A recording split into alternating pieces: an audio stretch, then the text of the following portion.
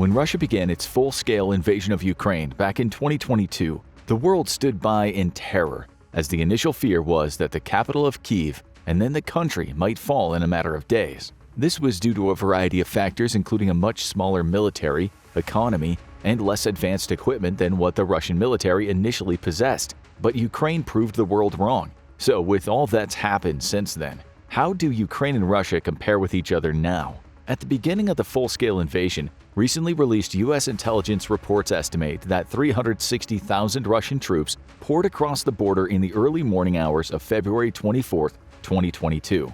The most current U.S. estimates of Russian military casualties show that 315,000 of these soldiers are now dead, wounded, captured, or missing. The number of dead is around 120,000. However, even though this astonishing 87% casualty rate among Russia's regular military is staggering, the true extent of Russia's losses is even worse. Even before this became a full-scale war, Russia had been employing private military companies like the Wagner Group and training local militia forces like the DPR and LPR in eastern Ukraine. Since invading the country outright, PMCs and these militias have served alongside regular Russian forces, and their losses are staggering too. The last estimate that came from the Wagner Group, before it dissolved in the wake of the June 2023 uprising, was in the aftermath of the Battle of Bakhmut. Yevgeny Prigozhin, the now deceased leader of the group, claimed that from the start of the invasion to the end of the battle, Wagner lost 22,000 dead and 40,000 wounded. DPR and LPR militias are believed to have suffered a similar amount of casualties from the war's beginning until the present time. For Ukraine, though, their losses are considerably lower. They're still staggering, considering the country has about 5 times fewer people than Russia. U.S. officials estimate that the Ukrainian armed forces have lost a combined total of about 70,000 dead and around 100,000 wounded. These figures are strictly for military casualties, and the death toll for Ukrainian civilians is known with less certainty.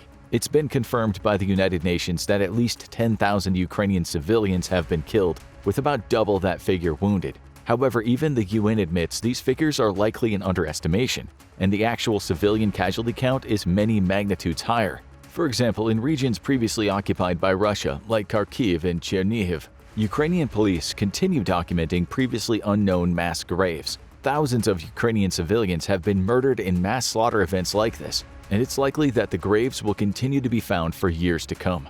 Due to the ferocity and scale of fighting, both Ukraine and Russia have dramatically grown the sizes of their militaries. At the beginning of the war, Russia had about 900,000 personnel in its army and 435,000 in its Navy, Air Force, Border Service, and National Guard. Since the start of the conflict, the number of personnel in Russian service has almost doubled. Currently, the Russian army has around 1.15 million active-duty personnel. There are now about 1 million personnel among Russia's other branches as well. Recently, Putin ordered another 170,000 active-duty soldiers to be added to the overall strength of the Russian army as soon as possible. But how has Russia been able to grow its military strength even as it endures about 15,000 to 20,000 casualties each month?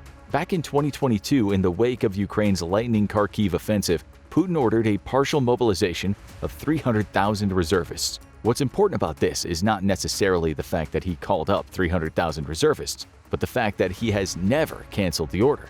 Because of this, the reservists have now been mobilized for the duration of the war. Despite pleas from Russian families to send their loved ones home, Putin has made it clear these 300,000 soldiers are there to stay until they are dead or the war is over, whichever comes first. In addition to not letting the partially mobilized soldiers go home, Russia has not allowed those called up in the annual conscription cycle to go home either. Russia holds an annual conscription drive that brings in several 100,000 unwilling recruits to its military each year. Since the spring of 2022 conscription cycle, no drafted recruits have been allowed to leave the Russian military. Additionally, those Russian servicemen who have signed contracts with the Ministry of Defense have had their previous contracts nullified, so that the Russian forces can keep them in service past the expiration of their enlistment dates. Additionally, because partial mobilization is still in effect, Russia has raised manpower through what is called crypto mobilization efforts. Because Russia can now issue military summonses electronically, a wider net can now be cast to entrap anyone Russian recruiting officers want,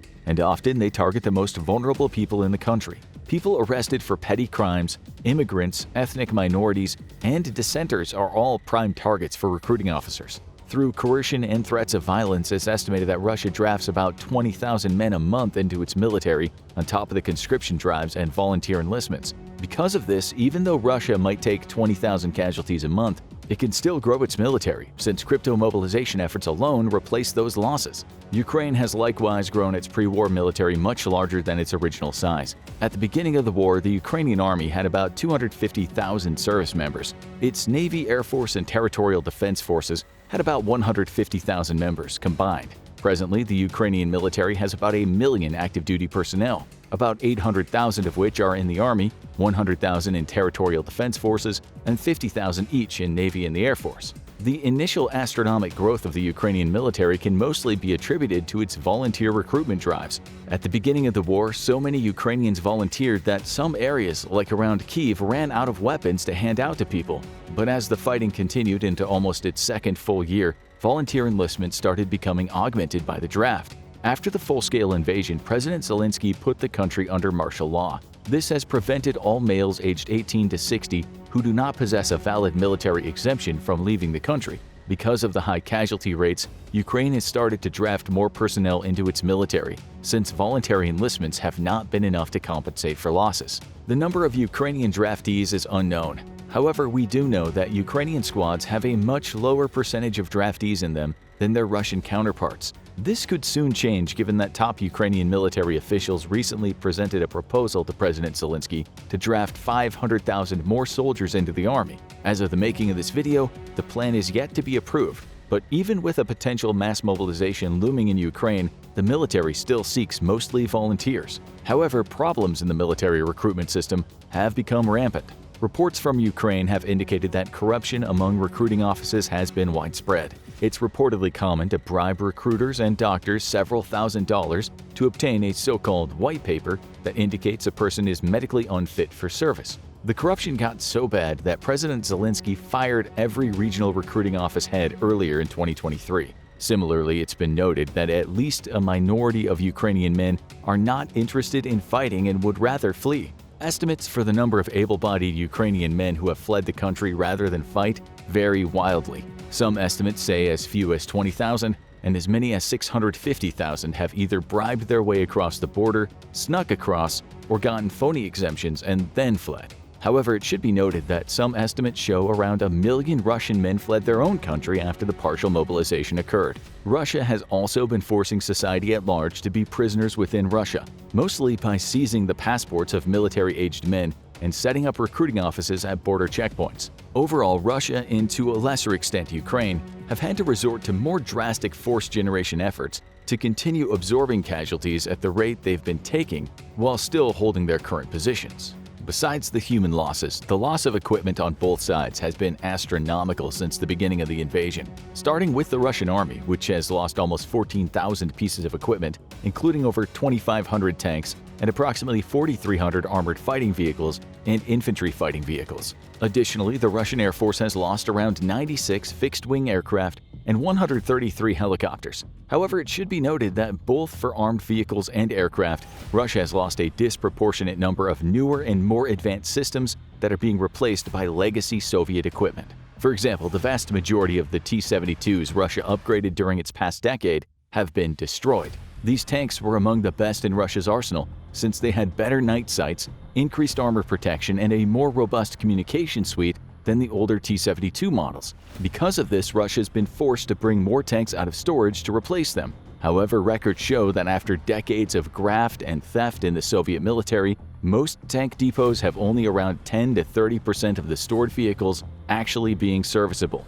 The Russian Air Force has also lost a ton of its newer aircraft, including the very capable Su-34. To date, Ukraine's destroyed around 17% of the roughly 148 of these aircraft that Russia possesses. The losses of advanced equipment, such as the Su-34, cannot be understated. This is because of the crushing sanctions Russia has faced worldwide. Advanced avionics and other aircraft parts needed to create more Su-34 aircraft are unavailable. This means that what Russia has is what they're stuck with, and each loss of an airframe is irrecoverable. Of course, Russia may try to produce more aircraft, but these will undoubtedly be of a lesser quality than what they made in the past and will end up suffering higher losses than before. The Russian Navy's not been immune to horrific losses either. Since the start of the invasion, The Russian Navy has lost a heavy cruiser, a submarine, a corvette, 4 large amphibious ships, and numerous smaller vessels. These losses are more significant because they were lost against a country without a navy. Each of these losses was inflicted either through cruise missiles or remote-operated drones. Even though Ukraine has been dishing out some serious damage to Russia, it has not been immune from losses itself. Roughly speaking, Ukraine has about a third of the documented losses across all of its systems, except for its Air Force and Navy, which have suffered disproportionate losses. For example, Ukraine has lost 77 combat aircraft since the start of the war. However, with an air force that was about the 10th of the size of Russia at the beginning, these losses are felt much harder than Russia. Thankfully, Ukraine has received donations of Soviet aircraft from NATO countries looking to free up space for newer Western aircraft like the F-35. But even though Ukraine has lost a very high number of aircraft, the fact that the Ukrainian Air Force is still a combat-effective force after almost 2 years of high-intensity conflict is a testament to the resolution and ingenuity of Ukraine to keep this combat arm alive. As far as the Ukrainian Navy, what remained of it was mostly wiped out in the opening weeks of the invasion. After Russia illegally invaded Crimea back in 2014, the bulk of the Ukrainian Navy was seized. Russia gave back a few older ships and kept the newer ones for themselves. With most of its surface fleet lost, Ukraine reconstituted it around the last remaining large surface combatant, an older Soviet frigate, and a small fleet of coastal patrol vessels. Within weeks of the opening salvos, Russia captured or destroyed most of these vessels, while Ukrainian sailors scuttled their flagship when it appeared Mykolaiv might fail. However, despite these losses, the US and UK have already started rebuilding Ukraine's navy through donations of patrol vessels, Coast Guard cutters, and minesweepers. Though some of these vessels have not been delivered yet, with Ukraine regaining control over most of the Black Sea, these security guarantees will help rebuild a new Ukrainian navy. Speaking of security guarantees, though both sides have lost a ton of equipment, there have been a few gains for both. Starting with Russia, despite losing most of its ability to build complex weapon systems like missiles, aircraft, tanks, and ships, it has invested in other weapon systems to give it an edge on the battlefield. One of these main systems it appears Russia has an edge over Ukraine in is its electronic warfare systems. Due to the proliferation of drones and Western-provided GPS-guided munitions, Russia's realized it cannot have any hope of surviving, much less winning this war, without advanced electronic warfare capabilities. Details remain scarce from the battlefield, but there have been increasing numbers of reports that Russia now has about 1 electronic warfare system for every 10 kilometers on the front line.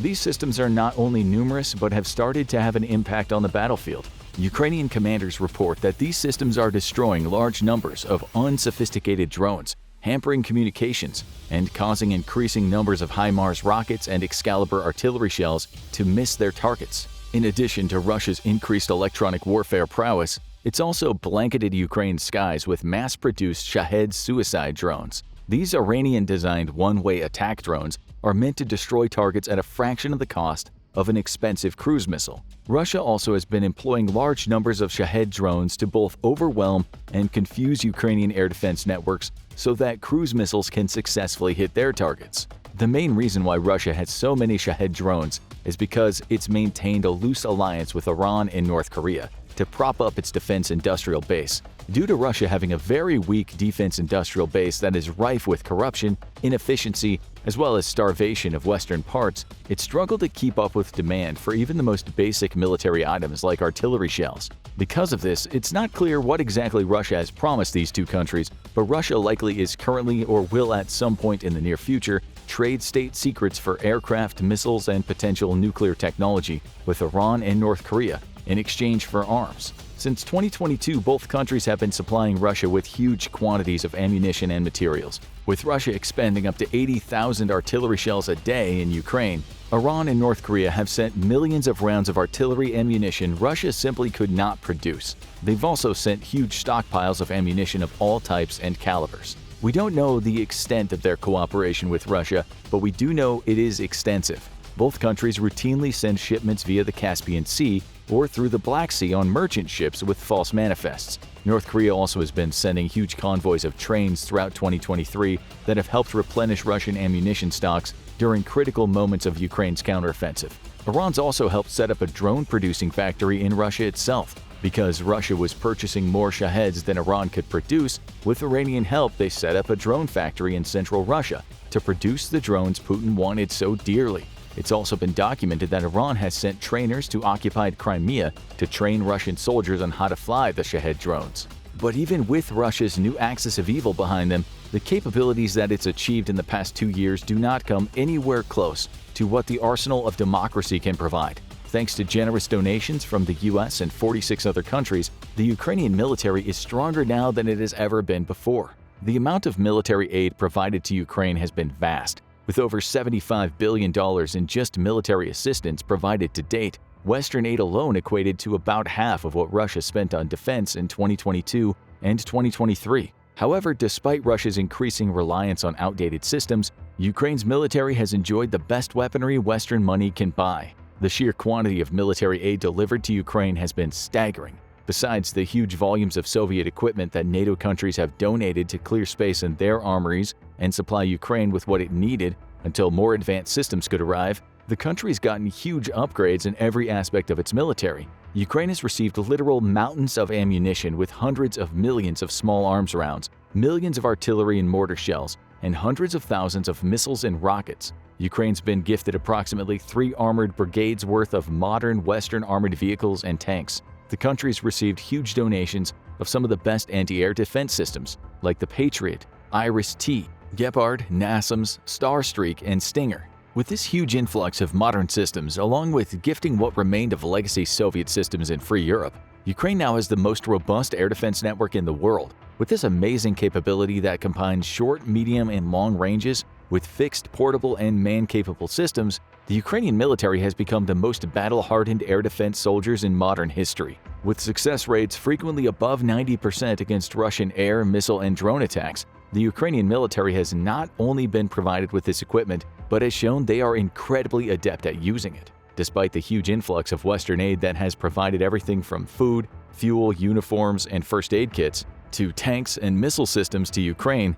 the country has not just been standing by and holding out its hand, waiting for the next aid package. Ukraine has been actively taking steps to become more self-sufficient in its defense. Among these steps include blanketing the skies over Ukraine with drones.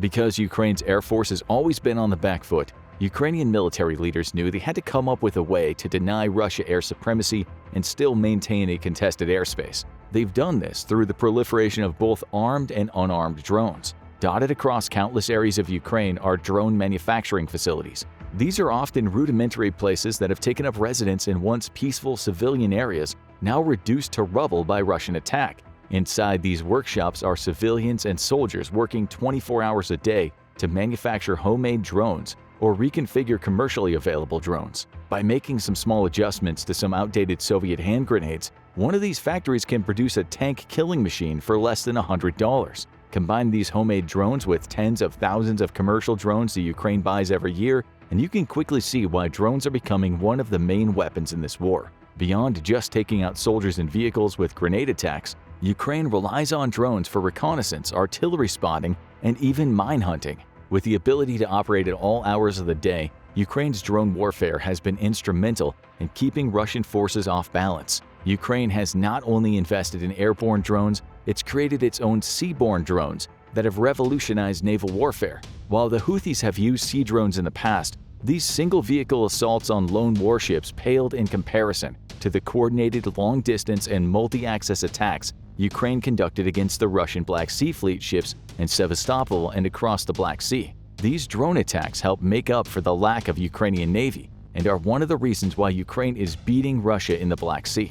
Besides drones, Ukraine's also produced its own robust system of counter-battery radar. Whenever an artillery piece fires, a series of radars can use math to triangulate accurately where the shots came from and return fire. Ukraine's artillery is incredibly accurate due to having to conserve ammunition, and one of the main reasons for their accuracy is the success of their own counter-battery radars. In fact, Ukraine is so good at destroying Russian artillery in counter-battery fire while limiting Russia's own progress in this area that several high-ranking Russian commanders were sacked when they questioned the Kremlin about why Russia was getting beat in this field. So even though Ukraine has struggled to combat Russian electronic warfare capabilities, mostly due to Western laws that prevent this kind of technology from being exported, they have been soundly beating Russia in its artillery duel. This leads us to our next comparison of strategic changes in the war.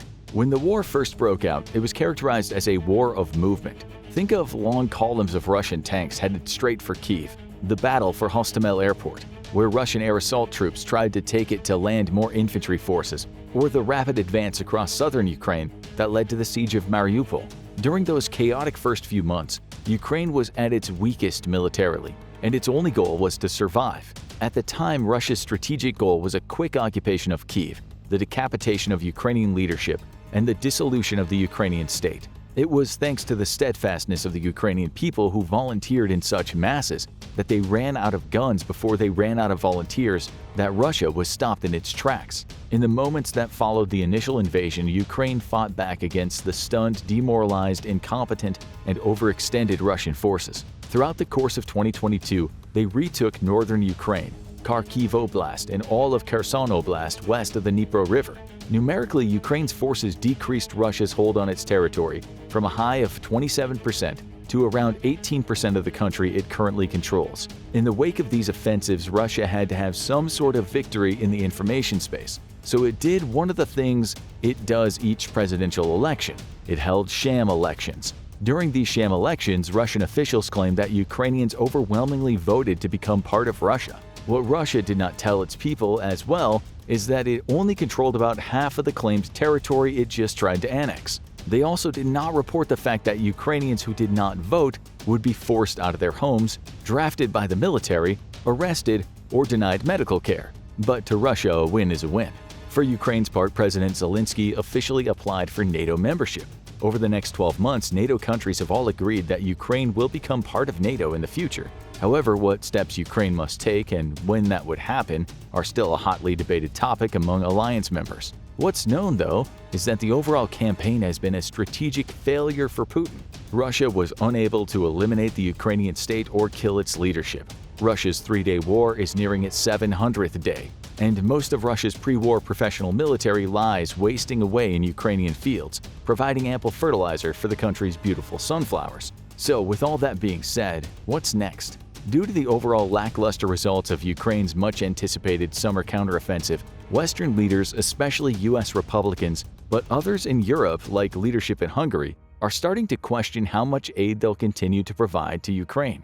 While U.S. and EU lawmakers block tens of billions of dollars in military and economic aid to Ukraine, Russia has redefined what winning looks like in this conflict. For Russia, they no longer have a hope of a military decapitation of Ukraine. Instead, they're trying to set conditions for a protracted forever war in the country with the hope of the West losing interest. This is already playing out in the current Russian offensive around Avdiivka. Since October 2023, the Russian army has been trying to encircle entrenched Ukrainian defenders around the city of Avdiivka. The Avdiivka salient is a crucial part of Ukraine's defense in the Donbass, as controlling it helps maintain containment of Donetsk city, the rebel capital of eastern Ukraine, since 2014. Russian forces have carried out basically suicidal attacks against Ukraine at the cost of heavy casualties, both in terms of personnel and material, for little gain. Many experts speculate that the reason for Russia's continued assaults in the area, despite little preparation and no strategy, is that the end goal is to throw Ukraine off balance and help kill Western support for the country. Ukraine, for its long-term strategic goals, remains the same. Its leadership has continued stating that Ukraine will not negotiate with Russia and that the only solution to end the war is the liberation of all Ukrainian territory, including Crimea. Ukraine's also been carrying out long-range attacks against Crimea using Storm Shadow and other donated long-range missiles, as well as drones. Ukraine has also attacked the Kerch Strait Bridge several times, and some of Ukraine's most daring attacks in Crimea were its cruise missile strikes on ships in Port Sevastopol and blowing up a meeting of high-ranking Black Sea Fleet officers at their headquarters. Overall, Ukraine's campaign to isolate Crimea has been working. Russia has moved the bulk of the Black Sea Fleet away from Crimea and home-ported it in Russian waters. This move has removed most missile threats coming from the Black Sea toward Ukraine. Russia's also so worried about its supply situation in Crimea due to the Kerch Bridge attacks that they have limited the bridge to military-only traffic, forcing civilian vehicles to board Russian amphibious landing ships or ferries to cross the strait. Ukraine's also continuing to maintain a foothold on the east bank of the Dnipro River in southern Kherson Oblast. Over the past several months, Ukraine has landed forces at several points in Kherson Oblast, just over the river from Kherson city itself. Despite Russia committing huge reserves of manpower and resources, tens of thousands of Russian troops cannot dislodge several thousand Ukrainians from the area. Though the combat in this sector is not a war of movement, Ukraine has been setting conditions with HIMARS strikes and artillery that have taken out reinforcements and supply depots. The inability of Russian troops to dislodge Ukrainian forces so enraged one Russian general in the sector that when he advanced to see what was going on for himself, he was killed by a mine laid by his own troops. In addition to continued battlefield successes, though Ukraine may not outlast Russia regarding manpower, it will beat them out in combat capability. For example, the Russian Air Force conducted about 60 sorties a day during peacetime. At the height of the air war, they were conducting 200 sorties a day. Now they only conduct about 100 sorties a day. One of the main reasons for this is that Ukraine not only has the world's best air defense network, but Russia lacks the money and capability to perform adequate maintenance on its airframes, as well as deconflicting the battle space to prevent friendly fire incidents. On average, Russia's losing about 40 airframes a year due to combat losses. Another 10 airframes are being lost a year to breaking down in flight from maintenance issues or being shot down by friendly fire incidents. Despite these horrendous losses, Russia's estimated to lose about 30 more aircraft a year due to maxing out the recommended number of flight hours on its airframes. Of course, this probably wouldn't stop Russia from flying the aircraft, but that just means Russian combat aviation will continue suffering higher numbers of destroyed aircraft due to catastrophic failures in flight. This is in stark contrast to Ukraine, which is slated to receive a whole new fleet of F-16 fighter jets with the best maintenance and parts support in the world. As far as what the future of the conflict holds, it appears to be more of a stalemate. The war is no longer a war of movement. After the disastrous 2022 campaign, Russia's only objective for that year was to not lose any more ground in Ukraine. They did this by creating the Surovikin Line in Ukraine.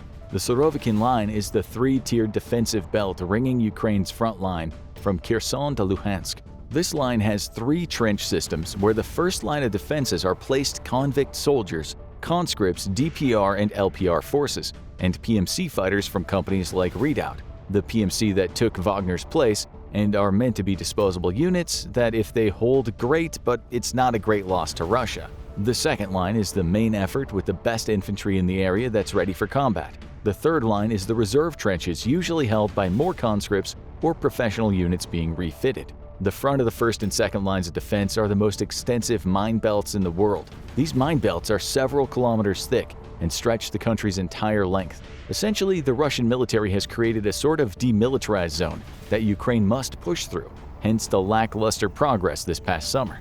Due to this line of fortifications, the war has turned into an artillery and drone duel. While soldiers sit opposite in their trenches, they're under constant artillery bombardment, with thousands of drones from both sides scouring overhead looking for targets. If Ukraine wants to retake its territory in 2024 or beyond, it has to come up with a strategy to break the stalemate and punch through the Surovikin Line. Until then, both sides might continue to replenish losses at their current rate, but not bring in enough of an edge to make significant territorial gains either way. 100,000 troops stand ready on Ukraine's border with Russia. Thousands more reservists have been called up to active duty. Diplomatic talks with the US and NATO have broken down. Is Russia really about to invade Ukraine? And what will happen if it does? In 2014, despite publicly denying it, Russia invaded and seized Crimea, formally recognized as Ukrainian territory by the international community. Per Russia's narrative, the Crimean conflict was a domestically inspired revolutionary movement by ethnic Russians seeking to rejoin Russia. However, it very quickly became clear that this was a lie, as Russian special forces, who earned the moniker Little Green Men for their featureless uniforms, were confirmed to be working with Crimean rebels. Then, deep dives into Russian social media produced even more damning evidence of regular Russian soldiers operating inside of Ukrainian territory itself. Russia never formally admitted to utilizing both unconventional and conventional military forces in Crimea to fight off Ukrainian forces, and in the end, Crimea declared itself independent and was quickly absorbed by Russia. Since then, fighting against rebel forces has continued across disputed Ukrainian territory, and Russia has continued to support those rebel forces, albeit in a slightly less obvious way. Now, the fear of a full-scale Russian invasion of Ukraine seems more real than ever, as 100,000 Russian soldiers mass on the border with the breakaway former Soviet republic.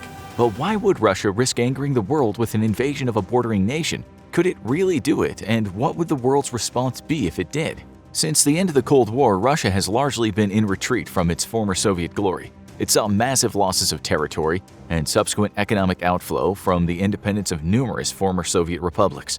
As the nation struggled through tumultuous post-Soviet Union years, many of these newly independent nations took the opportunity to ensure their own survival and independence by drawing closer ties with the West. Russia made it very clear that it did not want NATO to expand further east than Germany, and yet, one by one, new Eastern European states joined NATO's ranks, pushing NATO forces closer and closer to Russian territory. Eventually, NATO would stand on Russia's northern border, with NATO forces within 500 miles of Moscow itself. For a nation with as difficult a history as Russia, this was the sum of all fears, and a strategic disaster.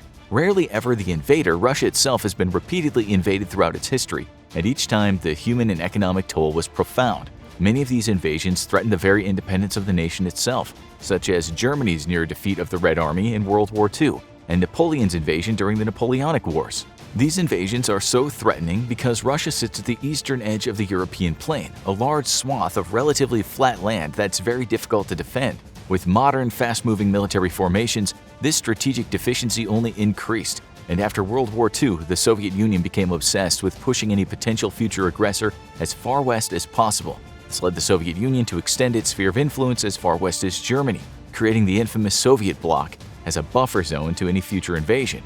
With the collapse of the Soviet Union and the Eastern Bloc, Russia's influence receded practically back to its own borders, and all the strategic gains of the last 50 years evaporated overnight. Today, more Eastern European nations have chosen to draw closer to the US and its European allies than to Russia, mostly due to Russia's authoritarian system of government and fears of becoming puppet states once more.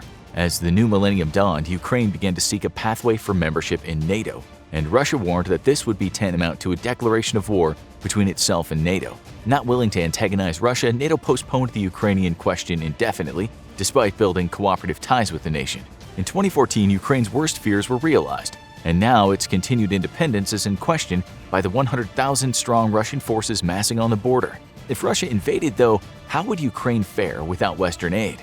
Ukraine has a population roughly a third of the size of Russia, and its military is ranked at the number 22 spot according to GlobalFirepower.com, which ranks world military powers according to the strength of their militaries, their economies, and demographics. Russia, despite slowly slipping out of it, still retains the number 2 spot as the world's second strongest military power, and its overmatch with Ukraine is significant.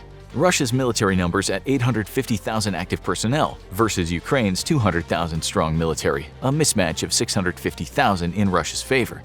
Due to the ever-growing threat of all-out war with Russia, both Ukraine and Russia have the same number of available reservists, 250,000, as Ukraine has dramatically increased readiness and training of reservist units. Since 2014, it's created dozens of additional reserve units, which can be quickly activated to combat Russian troops. In the air, Russia absolutely dwarfs Ukraine, with the second-best air force in the world, numbering 4,173 strong.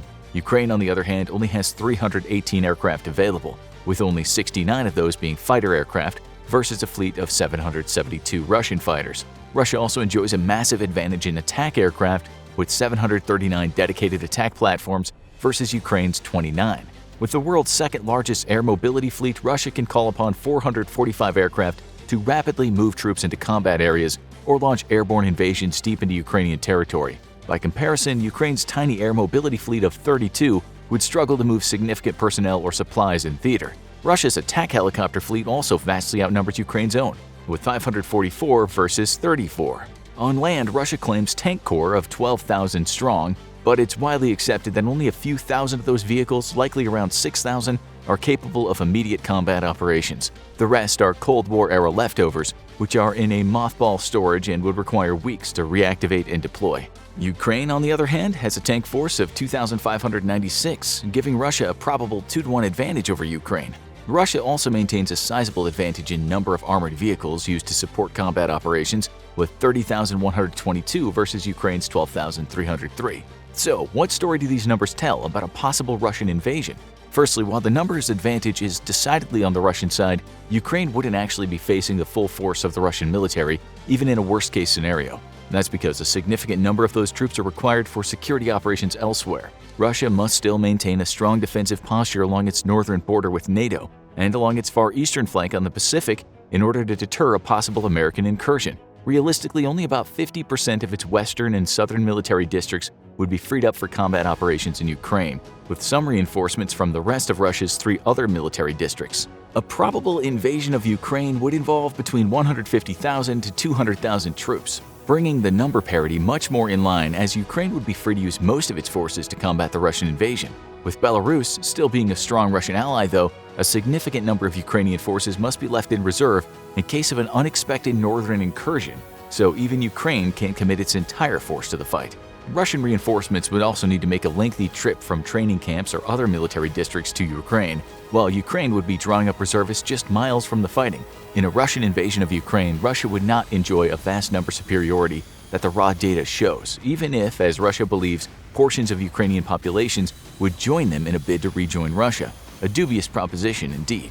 In the air, even only utilizing 30 to 40% of its air forces, Russia would still dominate the skies. Ukraine operates largely Cold War-era aircraft, which are being kept operational by a domestic arms industry, while Russia's inventory is largely modern, though not entirely so. Russia's overmatch in the skies would allow it to establish complete air superiority, and its extensive ground-based air defense batteries would allow it to threaten over half of Ukraine from the ground without even moving air defense units inside Ukraine's borders. Thus, Ukraine would likely opt to simply move its aircraft west and not even bother dedicating them to fight, opting instead for ground-based air defense. On the ground, Russia's tank forces vastly outnumber Ukraine's, but at least some of Ukraine's tanks are actually more capable than Russia's. In the second half of the 2010s, as war with Russia seemed ever more likely, Ukraine began a program of upgrading its Cold War-era T-64s, which are on the whole more sophisticated than Russia's vast fleet of T-72s. Domestic upgrades have made the Ukrainian T-64BM Bulat deadlier than Russia's own T-72. But even with two factories dedicated to the task of upgrading Ukraine's tanks, it still only has about 300 upgraded T-64s in its inventory. Sadly, with complete domination of the skies, this is likely to matter little, as Russian air power systematically seeks out and destroys Ukrainian armor.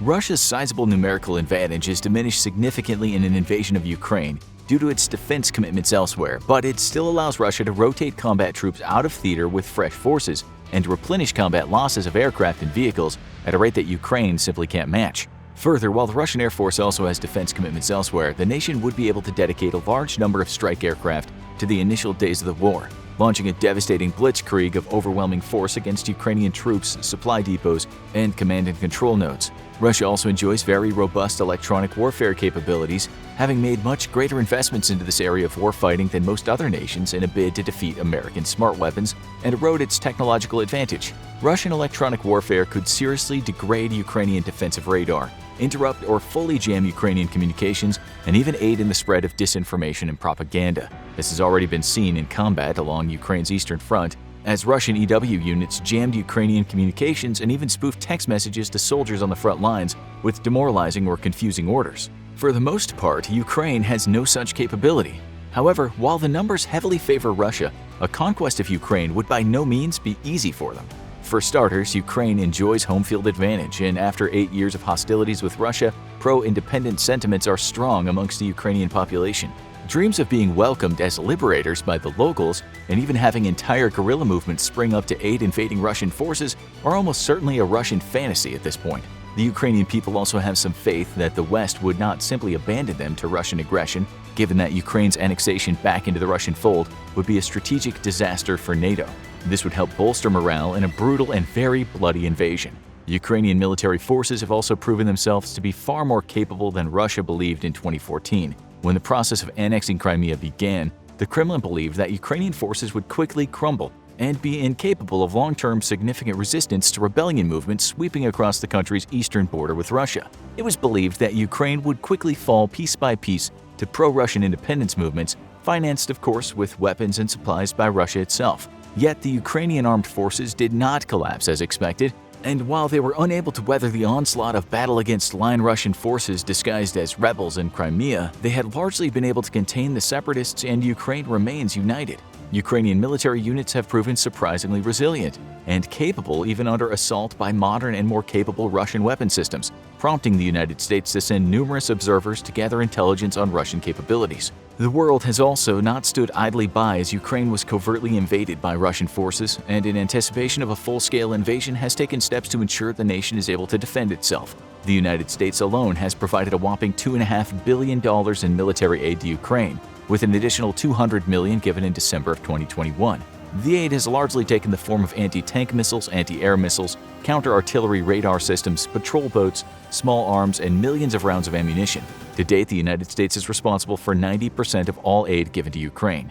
The specific type of aid given speaks to the U.S.'s thoughts on a Russian invasion. The vast amount of deadly Javelin anti-tank missiles provided to Ukraine are meant to maul Russian tanks and armored vehicles and represent an extremely significant threat to a Russian invasion. Man-portable air defense weapons will help Ukrainian soldiers eat into Russian air superiority, threatening Russian aircraft and providing a survivable air defense component that's not easily destroyed by Russian forces. Much like in Afghanistan, Russia could face serious threats from U.S. air defense weapons, possibly having a significant impact on air operations in the country. Counter-artillery radar systems will help Ukraine take on Russia's sizable artillery forces, which provide much of the Russian military's killing power.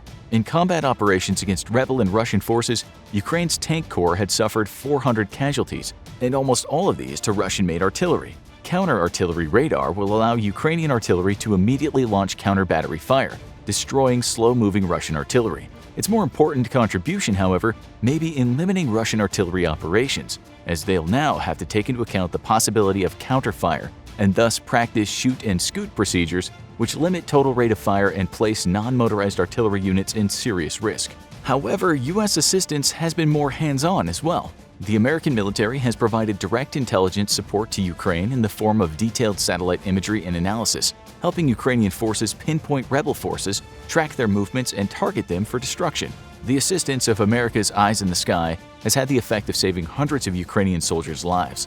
The United States military has also assisted Ukraine by providing medical supplies and equipment, as well as hosting numerous training exercises in western Ukraine.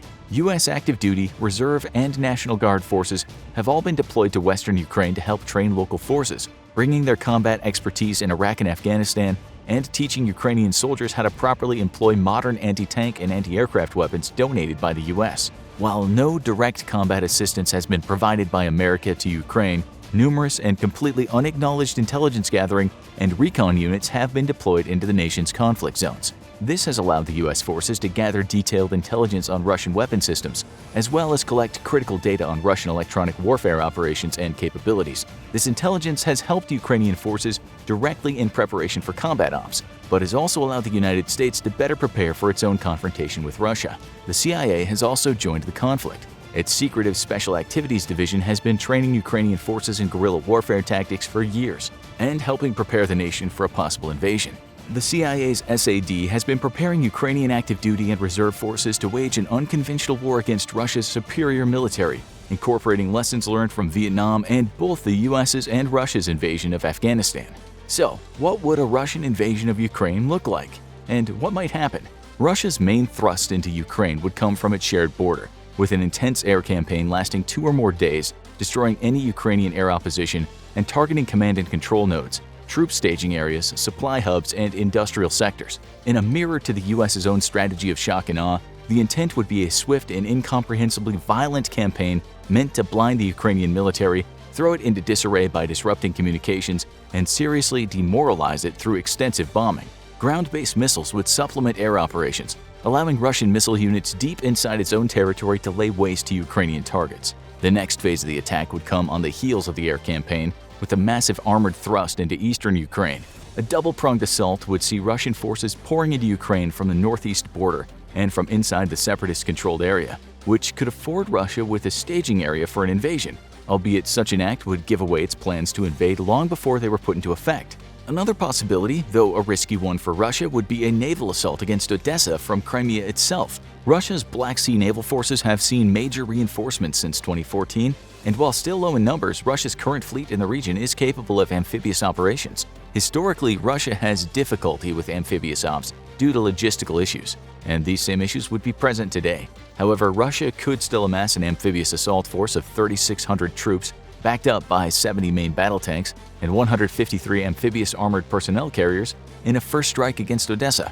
These would be quickly reinforced by further amphibious operations. The move would be risky, but if successful would leave Russia in control of 70% of Ukraine's trade, giving it incredible leverage over the country. Russia could also potentially launch an invasion from Belarus into Ukraine. However, to do so, it would have to move a significant amount of personnel and equipment into the nation. This would once more tip its hand early and allow Ukraine and the world more time to prepare a response. How would this really play out, though?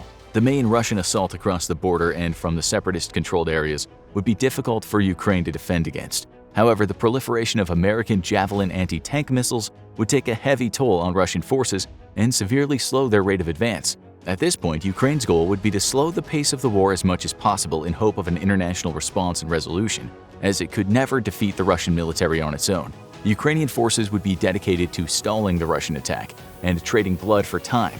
Even U.S. military aid is focused to this end, hence why America has not provided larger weapon systems it knows would be unlikely to survive an initial Russian assault. Man-portable anti-tank and anti-aircraft weapons gifted by the U.S. to Ukraine are much more difficult to destroy and allow unconventional forces to take a heavy toll on a conventional force. Ukraine would inevitably be forced into a fighting retreat in the east, with the goal of buying enough time for the world to respond to the crisis. Taking a page from the CIA's playbook for a possible Soviet invasion of the West during a Cold War, some units might even allow themselves to be completely overrun, going to ground and remaining hidden as Russian forces push past them. This secret army doctrine was theory-crafted by the CIA in the 60s and 70s, and it was only until recent years that secret plans to leave entire sleeper armies behind enemy lines were revealed. The intent was simple. Given that certain military forces were unlikely to survive against a vastly superior Soviet force, they'd simply not fight and allow the enemy to push past them. Then, once they were in the enemy's rear area, they would rise up and cause mayhem and destruction behind enemy lines against much weaker rear area security forces. An invasion of Odessa from Crimea is possible as well, although unlikely. Russia is very aware of the limitations of its amphibious fleet in the Black Sea, and would likely choose against such a risky if high-yield operation. Such an operation would face no truly significant naval opposition, but it could face a sizable ground defense force. Given the likely slow advance of Russian forces in eastern Ukraine, reinforcements would have to come either by sea or air. If by sea, Russia's sea lift capabilities would doubtlessly dwindle over time as ships and landing craft are lost in combat operations or equipment breakdowns. A steady flow of reinforcements would inevitably slow to a trickle due to logistical losses. Russia would have to take and hold major port facilities to allow for large numbers of troops and equipment to be offloaded, likely with civilian vessels pressed into military service. It's highly unlikely that Ukraine would allow such facilities to remain uncontested or even operational. Another option would be to reinforce Odessa via airlift operations or airborne paradrops. However, the wide proliferation of American anti-aircraft weapons makes this an extremely risky proposition, and Russian airborne forces, which would already be facing steep losses to those weapons, could be devastated attempting to land so deep in Ukrainian territory. Despite being a possible war-winning strategic victory, the taking of Odessa would have to be done the hard way, with a slow but steady advance from the east by Russian ground forces. Instead, Russian Black Sea naval forces would use their significant land attack capabilities to pound Ukrainian forces and military installations, while amphibious assaults near the front could flank Ukrainian frontline units, a much better use for them than a potentially suicidal attack against Odessa. The world's response to Russian aggression would undoubtedly be immediate and very punishing sanctions, but Russia has grown to be very resilient to further economic damage by global sanctions. The nation has already been severely punished by international sanctions, wreaking havoc on its economic and even military sectors, but there's a limit to what further sanctions could really do to the nation. Plus, thanks to its massive energy exports, which European nations rely on to a large degree, Russia has built up a sizable war chest to help it weather sanctions and the cost of combat operations. However, the United States has stated through its diplomats that it's ready to impose even more damaging sanctions on Russia should it invade Ukraine, as well as take unspecified actions that the U.S. has never taken before. What exactly those unspecified actions could be remain a mystery, and could range from direct military intervention to massive cyber warfare operations against Russia. What is certain is that the United States and NATO would immediately supply Ukraine with much more offensive military aid. In a very real sense, the future of Ukraine is the future of Europe itself in the 21st century, and given the strategic importance of Ukraine to NATO, it seems increasingly unlikely that a Russian invasion won't eventually be met with a US-led military campaign against Russia. Russia's President Vladimir Putin also seems to know this, as he recently threatened that Russia's nuclear arsenal stands ready for combat. No doubt because he understands that unless he can secure swift victory in Ukraine, the Russian military is no match for the US in a longer conflict. As the war in Ukraine enters its second year, the conflict remains an uncertain place for both parties. In Russia, Vladimir Putin continues to create propaganda for his domestic audience, boasting that victory's only a short time away. And all the sacrifices are worth it. He threatens NATO, encroaches on Moldova, and vows to respond to provocations with overwhelming force. All the while, Russia remains under devastating economic sanctions, sees its military supplies dwindling, and finds it harder and harder to get new recruits for the war, with its citizens dodging the draft and its private armies increasingly vocal about the state of the war. In Ukraine, emotions are higher. Despite the rough state of the country, the army is highly motivated. President Volodymyr Zelensky has kept the country's faith alive, and the rest of the world has rallied to the country's defense. But Russia still occupies a large portion of eastern Ukraine. The AFU continues to push back, even retaking territory, but progress has been slow and is heavily dependent on Western support. NATO and the United States in particular have kept Ukraine well stocked with top-of-the-line military weapons, and there's no guarantee that it'll last forever, especially with elections and many key allies coming up. Which leads many people to wonder, how will this war end? That's what historian Hein Goemans, a specialist in war and territorial disputes, sat down to discuss on CNN.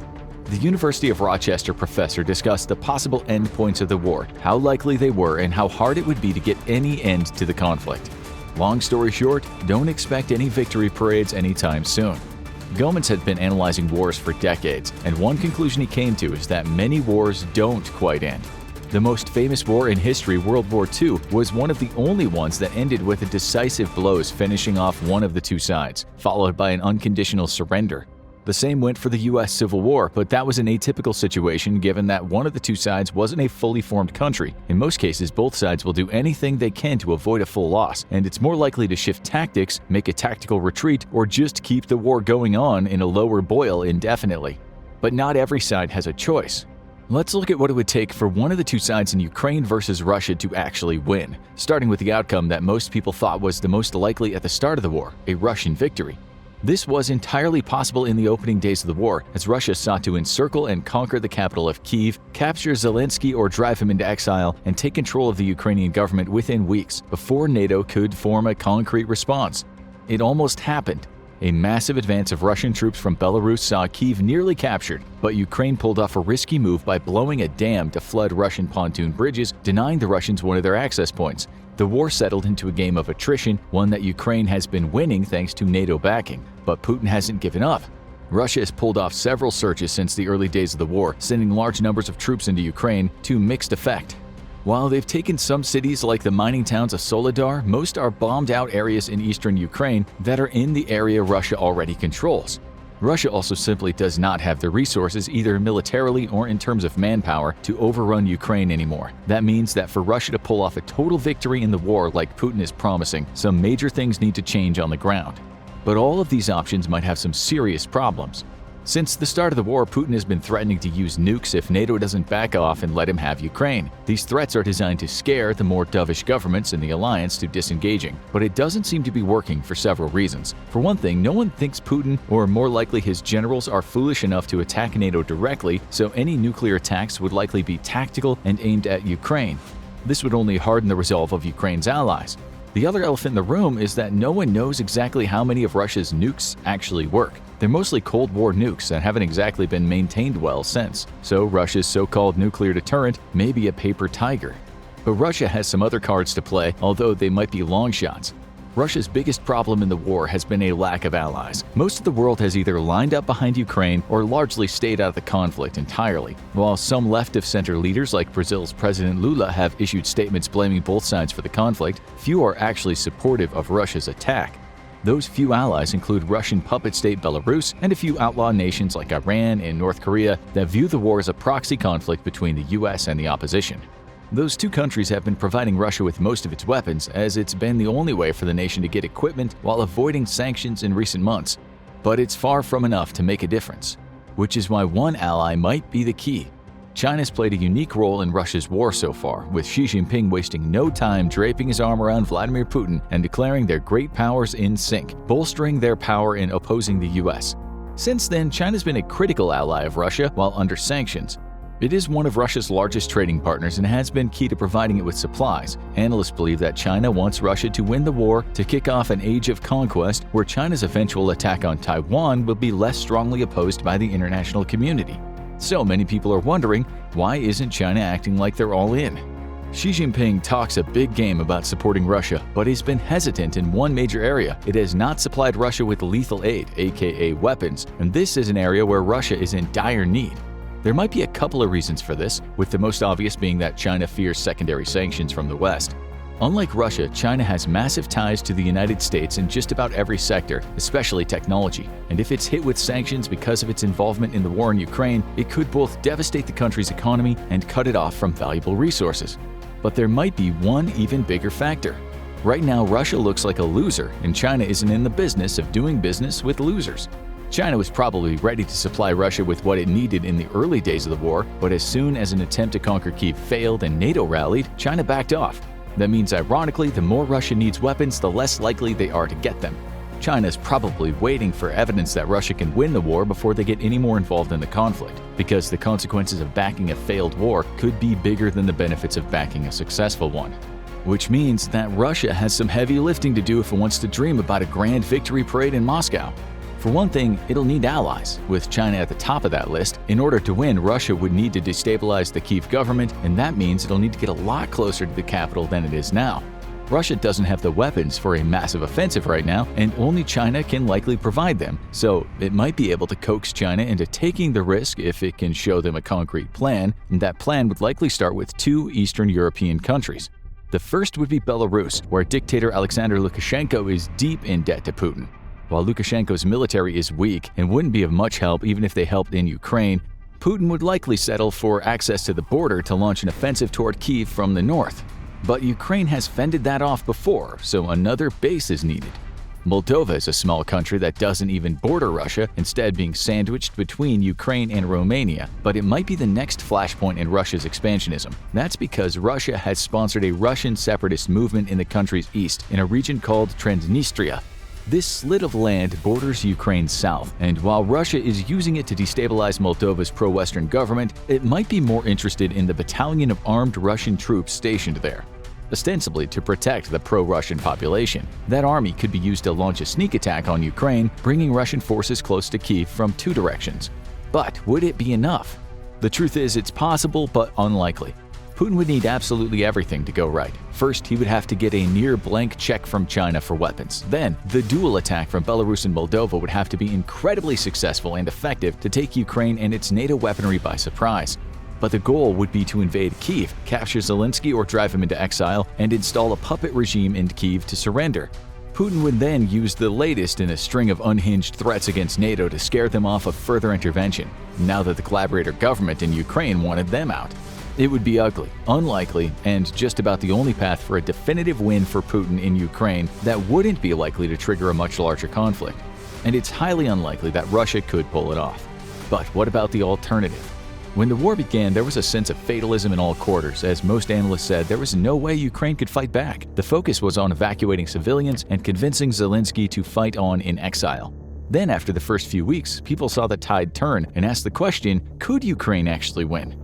The answer seems to be yes, but it's not going to be easy. Russia now controls less territory than it did in the weeks after invading, is still battling over bombed-out cities in the east, and is facing a terrible casualty rate that is bleeding its military and supplies to the bone, without a reliable supplier like Ukraine has. And that has made Ukraine increasingly bold, as they talk about reclaiming every last inch of territory Russia has taken from them.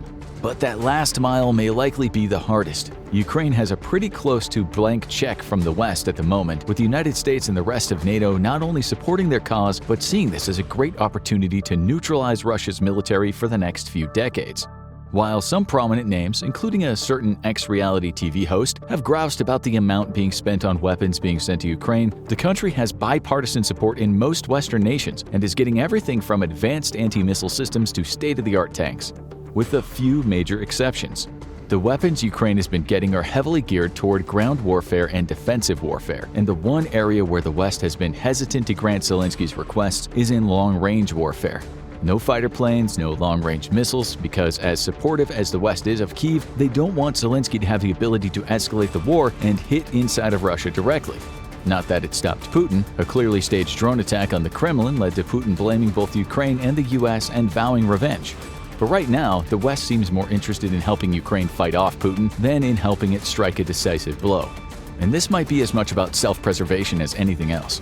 Putin likes his nuclear threats and makes them every few minutes. But one of the concerns is that Russia does not have a no first strike policy. That means that Russia could respond to a conventional attack with a nuclear one, and the Kremlin has not been shy about reminding the West about this policy. While analysts doubt both the health of Russia's nuclear arsenal and Putin's willingness to use it, they're not taking any chances. But Zelensky doesn't want to conquer Russia, he just wants to reclaim the territory taken by it, and that includes the Crimean Peninsula seized back in 2014.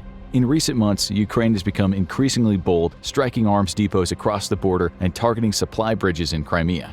And this might be a no-going-back point. Putin was able to conquer Crimea with relatively little opposition, save global condemnation, because the Kyiv government was at the time pro-Russian. Since then, he has declared Crimea formally a part of Russia and claims any attempt to recover it would be attacking him. So, the West has been hesitant to back Ukrainian efforts to reclaim it, even as they still acknowledge it is part of Ukraine. But Crimea is key to accessing the Black Sea and controlling the shipping routes in the area, which means that taking it back might be as close as it gets to striking a winning blow in the war. So, what's Ukraine's strategy likely going to be going forward? Kyiv is likely to pursue a continued war of attrition, taking back cities where it can, forcing Russia to grind for every spare inch of territory at the cost of troops and supplies they don't have, and striking at key supply routes. This type of war will have a heavy cost for Ukraine as well, but as long as they maintain support in the West, they can keep it up much longer than Russia can. From there, they hope to mount a final offensive to drive the Russians out of Crimea, expanding their borders back to what they were post-independence. Ukraine likely has no interest in defeating Russia, just in getting the Russians out of their territory, and with Western backing, they might just be able to do it. But there is one big hitch in the plan. This war ends when Putin says it ends, to a large degree, and rather than retreating if Ukraine pushes Russia out of conquered areas, he's more likely to want to escalate, hitting Ukraine with a barrage of missiles designed to maximize civilian casualties. This may not have had any chance of success, but it can prolong the war indefinitely. So the only way this war might actually end with a Ukrainian victory is with Putin's death or removal. Likely from natural causes, illness, or a Russian retirement plan that ends with a trip out a fifth-floor window courtesy of his generals. From there, a new Russian leader might simply decide that Putin's folly isn't worth any more blood and treasure. But many wars don't end on a battlefield. So, is it time to give peace a chance? One word has been on people's minds for the last few months as the war enters a new stage: negotiations. Could they bring an end to the war? A lot of people seem to think so, and there's been no small amount of controversy over it. First, a coalition of around 30 progressive members of Congress released an open letter calling for the Biden administration to pursue a negotiated end to the war, and then quickly rescinded that letter after being criticized for insufficient support for a U.S. ally. Amid arguing over whose fault it was that the letter was released, they were joined by an unlikely ally, arch-conservative Florida Governor Ron DeSantis, who indicated that he would likely take a more even-handed approach to resolve the war if he became president. And it's not just U.S. voices in the mix. Several left-of-center leaders in South America and elsewhere have laid blame on both sides and called for negotiations, but no voice was more prominent than China, which tried to cast itself as an even-handed broker and offered to host peace talks. With China seen as firmly in Russia's corner in every way except providing weapons, this was met with mass skepticism, especially after a leaked plan showed China's peace plan would involve a partition of Ukraine that left Russia with much more of the country than it had now, although these documents were never authenticated. But the problem is there might be nothing to negotiate over. Negotiations usually begin with the two sides on opposite ends of the table, with the goal of moving them closer and closer together. But some issues are simply intractable. Currently, Russia stated that any part of Ukraine that has a significant Russian-speaking population actually belongs to them, and that Ukraine's Jewish president is a Nazi, that Ukraine should never have been independent in the first place, and that Ukraine is actually the one attacking them, not the other way around. And every few weeks it seems like they come up with a new grievance to add to that pile. Meanwhile, Ukraine's platform at the negotiating table comes down to two words: Ruskies out. Sometimes issues that seem intractable turn out to be workable. This was the case with Israel and its many enemies in the Arab world. Countries like Egypt and Jordan, which started out refusing to even recognize Israel's existence, eventually signed peace deals and now cooperate extensively with Israel on key security issues. On the other hand, negotiations with the Palestinian Authority have never reached the finish point due to some key issues, like whether millions of Palestinians who are related to the ones who became refugees in 1948 will be allowed to return to Israel proper. So even if Russia and Ukraine came to the negotiating table, there's no guarantee of success. Putin has made it very clear he is not willing to negotiate, but a potential future leader like Defense Secretary Sergei Shoigu might see this as a potential way out of a war he didn't start and knows Russia can't win. While certainly Ukraine wouldn't negotiate its own surrender, they might be influenced to make certain concessions, like ceding Crimea, which has been under Russian control for 9 years now. And Russia's top demands might not be from Ukraine, they might demand the removal of all sanctions once the deal is signed. This could be a messy way to end the war, but would require a rational Russian leader and a conciliatory Ukraine, both of which seem rather unlikely. Which means that the most likely way for the war in Ukraine to end is for it not to end. Much like the Israeli-Palestinian conflict, many wars don't end in a neat way. The most globally famous example of this is probably the Korean Peninsula, where the Western-aligned South Korea and insular communist North Korea have been locked in a frozen state of conflict for over 7 decades, with a carefully guarded DMZ between them and occasional bloody skirmishes. And this could be Russia and Ukraine's future, with neither side able to strike a final blow against the other. And it all comes down to whether Russia says enough. Does Russia still have ambitions of conquering Kyiv? Odds are yes, but it's looking increasingly impossible. Ukraine, meanwhile, is equally determined to reclaim every inch of its land, but that might get harder the further they push into places like the Donbas, which Russia has claimed to annex. And with his army weakening by the day along with his public support, and no way to replenish either, odds are Putin is nervously looking for a way out of this self-inflicted quagmire. Which means that he might be looking for the exit. The only question is where he places that exit. It's possible that at some point Putin would simply declare victory, boost forces in the area he currently controls, and cease attacks within the rest of Ukraine. But at that same time, he would likely make some very dramatic threats about what would happen if his new border was breached. If some concessions were made, such as Russia repatriating the many Ukrainian children kidnapped back into Ukraine, the Western world might lean on Kyiv to accept this imperfect finish to the war and move on with its 80% of original territory. But Kyiv would likely see this as a prelude to another attack by Russia, which is why they would likely want to join NATO as a guarantee of future protection. This would essentially lock in the current occupied areas as zones of conflict, with both sides claiming victory. Russia taking its conquered territory and Ukraine defending its sovereignty. Would this end the conflict? Yes, but also no. The areas conquered by Russia would be a perpetual conflict zone going forward, with a large Ukrainian population under Russian control. Flare-ups would be common, with likely incursions by both sides whenever shooting began. The war as it was would be over, but the battle would continue, and likely would for a very long time until there was a change in control in one or both countries. The war would go on from a hot conflict to a constant simmer as both Russia and Ukraine jockeyed for an advantage while trying to avoid full war that they couldn't afford. It would be a messy, unsatisfying end to a conflict for just about everyone involved, which might just make it the most likely option. Its influence is floundering overseas as part of the world it formerly held in its iron grip turns its back on the once mighty nation. As it's increasingly isolated on the world stage, the West only grows stronger. Its military expedition into a neighboring nation has gone catastrophically wrong, proving to the world that the military of the once feared superpower is a largely hollow, poorly led, and poorly trained force. Now thousands of casualties and even more wounded veterans are adding to the growing voices of dissent from within.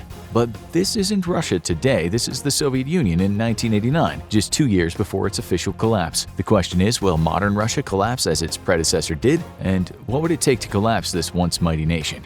The question of collapse is a difficult and tricky one to discuss in relation to Russia. It is almost impossible that the Russian state will simply dissolve, as while there are regions who would make a bid for independence if given the chance, internal cohesion is strong amongst most of the republics that remained within Russia after the end of the Cold War. A collapse of Russia is thus more likely to mean significant economic crash, along with the end of the Putin regime and any possible successor that he might support. So, how do we get there? For Russians, a possible collapse is a lot more terrifyingly close than the state media would ever let it be known. Firstly, the war in Ukraine is going to be the chief catalyst in any possible collapse of the current Russian regime. In the 1980s, the Soviet Union's invasion of Afghanistan led to a decade-long quagmire that sucked up resources and men. Unlike the United States and its own follies in the Middle East, the Soviet Union didn't have the benefit of an incredibly deep pocket and partner nations to fund and support failed military adventurism for years on end. Today, Russia's invasion of Ukraine is increasingly looking like another Soviet Afghanistan, but only much worse. In the Soviet invasion, the United States helped provide training and light weapons to Mujahideen fighters fending off Soviet troops. This resulted in a stalemate, where the Soviets controlled the cities while the Mujahideen controlled the countryside. But there's several fundamental differences between the Afghani Mujahideen and modern Ukraine. The first is that Ukraine already had an organized Western-style national military when the war began in February 2022. By comparison, the Mujahideen were an asymmetric, decentralized force that was largely impossible to coordinate. While this had its strengths in combating the superior Soviet war machine, Ukraine's ability to field a professional military allows it to fight in a coordinated national campaign that has been incredibly successful so far in stopping and even reversing the Russian offensive. It's exactly because Ukraine fields a professional military that heavy weapon assistance can be provided to its armed forces, something that would have been impossible or impractical in Afghanistan. At the start of the war, it was feared that Russia's superior military would quickly overwhelm Ukraine's defenses. This would have made supplying the country with modern military weapons a futile act, as they'd simply be surrendered or destroyed, and not even reach the battlefield in time to matter. However, as Ukraine scores tactical defeat after tactical defeat on Russian forces and even launches counterattacks to reclaim territory, it's become clear to the West that Ukraine has the expertise and numbers to actually stand up to Russia long enough for heavy weapons to make an impact. At first, this meant supplying Ukraine with Cold War systems sourced from unaligned parties or stockpiles of some NATO members. But now, the floodgates are increasingly opening on the supply of modern Western firepower. U.S. HIMARS, Harpoon anti-ship missiles, and counter-battery radars, for instance, have all inflicted disasters upon the Russian military. As other nations join in providing modern equipment to Ukraine, Russia is going to face an increasing number of modern weapon systems. This is something it is woefully unprepared for, both because its military training is woefully inadequate for modern war, and because as the war drags on, it's increasingly relying on Cold War-era weapon systems that simply cannot compete versus Western weapons. But new Western arms isn't Russia's only strategic problem, because it's also facing a morale crisis amongst its troops. As casualties mount and progress on the battlefield is measured in meters, Russian troops, many of which are conscripts, are becoming increasingly difficult to manage, at times even to the point of outright sedition. This has forced senior officers to the front lines as their troops are no longer trusted to operate without direct and immediate supervision. And in turn, this has led to staggering numbers of casualties amongst its senior officer corps, with as many as 14 generals and 56 colonels killed since the war began. As senior military echelons are thinned out, Russia's military loses what little expertise it had to begin with, leading to increased breakdown in command and control and increasingly deficient performance. It's difficult to get unbiased polling from Russia, as the nation has banned nearly all independent media when the war began to turn for the worse. But while the majority of Russian people seem to support the war right now, as it continues to drag on and military disasters pile on, their support will only last so long. Vladimir Putin will also soon have to deal with thousands upon thousands of returning veterans, many of them wounded and maimed, who are deeply unhappy with the war. This should sound like a familiar scenario to Putin, as it is exactly how the Bolsheviks helped launch their own revolution, which saw the imperial government ousted from power. But if there is a silver lining to the scenario for Putin, it's that there is no major dissenting political power within Russia. A student of history, Putin has purged any would-be opponents and dismantled any political opposition to his rule for over 2 decades. What remains is a small movement for true democracy, but without an influential leader to help coordinate it and fan the flames of revolution. By murdering and imprisoning his opposition without mercy, Putin might have helped avert his own overthrow from power. Yet, Russia remains a pressure cooker, and the pressure is only piling up. Even as you watch this episode, Ukrainian troops are being trained in the West to use modern weapon systems being provided to them in increasing numbers. The U.S. has even helped finance the training of new Ukrainian soldiers in Western nations, where they can receive expert Western training in complete safety from Russian attack. As the war drags on, Ukraine's proficiency only increases, while it's obvious that Russia's own is in continuous decline. Even its stockpiles of smart weapons are all but depleted, with only those held in reserve in case of war against NATO remaining. To punctuate the point, it's been reported that Russia has been using S-300 air defense missiles in ground attack mode, a move of sheer desperation. If mounting casualties isn't enough to collapse the public support for the war, then a military defeat is sure to. Ukraine is currently incapable of inflicting such a defeat on Russia, but if the war continues for years, as many predict it will, the probability of Ukrainian victory becomes ever greater. If Putin's war machine suffers a humiliating defeat and forced retreat in Ukraine, it'll mean the political end of Putin and his regime. And he knows this, which is why some fear that he might resort to weapons of mass destruction if such a defeat seems likely. But using a nuclear weapon or large numbers of chemical weapons in Ukraine may mean a collapse of the Putin regime anyway. If Russia were to launch such an attack, the nation will be completely isolated internationally as it becomes a pariah state. As damaging as current sanctions are, they will pale in comparison with the economic and political price to be paid for using weapons of mass destruction. On the topic of sanctions, these too might pave the way for a political collapse of the Russian government. To date, Russia has seen some of the toughest sanctions placed on a nation in recent history, yet the Russian economy seems to be weathering these sanctions very well. In fact, in July, the Russian ruble hit its strongest level since May 2015, when it hit a high of 52.3 versus the dollar. This resurgence after the collapse prompted by sanctions actually led to the Central Russian Bank to try to weaken the ruble on purpose so as to keep their exports competitively priced. As Russian President Vladimir Putin said, the idea was clear: crush the Russian economy violently. They did not succeed. But is that true? Are sanctions failing and Russia is actually flourishing? Russia's largest source of revenue is its exports of energy, including oil, gas, and coal. With oil prices at historic highs, Russia's exports to the very people trying to sanction it are leaving the country flush with cash. In just the first 100 days of the war in Ukraine, Russia raked in $98 billion in revenue from energy exports, with $60 billion coming from the European Union. Russia is raking in the money hand over fist, giving it the ability to artificially prop up its economy. For the time being, because the EU is dedicated to curbing its imports of Russian energy, in 2020 the EU relied on Russia for 41% of gas imports and 36% of oil imports. But these figures are set to plummet dramatically as the bloc passed a sanctions package in May aimed at massively cutting imports from Russia by the end of 2022. The United States is helping the European Union wean off Russian energy by finding alternative sources, and even began the process of lifting sanctions from oil superstate Venezuela to encourage diplomatic talks aimed at fully lifting sanctions. The U.S. has also worked with OPEC members to increase oil production and help relieve pressure on the EU. As the world moves away from Russian energy and into alternate sources, including renewables, its ability to bring in foreign money is going to drop year over year. If this war lasts for years, as it seems set to, Russia could see a major source of foreign revenue dry up over time, and this will be particularly harmful to the Russian economy because the unprecedented sanctions levied against Russia leave it largely unable to conduct international trade. Further damning Russia is the fact that its economy has never been well diversified, relying on the energy sector for the majority of its GDP.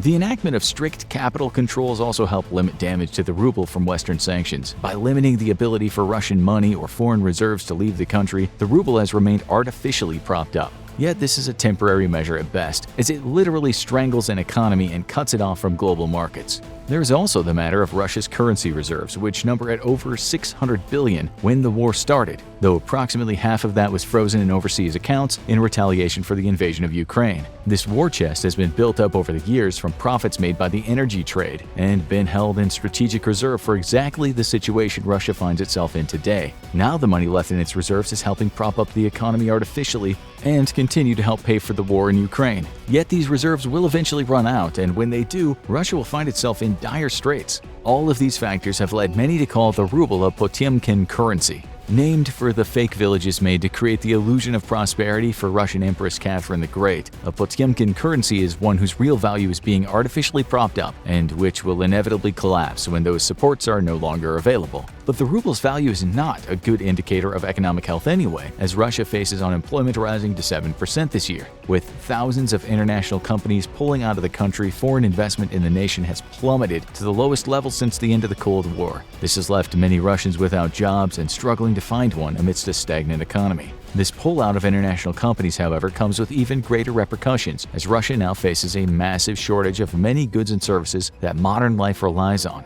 Boeing and other commercial jet aircraft manufacturers like Airbus have stopped supplies of spare parts to the nation's air fleets and canceled maintenance contracts. This is quickly leading to the collapse of Russia's airline industry, as it's forced to cannibalize planes for parts in order to keep an ever-shrinking fleet in the air. It's also creating a massive safety hazard that could soon see Russian air travel the most dangerous in the world, because it's not just cut off from critical replacement parts, it also lacks the ability to manufacture them itself. Russia's poorly diversified economy is its own worst enemy, and as the nation has been cut off from international markets for high-technology products, it's struggling to maintain modern tools and equipment. We already have reports from Ukraine that Russian missiles are being equipped with scavenged microprocessors from civilian appliances due to an embargo by Taiwan, the world's largest manufacturer of electronic components. Just 2 months into the war, Russia was forced to close down the Ulyanovsk mechanical plant, a facility responsible for producing surface-to-air missiles. Because Russia imported nearly all of the electronic components required, production ground to a halt as supplies ran out. Its workers were given a choice: go home on unpaid indefinite leave or join the Russian war in Ukraine at a salary of $600 US a month. This is typically quickly followed by a permanent retirement. It's a story playing out all over Russia in both the military and civilian sectors. We know that supplies of Western-sourced medicines are at critical levels and in some places completely out. Some Russian families have been forced to accept that there is no treatment available for life-threatening conditions due to sanctions. Consumer prices on the whole have risen nearly 20%, with inflation expected to hit as high as 23% as estimated by Russia's central bank. There will likely be some stabilization in certain segments of the Russian economy as the shock of sanctions is absorbed and markets readjust. But Russia's economy is doomed to shrink significantly. As it stands, the economy is expected to shrink by a whopping 15% this year, wiping out 15 years of growth, with a further 3% reduction in 2023. Eventually it'll stabilize, but without a doubt, Russia will be a shadow of its former self as a result. Perhaps one of the most difficult effects to measure in the near term, however, is Russia's demographic problem. The first part of this problem is Russia's ongoing brain drain, intensified in the last few months by its invasion of Ukraine and the exodus from Russia of intellectuals, artists, professionals, and youth. By mid-March, an estimated 200,000 Russians had left the country due to fear of reprisals for not supporting the war or of how bad the domestic situation would get in the long term. Since then, an accurate number is difficult to source, but some estimate that as many as 1 million might have left the country, and that exodus continues. Russia's problem is that many of those fleeing the Putin regime are exactly the people that a modern economy relies on. In the first month of the war, an estimated 50,000 to 70,000 IT professionals left the nation, and up to 100,000 followed soon after, according to Russian IT industry trade groups. Hospitality, legal, consulting, and real estate professionals are also leaving the nation in droves, causing an unexpected brain drain that will make it increasingly difficult for Russia's economy to remain competitive. And if that wasn't bad enough, it's expected that 15,000 millionaires will leave Russia by the end of the year, taking their investment capital with them. So will the Russian government collapse? It's quite possible given the way that die has been cast so far. Vladimir Putin has spent 2 decades preparing the Russian people for a confrontation with the West, and so far spun all the consequences for his own actions as attacks by the West against Russia and Russophobia. In the end, as the situation deteriorates in Russia, it might end up only consolidating his power base and ensuring the survival of his regime. Putin may end up a dictator over a backwater second world nation that's broke, internationally irrelevant, and politically isolated, but at least he'll remain in power.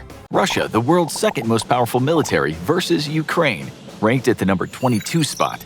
It's a military of 850,000 versus Ukraine's 200,000, a force overmatch that should spell easy victory for Russia. So why is the Russian invasion of Ukraine going so poorly? First, what does Russia even want in Ukraine to begin with? It's important to understand that this is not Russia's war, it's Vladimir Putin's war. For Putin, restoring the old Soviet bloc has been a dream since he saw the Soviet Union crumble around him in the late 80s and early 90s. It's not just a matter of pride, though. Putin sees relation with the West as a zero-sum game. In other words, there can only be one winner, and in his mind, it must be him and Russia. Initially, Putin drew closer to the West as Russia signed cooperation agreements with NATO. For a while, it looked like the old hostilities between NATO and Russia were over, and a new future together was possible. However, as he was cozying up to the West, he was busy undermining it by using his intelligence services to influence Western democracies, as we saw during the 2016 U.S. presidential election, where U.S. security services confirmed that Russia was attempting to influence American voters. Ukraine's wish to join NATO, though, would place yet another NATO country on his doorstep, something that amounts to a strategic disaster for Russia. Having been the victim of many invasions throughout history, Russia's worked hard to create a buffer between itself and the West for decades after World War II. Today, most of that work has been undone, and Russia's potential adversaries now sit on its northwestern flank. In case of war, if Ukraine joined the alliance, it would allow NATO access straight into the soft underbelly of Russia. Ukraine joining NATO is simply unacceptable to Putin, and in his mind, it's vital for Russia's national security that Ukraine be friendly to Russia, or at least unfriendly to the West. Ukraine's growing desire for NATO membership thus represented a significant threat to Putin's goals of keeping NATO away, and its perceived weakness gave him a chance to put the former Soviet republic back into Russia's sphere of influence. He just needed to topple the national government and install a new one friendly to his interests. The seeds of today's invasion began with protests launched in 2013 after the Ukraine national government rejected the signing of the European Union-Ukraine Association Agreement, which was meant to establish a pathway to EU membership. in favor of closer ties with Russia and the Eurasian Economic Union. Many in Ukraine saw this as Moscow influencing Ukrainian policy and a revolution swept across the nation.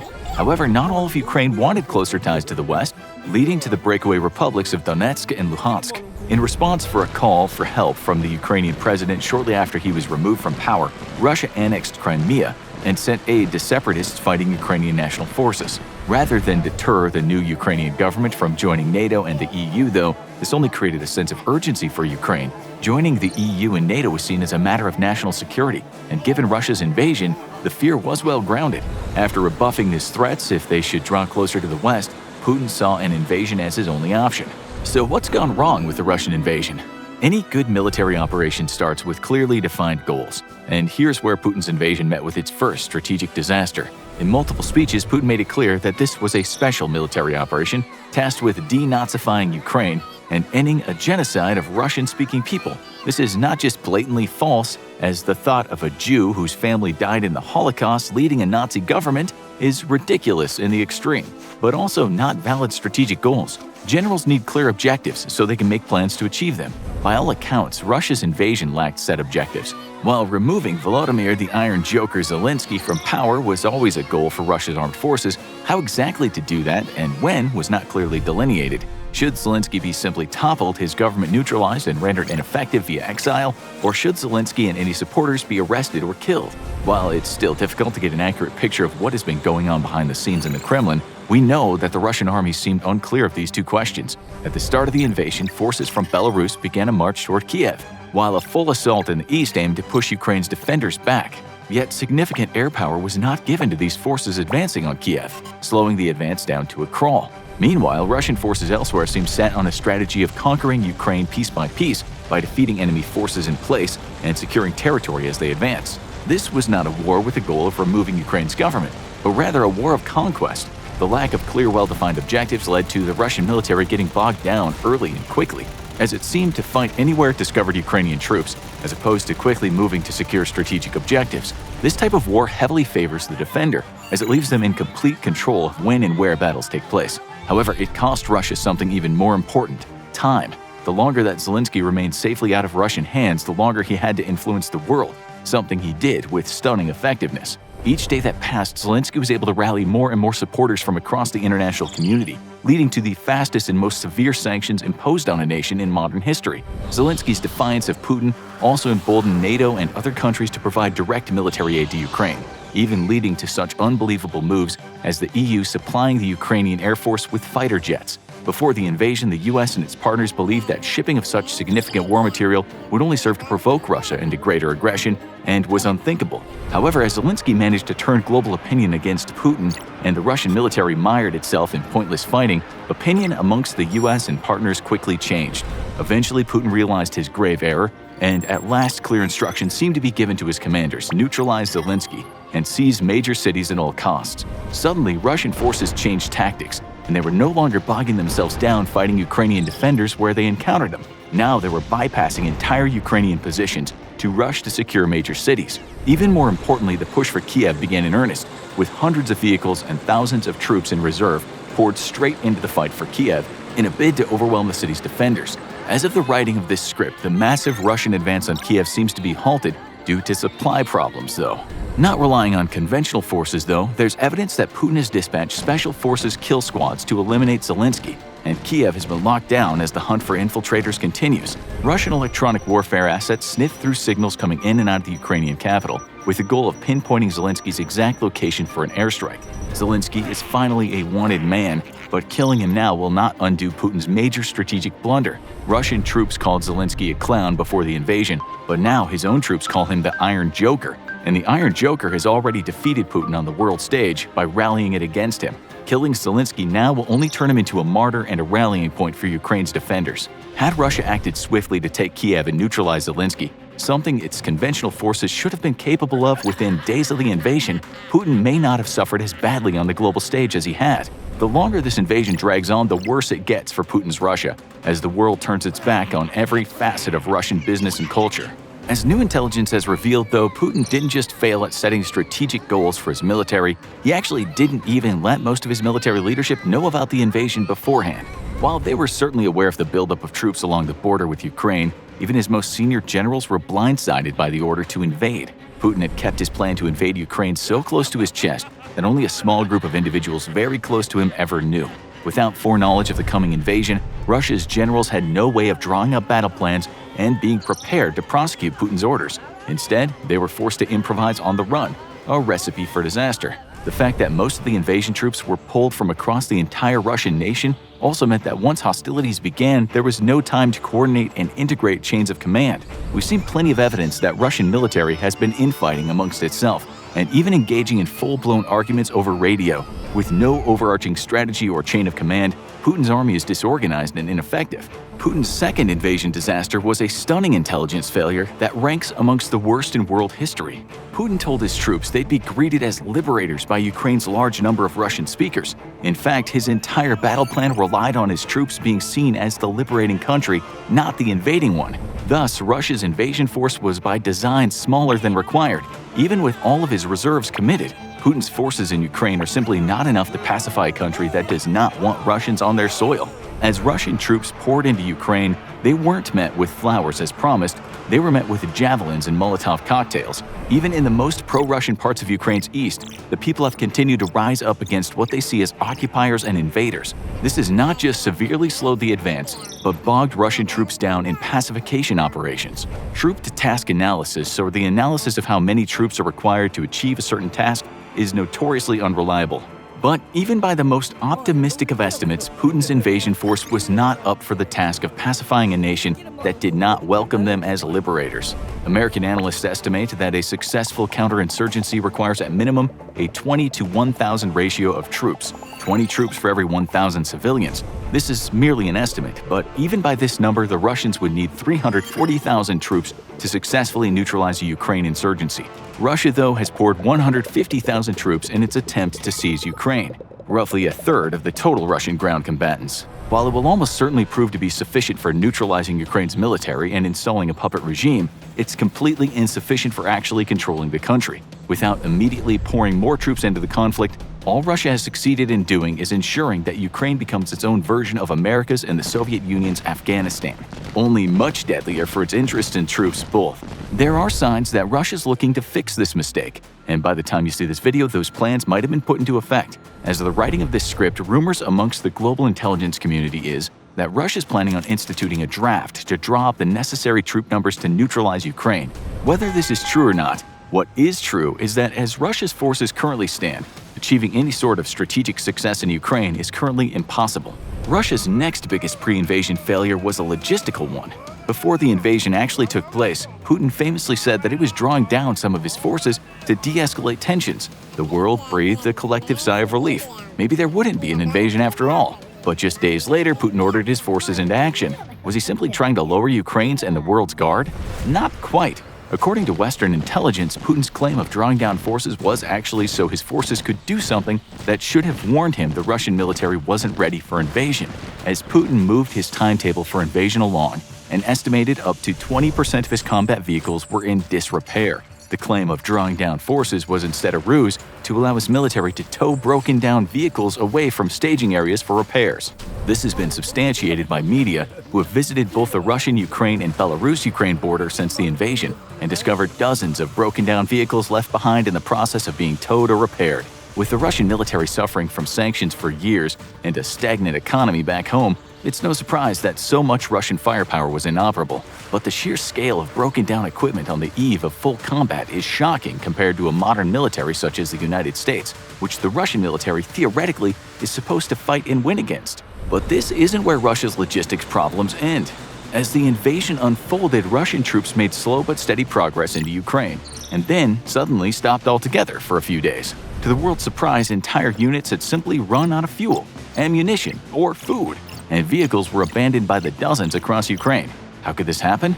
As has been famously noted before, the Russian military has always had a problem with logistics. Compared to the United States, Russian units operated with up to 75% fewer logistics personnel, perhaps reflecting Cold War-era mentality that units were not believed to be survivable in a nuclear battlefield and would thus be destroyed or rendered combat ineffective long before significant resupply was necessary. It may also be simply due to poor military planning and a completely unrealistic expectation that heavy fighting would be sporadic and rare. Whatever the reason, Russian units began to run into supply problems by the third day of the invasion, further setting back their ability to make quick strategic gains necessary to circumvent mounting international outrage. Even worse, they left them at the mercy of Ukrainian air attack and lightning raids, with hundreds of Russian vehicles destroyed. Bottlenecks caused by stuck vehicles also gave the Ukrainian armed forces an opportunity to launch devastating raids and resupply themselves by pillaging the remains. But even as supply problems began to sort themselves out, a lack of Russian logistics led to massive traffic jams and further delay of critical objectives, such as the taking of Kiev. The famous column of vehicles attacking Kiev stretched for up to 60 kilometers at one point, snarled up in the world's largest traffic jam. Meanwhile, Kiev's defenders used the time to equip civilians and build defenses. Logistics might not be as glamorous as infantry, artillery, or tanks, but without good logistics, a modern army can't win. Force structure, though, was yet another of Russia's biggest mistakes. Details on the composition of the Russian military units are hard to discern, given that such things are valuable military secrets. It's been widely reported, however, that a large number of Russian soldiers invading Ukraine are conscripts, and we know that approximately 200,000 of Russia's nearly 1 million-strong military are conscripts. Conscription in Russia is a mandatory 12-month service period for males aged 18 to 27. While Russia has made great strides in creating a professional all-volunteer fighting force, such as the US, it still relies heavily on conscripts, and even 1/4 of its elite Spetsnaz units are made of conscripts. But the problem with conscripts, as Ukraine has highlighted, are numerous. First, conscripts are short service terms, meant that they'll lack the skills and training of a professional soldier with multiple years under his or her belt. Pitting Russia's conscript force against Ukraine's mostly professional force is a bad idea with predictable results. Secondly, though, conscripts have notoriously low morale and will to fight, as opposed to a professional soldier who has chosen to take up arms. This has never been clearer than in the way Russia's army has faced massive insubordination, surrender, and outright sabotage of their own equipment to avoid fighting. While the Russian army remains intact, many units of soldiers have surrendered themselves, even to unarmed civilians, in order to avoid fighting. And U.S. intelligence report that Russian soldiers have taken to punching holes in their own gas tanks to avoid having to move to the front. Intercepted radio communications have shown Russian soldiers refusing orders from Central Command, and even outright arguments and insults between units have been logged. Russian forces are increasingly showing themselves to be unprofessional, poorly trained, and with cripplingly low morale. Such low morale has made Russian units highly susceptible to Ukrainian influence campaigns, which have had great results in inducing Russian soldiers to surrender outright or fight poorly. Morale may be the reason why it appears that Ukraine's military is punching way above its weight class in defense of their nation. As opposed to most Russian troops, Ukrainian forces are highly motivated to defend their country, something the Kremlin severely underestimated. Fueling Russia's morale problems is not just conscription, though, but two other key factors. The first is the fact that many soldiers have claimed they had no idea they were invading until hours before the invasion began. Kept in the dark by their commanders, young Russian soldiers are increasingly reporting after being captured that they believed they were out on maneuvers or at most being sent for peacekeeping operations with their separatist regions. Then, right as the invasion began, the truth was revealed, resulting in shock and fear. The second reason, though, is because many Russian troops invading Ukraine today simply don't see the Ukrainians as enemies. Sharing a common heritage, Ukrainians and Russians have traditionally been brothers and sisters, and waging war against Ukraine has been hugely unpopular, not just back home in Russia, but amongst its own military. Russian morale has been at critical levels for days now, but supply problems have only made it worse. The failure of high-profile operations such as the dual airborne assaults against Kiev in the first days of the war have only made morale problems worse. Russia's next mistakes begin with the invasion itself. Ukraine is waging an influence war directly against the Russian military and civilian population both. Russia, long feared as a master of hybrid warfare which combines military operations with information manipulation, has proven to be absolutely inept in managing this conflict. The Kremlin has ceded the entire narrative of the conflict to Ukraine, which has exploited social media in ways Russia never could have dreamt of. For years, Russian disinformation lowered Ukrainian morale in regions bordering the separatist enclaves, and now Ukraine has turned this tactic back around on Russia and taken it 10 steps further. Quickly connecting to the world via multiple social media apps, Ukraine has flooded the world with images of the invasion, often taken from the front lines themselves. The images have revealed the brutality of Russia's assault and quickly turned global anger against it. Russia, meanwhile, has proven completely inept at managing the narrative of the conflict and today has zero influence over how the conflict is perceived by the world, granting Ukraine an incalculable strategic victory that has resulted in the outpouring of support in the form of combat arms, humanitarian aid, intelligence sharing, and all the resulting economic punitive measures taken against Russia, its companies, leadership, military, and oligarchs. Unable to shape a global narrative, Russia has instead attempted to control the narrative at home. Russia's state media has banned independent reporting on Ukraine, claiming that outlets such as Echo of Moscow are disseminating dangerous disinformation to attack public morale. On Russian state TV, the conflict is still being portrayed as a special military operation and not an invasion. Casualty figures have also been carefully released slowly over time so as not to make the Russian people aware of the scale of this military disaster. To raise support at home, Russian media instead paints the crippling economic sanctions against it as aggression from the West, led naturally by the great Satan itself, the United States. But many Russian people still get their news independently, leading to massive protests that, as of 1 week into the war, number at thousands across every city in Russia. Older generations, though, who get their news primarily from their televisions and radios, still believe the Kremlin narrative about anti-Nazi operations and Western belligerence. Sadly, recent reports coming from Russia suggest that the Kremlin has begun massive efforts to block internet access to outside news sources. But the Kremlin can't stop Ukrainian forces from giving captured Russian soldiers a chance to call home. Not just a humanitarian measure, but a carefully calculated ploy to destroy Russian morale back home. News of the invasion is now reaching directly into Russian homes through the calls of loved ones, and Ukrainian influence campaigns have been so devastating to Russia's war effort that now Russian combat troops are having their smartphones confiscated before going into battle. Russia's next opening day mistake was failing to properly utilize its massive advantage in striking power. Before the United States initiated a coalition invasion of Iraq into the First Gulf War, it undertook a shock and awe 100-hour air campaign with round-the-clock attacks on the Iraqi radar, air defenses, communication nodes, government buildings, and other militarily important targets. The U.S.'s air campaign was so incredibly effective that ground forces took only 4 days to defeat the Iraqi army. While the U.S. enjoyed the benefit of having a large coalition of nations to assist it, it was still facing one of the world's most formidable militaries at the time, with one of the world's best air defense networks. By comparison, Russia's facing an opponent with an air force a fraction of the size of Russia's own and largely Cold War-era air defenses. There's simply no excuse for the shockingly poor performance of Russian strike forces except a lack of commitment. Rather than commit overwhelming air power, Russia instead chose to limit its use of air and missile strikes, likely to reduce public outrage. This is because, unlike the United States, Russia has a relatively small inventory of smart weapons, and sanctions have severely hurt its ability to procure more. As one Russian general famously said, "We have great firepower, we just don't always know what we're shooting at."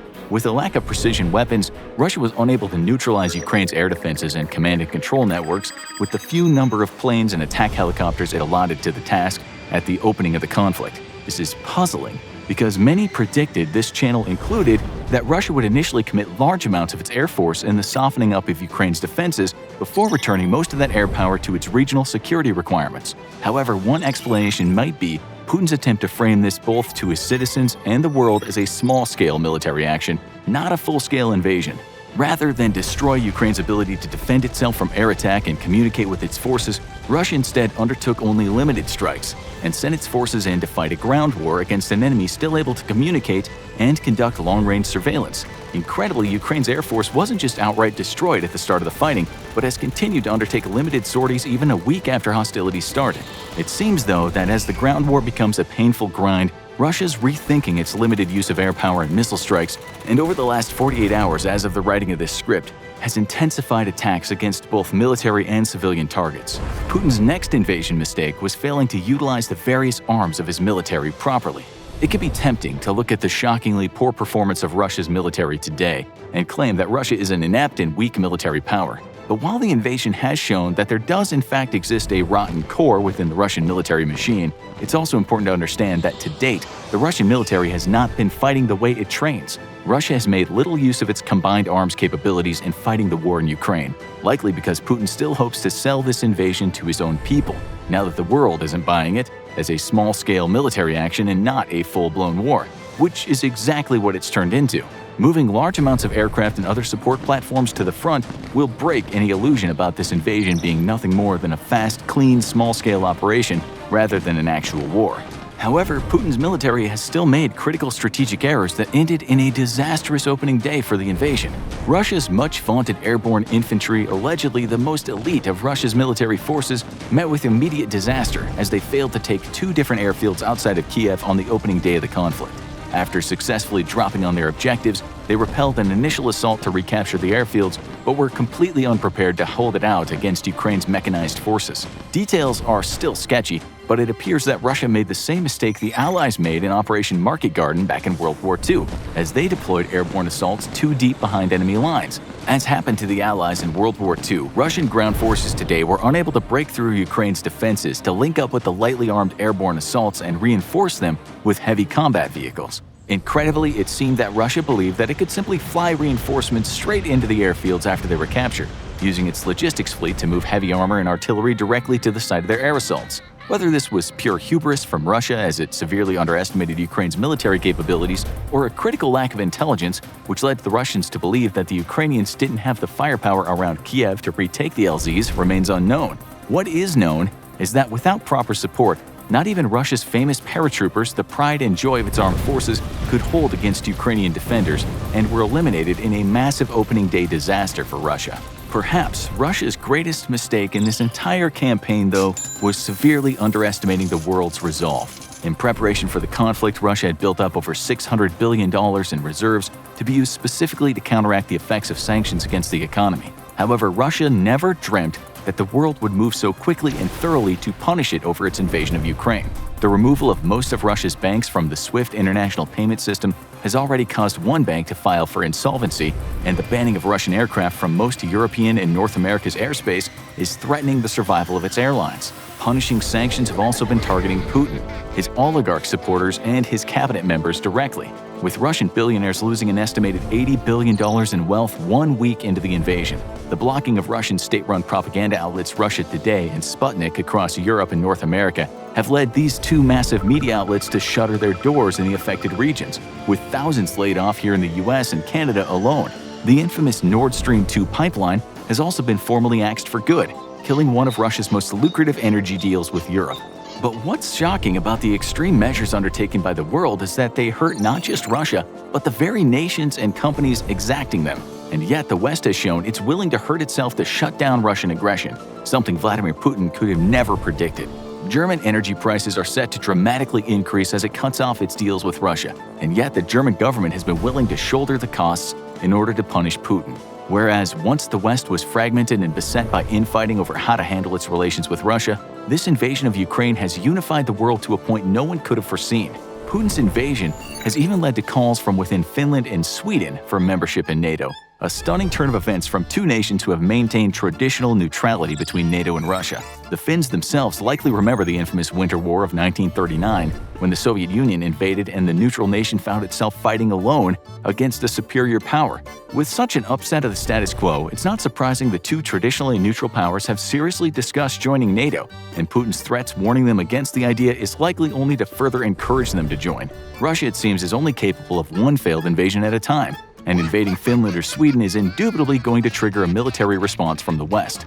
About the only way that the invasion has been to Russia's advantage has been in its relationship with China, as China has opened trade with Russia to make up for the impact of sanctions. The 2 pariah states have been drawing closer ties, though at best they still remain frenemies. China's unwillingness to condemn the invasion of Ukraine, however, is costing even it, as it finds itself increasingly isolated on the international stage. The fact that China has not been shy about its ambitions to conduct its own invasion of Taiwan has placed extra scrutiny on the Chinese Communist Party.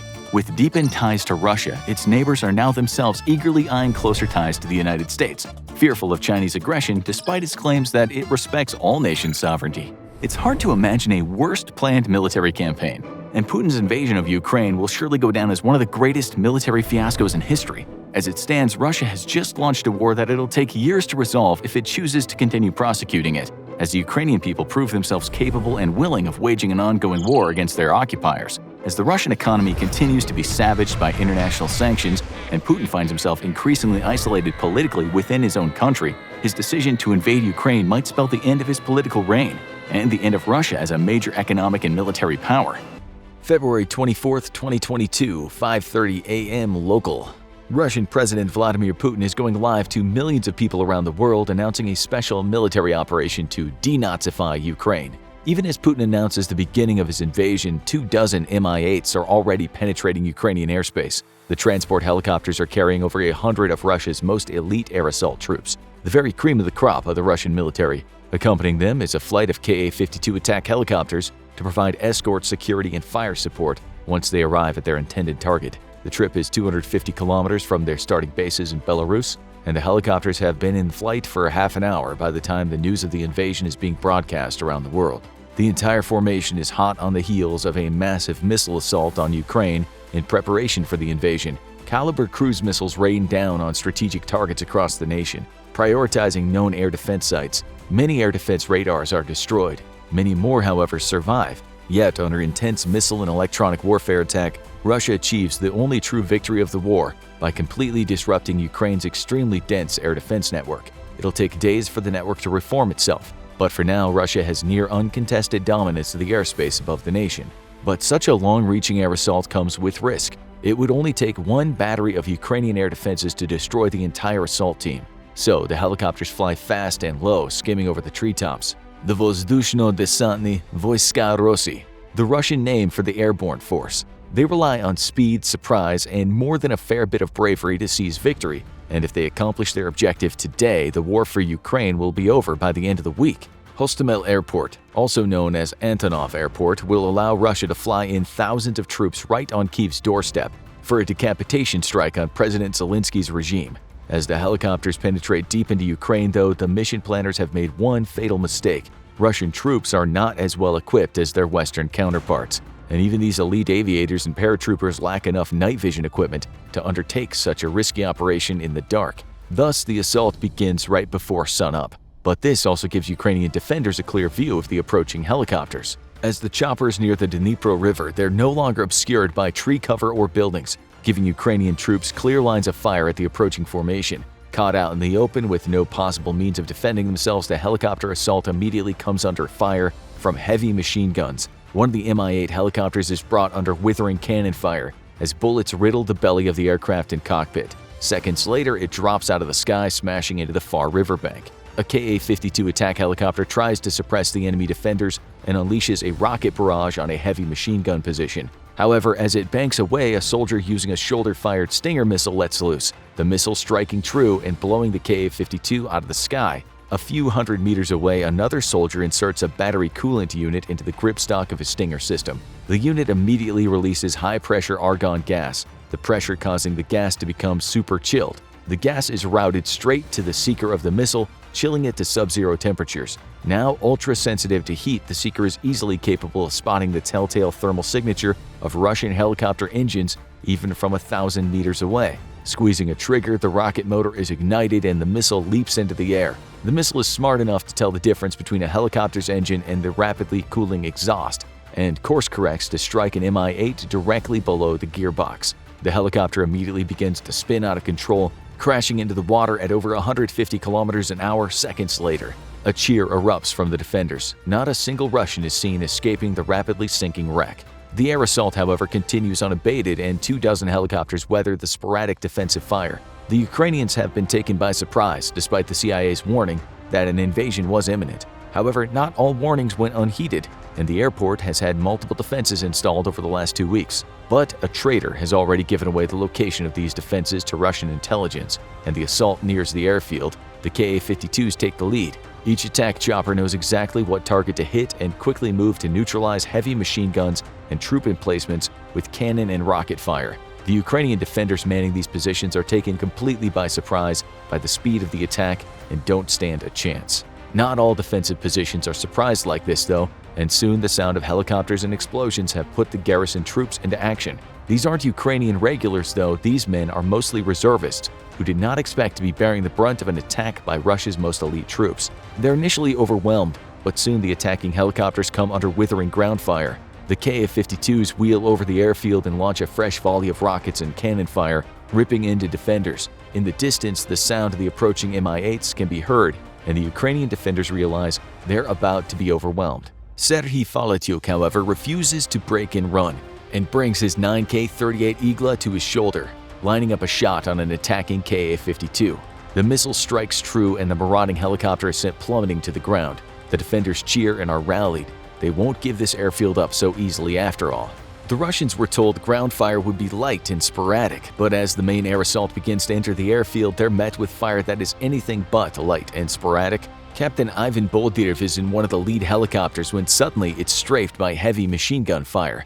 The helicopter sputters and stalls in the sky, forcing the pilots to bring it to a very hard and unpleasant stop on the grass below. The men inside are thrown about and jarred in their seat harnesses, but all survive the emergency landing. The attack helos have brought enough breathing room for the Mi-8s to set down, disgorging their complement of paratroopers. The men rush to create a defensive perimeter around their choppers, then squad leaders coordinate with unit commanders to expand the perimeter to nearby buildings. They're surrounded by Ukrainians, but the reservists and draftees that make up the defending garrison are no match for the attack helicopters and the elite paratroopers. To drive the point home, a series of explosions follows the roar of jet engines as a pair of Russian Su-25s lay waste to another Ukrainian position. The jets don't hang around for long though. Already Ukrainian fighters are on their way. They've done their job and the majority of the air assault has successfully landed.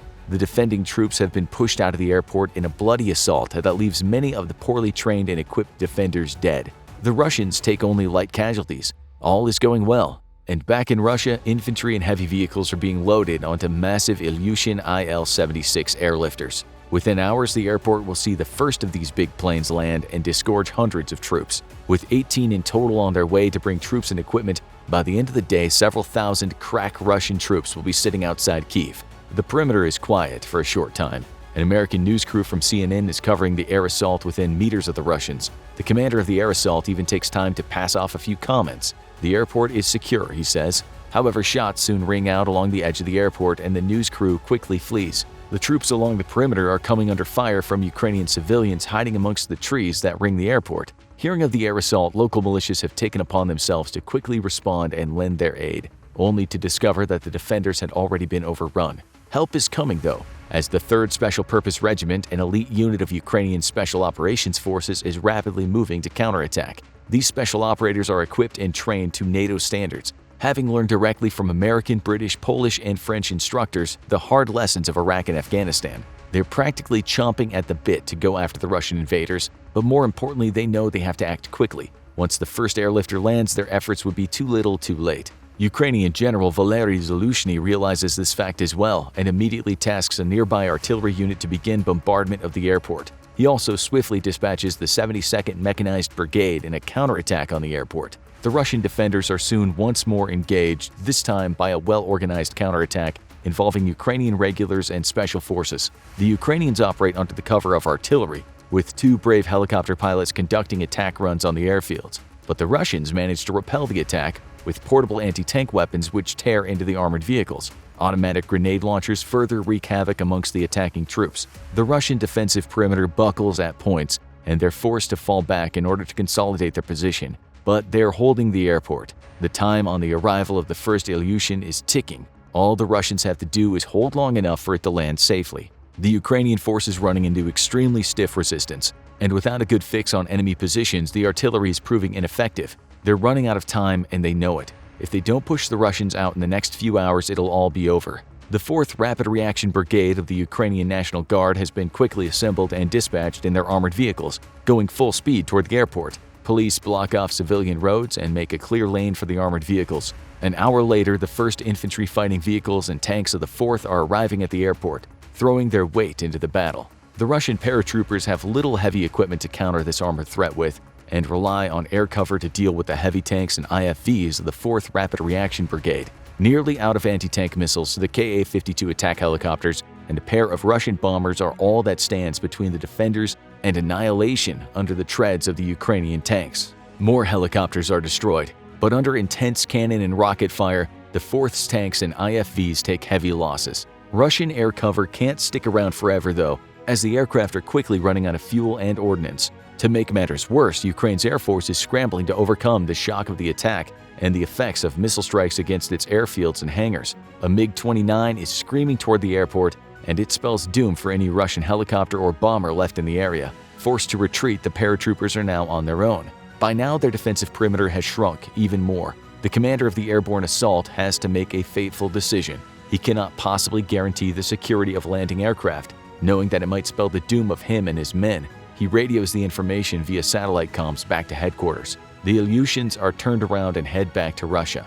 Ukrainian defenders have no idea they've just won the battle for the airport, but the fighting is far from over. The Georgian National Legion has been fighting in Ukraine since 2014, and in 2016 officially made part of the Ukrainian armed forces. Legionnaires now rush to reinforce the attack on the airport. A fresh assault bears down on the Russians. They're now out of anti-tank missiles and are running dangerously low on ammunition. Cannon and machine gun fire strafes the buildings of the airport, and the Russians realize they're about to be overrun. There's only one way to avert an even bigger disaster, and that's to retreat to the safety of the woods to the north of the airfield. As the sun begins to set, the paratroopers are ordered to retreat, the men making a mad dash for the safety of the forest outside the airport. Out of ammunition, Georgian Legion commander Mamuka Mamulashvili hops into a civilian vehicle and runs over retreating paratroopers. As the night falls, the airport finally goes quiet. But the battle for the heart of Ukraine is not over. North of the airport, a giant Russian armored thrust south out of Belarus has run into unexpectedly stiff resistance at Ivantkiv, a key river crossing held by the Ukrainians. Outnumbered and outgunned, the Ukrainians are forced to destroy the bridge, but many tanks and IFVs have already crossed the river. Despite being under strength, they're ordered to immediately make for Antonov Airport. The column of armored vehicles comes under attack from Ukrainian special forces and partisans, who spring several ambushes along the road to the airport. Nonetheless, the vehicles push through the ambushes, knowing that victory lies in taking and holding the airfield. The Russian paratroopers have had a sleepless few hours to rest after their retreat from the airport, on alert for Ukrainian partisans and special forces who might be on the hunt for them. They had been told Ukraine wouldn't put up much of a fight, but they had never expected such fierce resistance.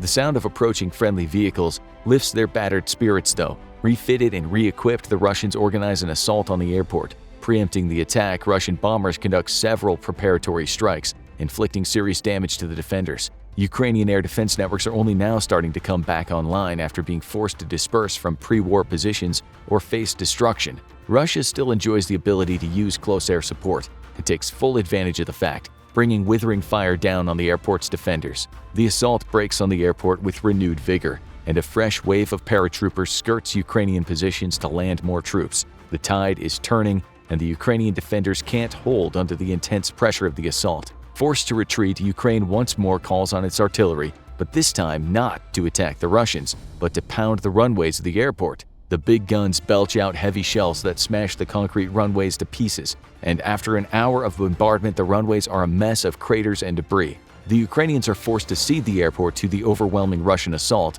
but they have won the battle for Antonov by default. With the runways out of commission, no troops can be ferried here, making the operation to create the air bridge and quickly win the war a failed one. A parallel assault on nearby Vasilkiv airfield also ends in frustration for the Russians and leaves them with no hope of flying troops and resupply in. The greater battle for Kyiv has now begun and will rage for the next month, but by the end of it, Ukraine will emerge victorious. The war will be decided in the east in the coming months, maybe years, but not with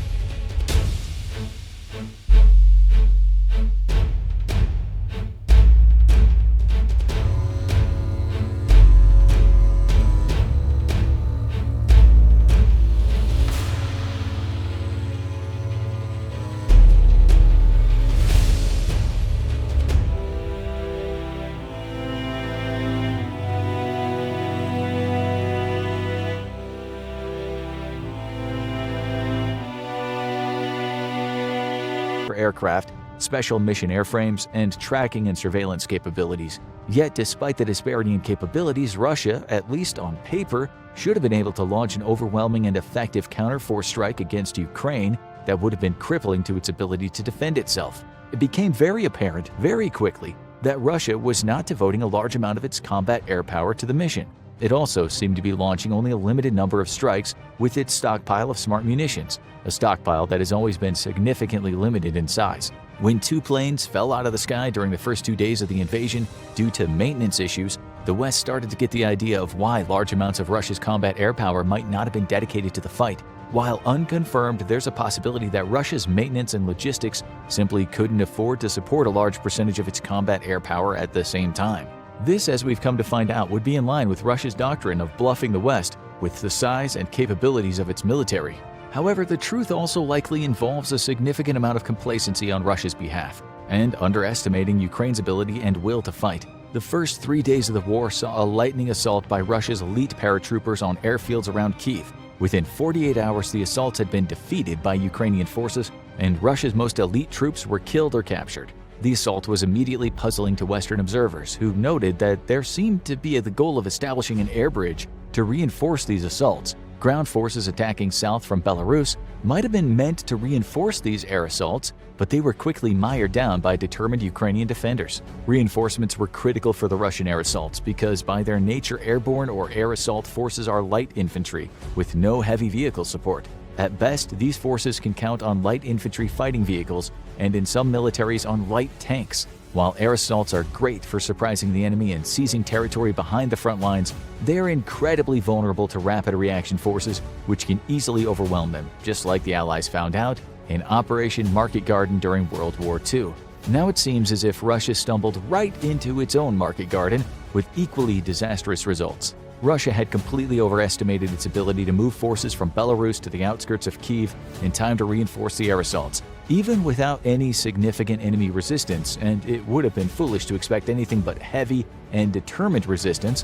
Russian logistics are incredibly poorly suited for supporting operations far from railroads, through which Russia ships most of its supplies. With approximately half the logistic support for each unit that a comparable American unit would enjoy, Russia simply couldn't have advanced fast enough to support the air assaults. Next, Russia failed to neutralize Ukrainian air defenses around the Kyiv area, putting support aircraft in serious risk. Multiple transport aircraft meant to quickly reinforce the assaults were downed by Ukrainian air defenses, and a tragic loss of life for the Russians.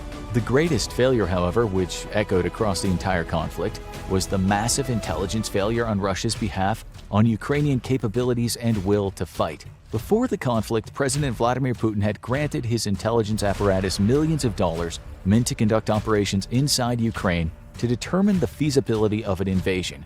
This money included funds to bribe local and military officials for either information or to facilitate an invasion.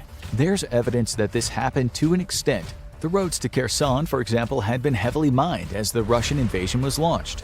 And yet, when Russian troops got there, the roads had been cleared of all mines. The discovery prompted Ukrainian President Zelensky to fire multiple high-level officials. It has become clear as the conflict has evolved that Putin's intelligence apparatus didn't just fail in its mission, but it might have pocketed large amounts of the money given to them to carry it out, while feeding him false assurances that the Ukrainian people wouldn't put up much resistance. This is in line with what we know about the state of corruption in the Russian military and government, but evidence for this also comes from the fact that multiple high-ranking intelligence officials were jailed shortly after the invasion when it became clear Ukraine wasn't capitulating. It's perhaps this intelligence failure that could explain why Russia seemed to launch such a sloppy invasion with such low investment of long-range precision striking power. It's also likely why Russia made the incredibly poor decision of launching an air assault operation against Kyiv without having ground forces ready for immediate reinforcement. As the war developed into a grind, Putin maintained pressure on the Ukrainian capital with the hope of seizing Kyiv, killing Zelensky, and ending the war by installing a puppet government. However, this is where Russia was foiled both from within and without. Russia's advance into Kyiv soon became a massive traffic jam, reaching a whopping 40 miles long. But vehicles weren't simply stalled out due to traffic. Many had, in fact, suffered numerous maintenance or supply issues and weren't operable anymore. The infamous Kyiv convoy would show the world how thoroughly corrupt and inept the Russian military was, with evidence of cheap tires being used on multi-million-dollar vehicles. the money for proper tires having been naturally skimmed off the top by the unit commanders. These tires, mainly sourced from China and not rated for the size of the vehicles they were being installed on, soon went flat on muddy Ukrainian roads or simply wore out, stranding dozens of vehicles and creating massive bottlenecks. Simple logistics, however, were also to blame, with Russia proving it could no longer support a major advance deep into enemy territory. Once away from the railheads, Russian logistics depended solely on trucks. As we mentioned before, Russia has approximately half the number of trucks per unit that a comparable American unit would have. The further toward Kyiv that Russian forces moved, the longer the round trip between supply depots and deployed forces grew, inevitably slowing down the advance to a crawl and then finally bringing it to a standstill. The Ukrainians quickly identified this glaring vulnerability in Russian doctrine and made them suffer dearly for it. Ukrainian air and ground forces no longer attacked tanks or infantry fighting vehicles, instead ignored them and focused on destroying Russian trucks. This put even more pressure on an already weak logistics network, which would inevitably collapse. As a general withdrawal was announced, many Russian vehicles were simply abandoned, perfectly operational, but without any gas. Russian troops also suffered from a lack of supplies, with many resorting to shooting dogs or cats or simply looting as they had no food. The retreat from Kyiv was Ukraine's first major victory, though truthfully it was more of a self-inflicted defeat than a Ukrainian win.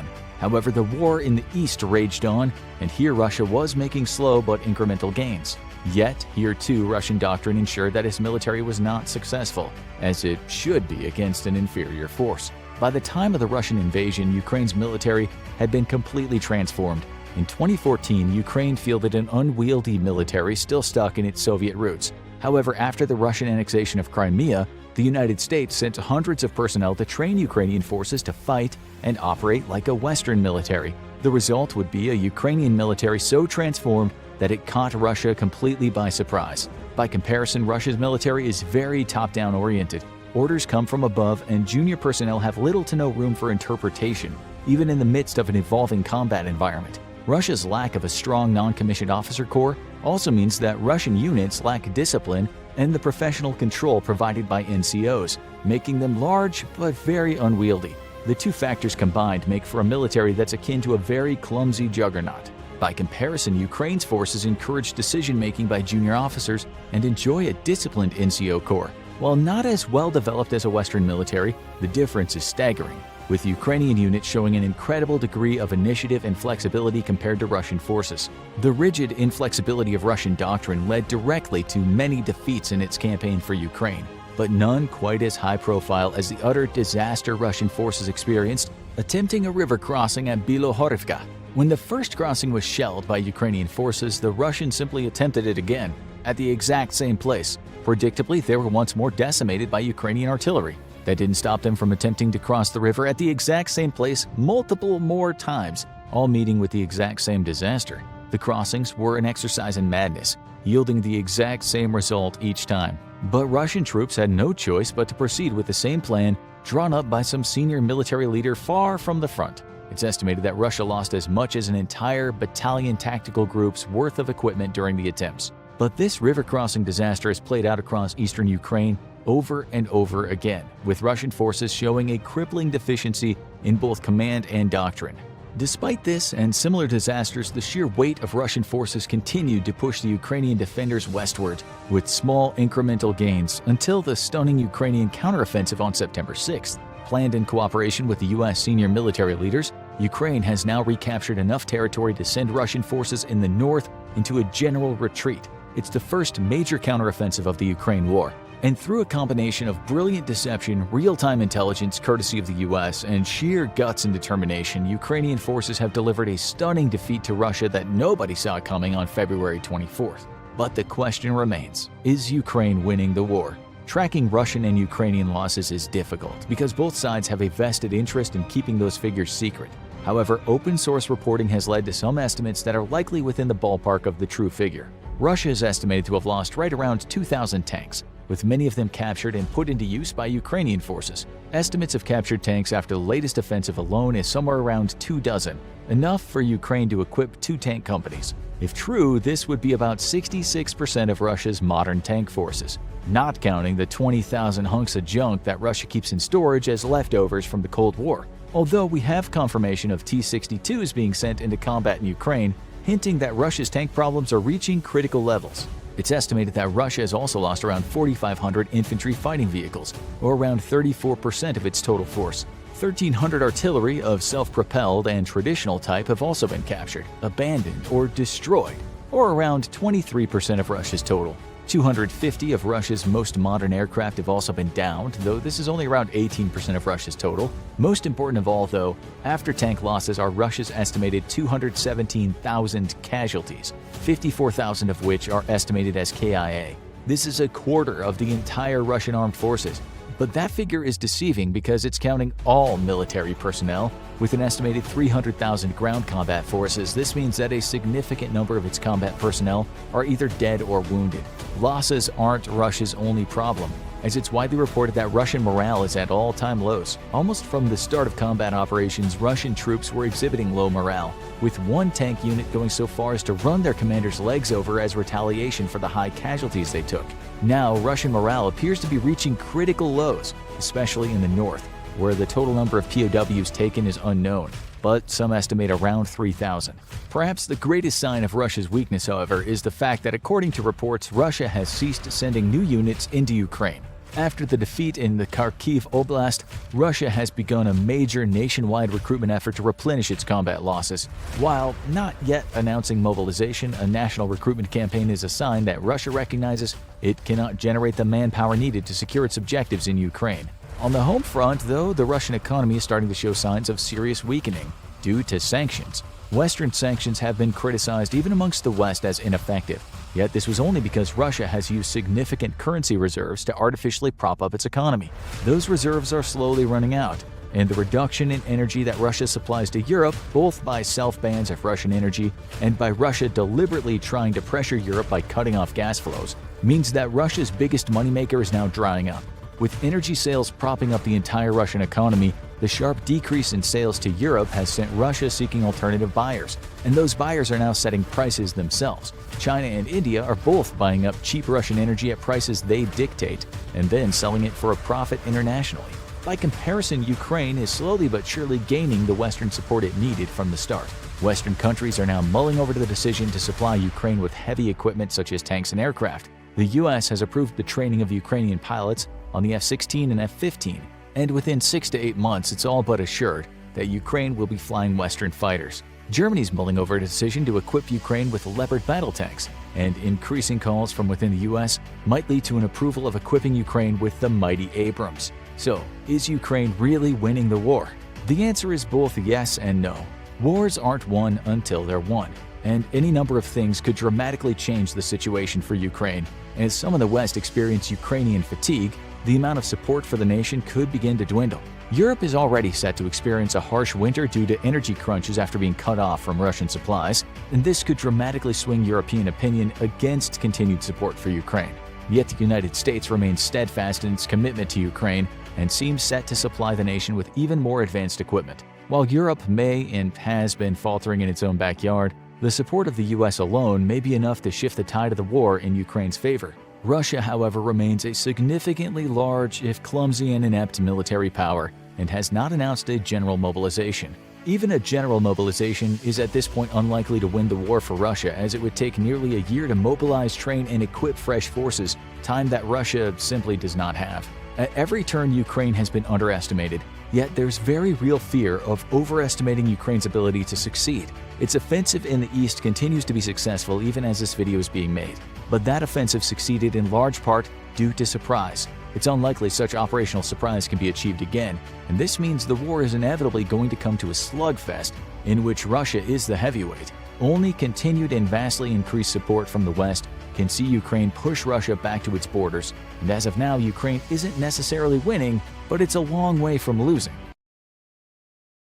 Russia's been fighting for months in a war that they thought would be over in a matter of weeks. This has led to Vladimir Putin making some pretty alarming statements, including mentioning the use of nuclear weapons to improve Russia's position in the conflict. However, Russia has recently been backing down as its forces regroup to begin the next stage of their offensive against the Ukrainian people. Putin thought he could easily take Ukraine by force using conventional means, but he has clearly failed. This is both good and bad news. It's good news because Ukrainian troops are holding their own against Russia. It's bad news because it means Putin is preparing a new war plan, one that could lead to the end of the world as we know it. Putin's new plan to win consists of several different components. Surprisingly, some of them have nothing to do with conventional fighting. The mad dictator of Russia plans to defeat Ukraine using unconventional tactics, and you might be an unwilling part of his plan. One main component of Putin's agenda as of right now is to wait.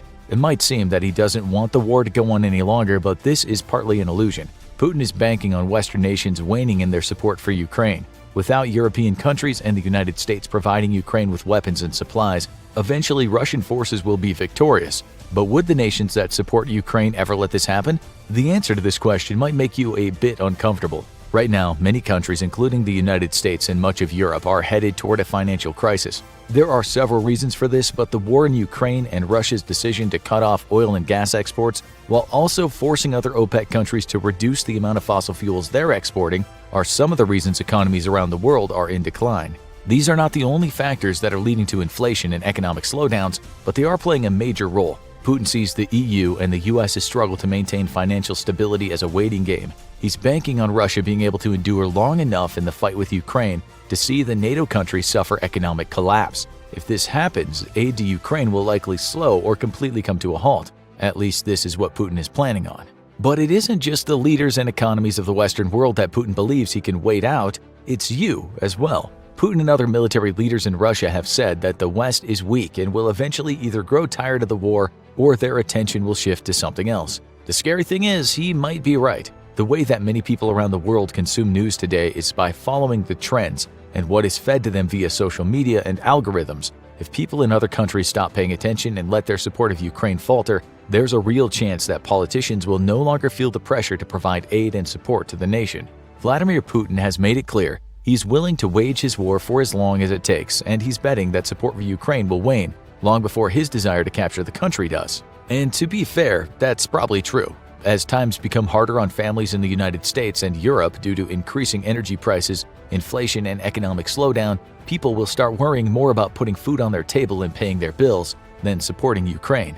The ability to wait out the rest of the world until Ukraine is starved of help and support is one key component of Putin's plan to win the war. And if the last several months have been any indication, this might actually come to pass, as many NATO countries already have problems brewing at home. In the UK, Prime Minister Boris Johnson stepped down and was replaced by Liz Truss, who has now resigned after 44 days of serving as Prime Minister. In France, President Emmanuel Macron's party lost the majority in Parliament. And in the United States, the midterm elections were predictably turbulent. There's nothing wrong with new officials being elected to government. However, these drastic changes are coming at a time when the world's economic future looks more dubious than ever. Putin is watching the governments of Western countries scramble to maintain the support of their constituents. Only time will tell whether support for Ukraine wavers due to financial and political problems in the US and Europe.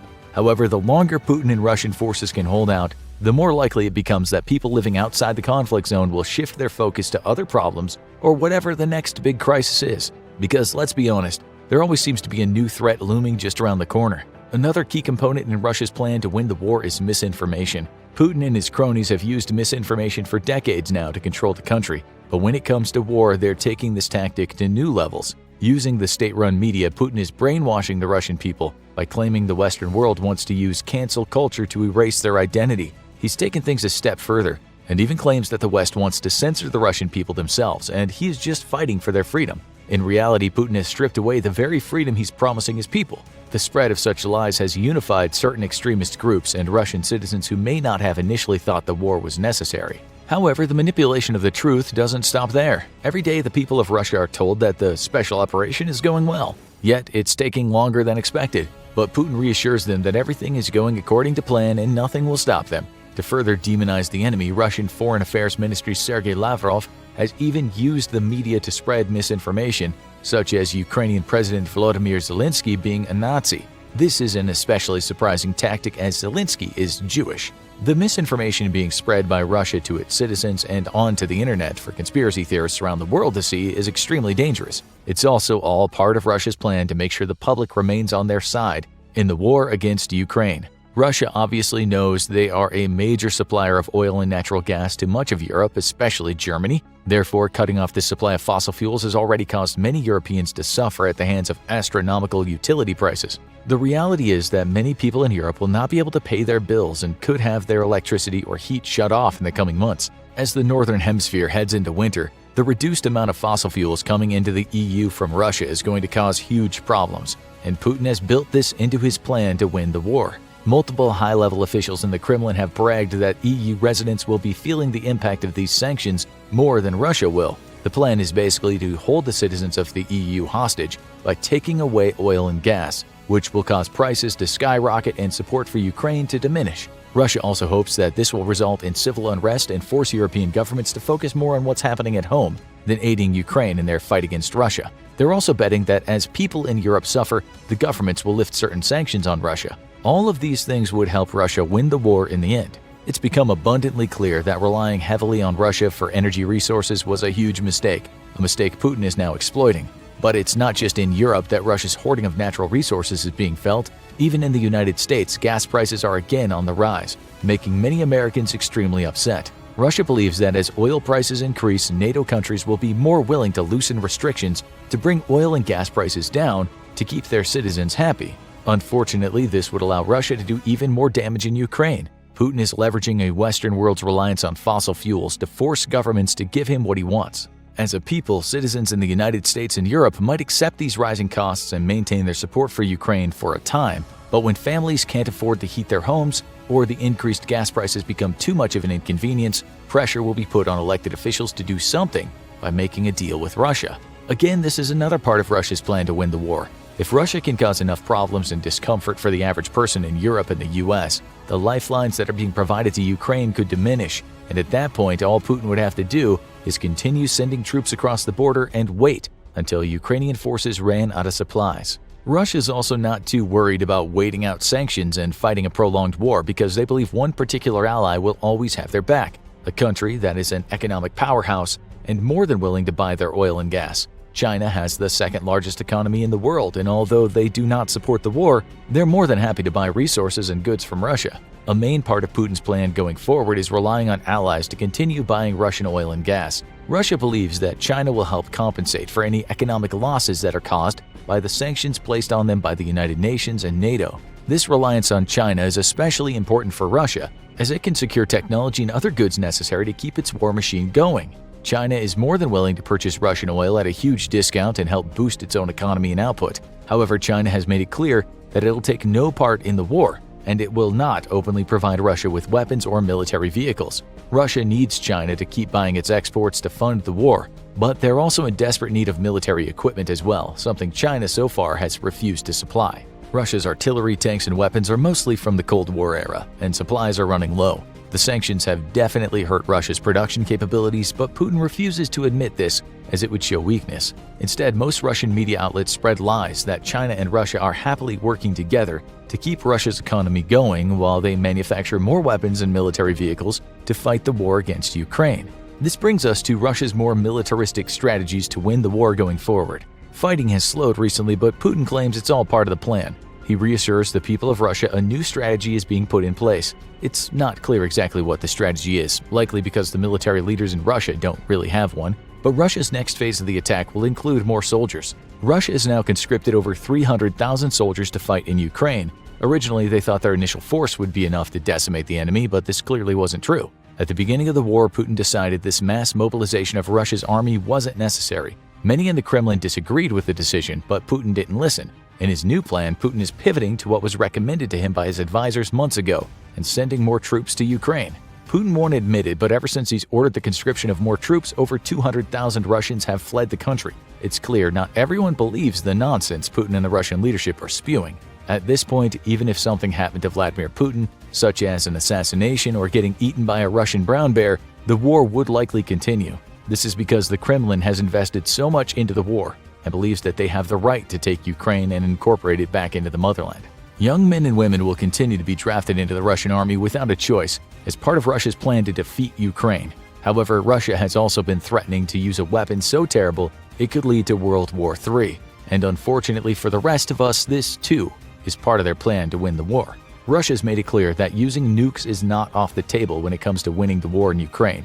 For now, Putin has only talked about using tactical nukes, which are around 1 kiloton and have a blast radius of about 50 meters. Anyone within half a mile of the explosion would likely receive a large dose of radiation, resulting in a 50% mortality rate. This is much smaller than strategic nukes, which can be over 1,000 times more powerful. However, the use of tactical nukes would change the course of the war completely and could result in the end of the world. In Russia's plan, it seems most probable that tactical nukes would be used if Russian forces were pushed back by Ukrainian soldiers. In this scenario, a tactical nuke could be launched from an artillery cannon or via short-range missiles from a battleship or submarine. The fallout wouldn't be nearly as large as that of a strategic nuke, but the surrounding area would become irradiated.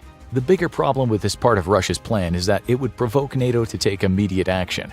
The United States and Europe cannot and will not allow Putin to use a nuke unpunished. There would need to be some kind of response, and although Putin knows this, he still believes that Western countries don't have the backbone to stand up to Russia. This might be true, as most of the world does not want a nuclear war to break out, but using nuclear weapons would most likely result in some kind of militaristic response by NATO. Although NATO might not actually need to retaliate, because if Russia did use a tactical nuke in Ukraine, almost every country on the planet would turn against them, including China. China has already made it clear that they adhere to a strict no-first-use nuclear doctrine, which means nukes should only be used for defensive purposes. This is not how Russia plans to use them. It's unclear if Russia would be willing to suffer the consequences and become a global pariah just to keep Ukrainian forces from pushing them out of their territory, but Putin may not have a choice. The main and most important part of Putin's plan is to win the war at all costs by using any means necessary. The reason for this is that if Russia does not win, Putin will fall from power and will most likely be executed for his failures. Obviously, this is the last thing he wants, which makes Vladimir Putin the most dangerous man in the world. There are ways that Russia as a country could get out of the war, but Putin would forfeit his life under these circumstances. Therefore, the only part of Putin's plan that cannot be changed is that he must win. As Russia reassesses its approach to the war, Putin will make sure that no matter what actions are taken, it makes him look strong in the eyes of the Russian people. This is why, rather than try to negotiate, Russia is doubling down on fighting by deploying more troops and trying to weaken the countries supplying Ukraine with weapons and resources. Even if the war in Ukraine becomes unwinnable, Russia will likely fight to the last man, because if they don't, everyone in the Kremlin right now would either be exiled or put to death. The scariest part about this scenario is that it's reminiscent of the spot German leadership was in during World War I. Kaiser Wilhelm II and his advisors all realized the war was unwinnable, but they continued to order their troops to fight for years. This was because they all understood that if Germany lost, their administration would be overthrown and a revolution would take hold of the country. As we now know from history, this is exactly what happened. Putin and his allies also know that if Russia fails to secure Ukraine, a similar revolution could happen in their country. It might not lead to Nazism, but there would be a shift in power, and Russia could even become a capitalist democracy, something that would be worse than death for some Russian government officials. Putin and Russia's leadership are incredibly dangerous for this very reason.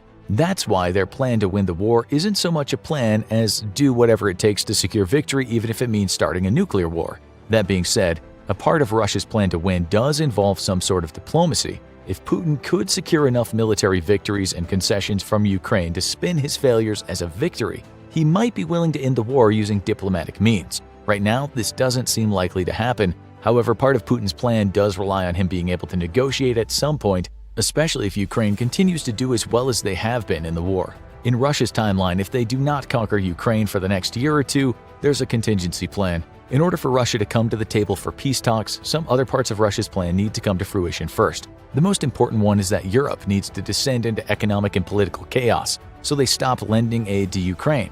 If this does not happen, Russia will not have a strong bargaining position at the table. For Putin, this would be unacceptable. However, if all goes according to plan, Russia will have advanced further into Ukraine, and only a handful of resistance forces will be left to deal with. At that point, Putin could make an argument that Ukraine was all but his and head to the negotiating table to end the fighting.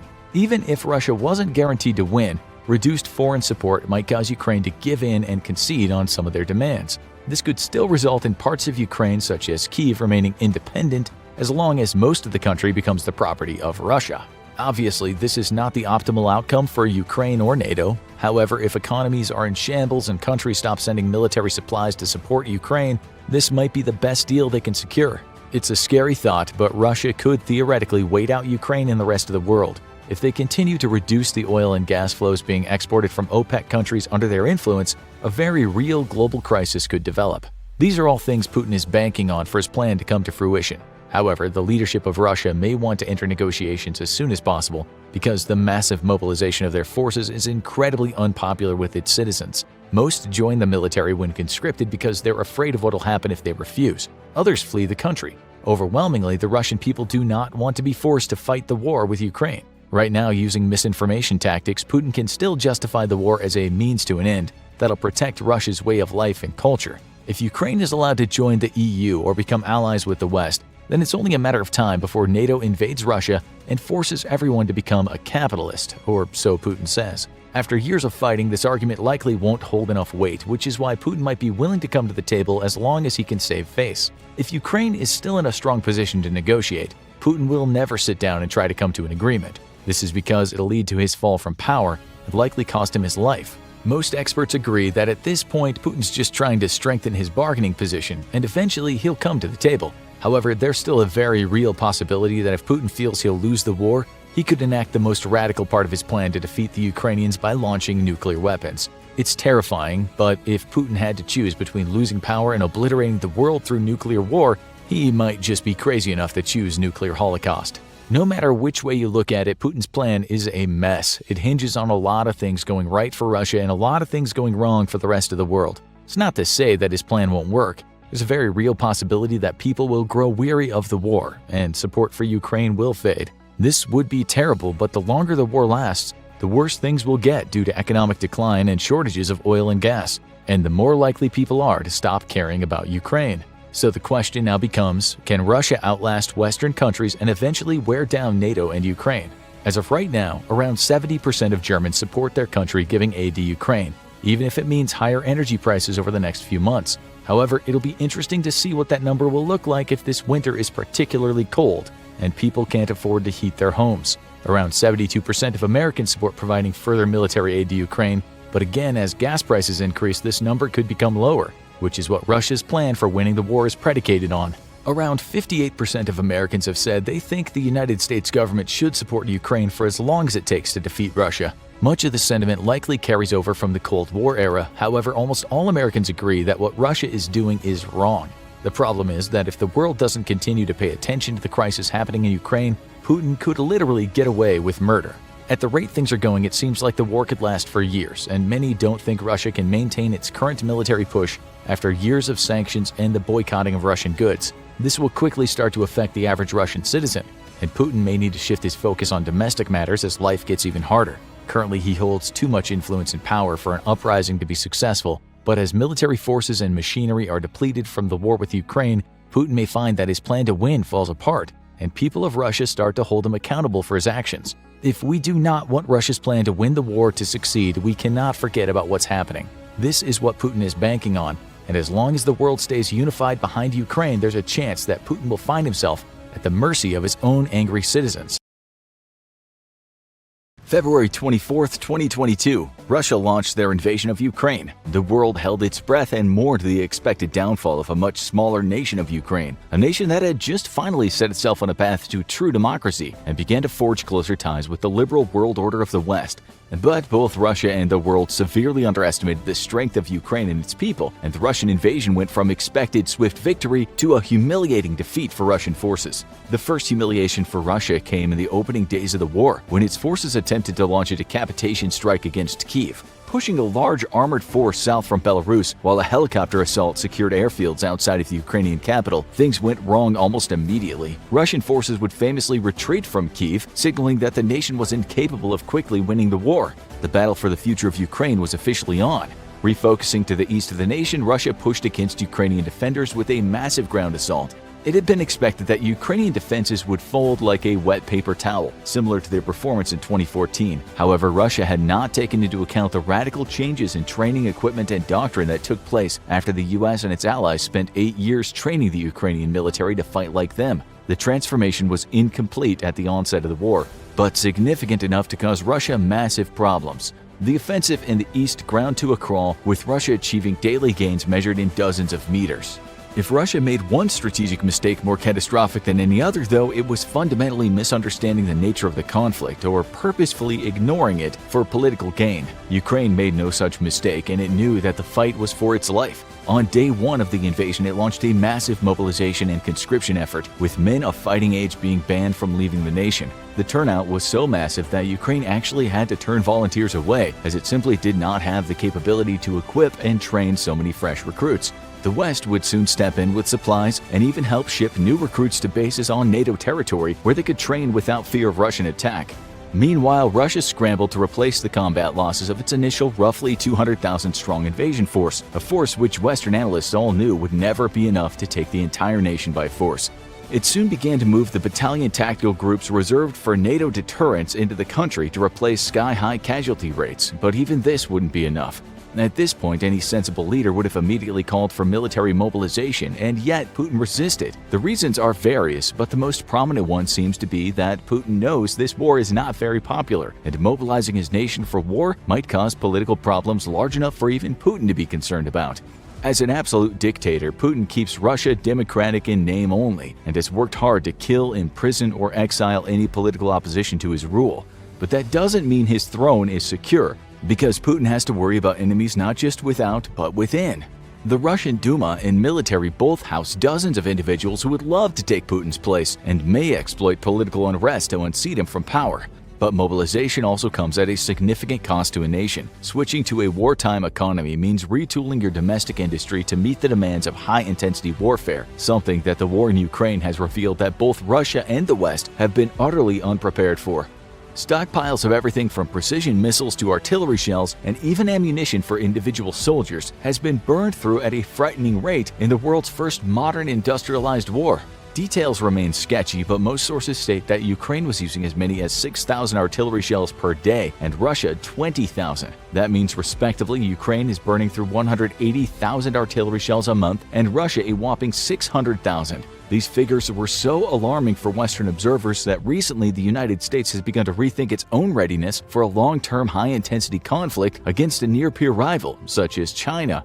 Making new artillery shells necessitates specialized equipment, requiring a total retool of your domestic industry. With manufacturing being largely concentrated in Southeast Asia, the manufacturing base most modern nations enjoyed in the World War II era is largely non-existent, making it even more difficult to retool an economy for high-intensity war. But artillery shells are still relatively simple to produce, which is probably why Russia likes them so much. Replacing sophisticated weapons like precision missiles or fighter aircraft is a different matter altogether. Gone are the days of assembly line workers simply shifting from producing cars to making fighter planes. Nowadays, manufacturing modern equipment requires highly specialized workers and machinery both. A recent U.S. report noted it would simply be impossible to significantly expand U.S. manufacturing capability of modern weapons in the same time frame as World War II. So what you enter the war with is probably all you're going to have unless you have generous friends. But even those friends have their own defense concerns. So while mobilization and retooling of Russia's economy might see it eventually increase production of basic items such as artillery shells, military uniforms, and rifle ammunition, there's simply no way Russia's going to be replacing its stockpile of Iskander ballistic missiles, which is why it's so baffling that it continues to use them against civilian targets while being militarily defeated. Yet Putin has not even announced full mobilization and thus a shift to wartime economy. Instead, he continues to play the war in Ukraine as if it's merely a campaign that Russia's on, as opposed to the high-intensity war that it really is. So the Russian industry remains largely unchanged and unprepared to replace its terrifyingly large consumption of war stocks.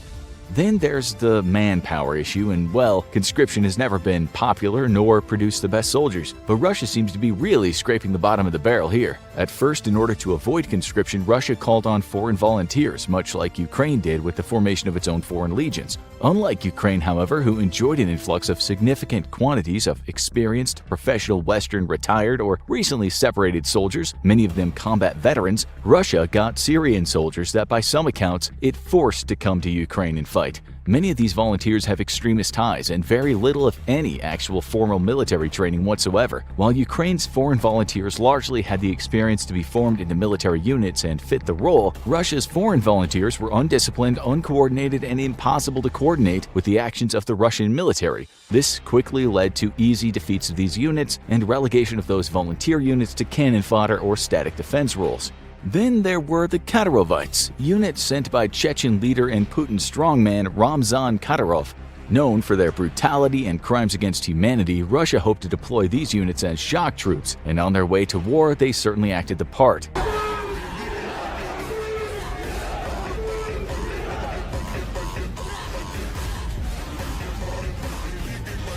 They quickly earned the nickname of the TikTok Brigade for their love of posting videos on social media full of bravado while recounting their alleged victories. Then the war caught up with them.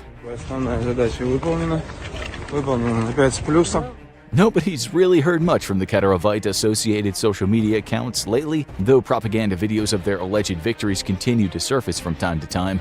Meanwhile, Russian forces have been on steady retreat for over a month straight. At last, Putin was forced to accept the truth of the conflict. This would not be over in a matter of months. Kyiv would not capitulate to his authority, and no amount of TikTok videos would overcome Ukraine's superior fighting forces. It was time to admit Russia needed to mobilize for war, and do so quickly, or else the entire operation inside Ukraine would quickly fall apart. The announcement came on the eve of a massively successful Ukrainian counterattack in the northeast of the country that saw even Russia's mighty 1st Guards Tank Army, the unit that was meant to break through the teeth of NATO's best defenses, retreat in such great haste they abandoned most of their equipment. Yet Putin did not believe he had the political capital left to announce a full mobilization, and instead enacted a half measure, announcing a partial mobilization. Allegedly, only veterans would be mobilized with the goal of raising 200,000 conscripts. Students, certain professionals, and individuals with no previous military experience would not be mobilized for war. The reality was immediately different because this is Russia, and reports quickly came out of the country of students, young men with no military experience whatsoever, and even old men with medical conditions being called up. The response was immediate, with hundreds of thousands of Russians leaving the country for good, joining an exodus believed to number over 1 million since the start of the war. The official goal was 300,000 conscripts, though unofficial leaks claim that Russia hopes to eventually mobilize as many as 1 million men, a number it might realistically need at this point if it hopes to win in Ukraine. It was soon clear that Russia was taking or dragging into service anyone it could. A 63-year-old former staffer who was diabetic and had cerebral issues was shipped off to a training camp, eventually returning after public outrage. Thousands of students received call-up orders, prompting such outrage that Putin was forced to sign a law confirming that vocational and secondary education students would not be conscripted. The Russian military made multiple promises, with the first already being broken. The next promise was that conscripts would receive several weeks of training at a minimum and adequate equipment before being sent to fight. This almost immediately proved to be false. In one famous case, a military doctor is recorded briefing fresh conscripts. She instructs them to use their own money to buy sleeping bags, sleeping pads, or other supplies, because the military will not provide such things. She also implores them to ask their mothers, wives, and girlfriends to send them tampons to use for bullet wounds, because the military would also not be supplying them with first aid kits. Тампоны. Тампоны знаете для чего? Нет, кровь останавливается. Откуда? Пулевое ранение, прям туда вводите и... The chaos of mobilization has been well documented. You're probably at least somewhat familiar with what the U.S. recruits face at basic training. Your heels should be together right now. Get your arms up. Shoulder like all you're holding is a water bottle. Get it up.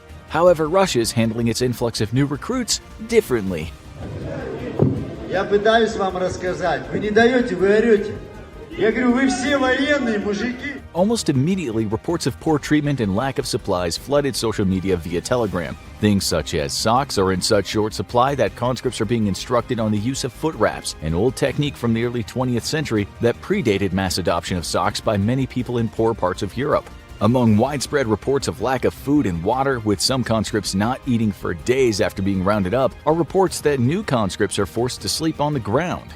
But these conscripts are lucky because others apparently have no facilities to be held at, resulting in them being dumped into fields with no supplies or equipment. These men are being forced to fend for themselves, with many reports of them stealing pipes and copper wiring to try to sell to locals for cash to buy food, blankets, and other basic necessities. There are widespread reports of conscripts being issued weapons that are thoroughly rusted, though many observers have rightly pointed out that these weapons are merely being used for familiarity training. To date, while some of the weapons used in combat by Russia have certainly seen better days, there's no reports of completely rusted hunks of junk of the type seen in some conscript videos actually making it to the front. The training these conscripts are receiving seems to be severely abbreviated though, at least for some. While some units appear to be receiving the promised weeks of military training, which is still entirely too short for any serious military training, there are many reports of other units being sent almost directly to the front line in Ukraine. Some conscripts have filmed themselves complaining of having fired their weapon once before being sent to the front. The reason is obvious to any observer and a clue to why mobilization simply won't save this war for Russia. Russia's lines are destabilizing and parts of the front are under serious threat of complete collapse. Russia needs bodies in the fight now. It can't afford to wait the standard 6 months it would take a brand new conscript to give them serious military training. So some of these conscripts are being sent directly to the front to try to slow down Ukrainians long enough for better trained units to be mobilized. It's a cold calculus but not uncommon. Using soldiers like cannon fodder is a time-honored tradition in the Russian military that stretches back to the turn of the 20th century. However, when conscripts actually get to the front, morale and discipline is glaringly low. Ты должен быть трезвым, а мы нет. Какому типу выдать оружие, а?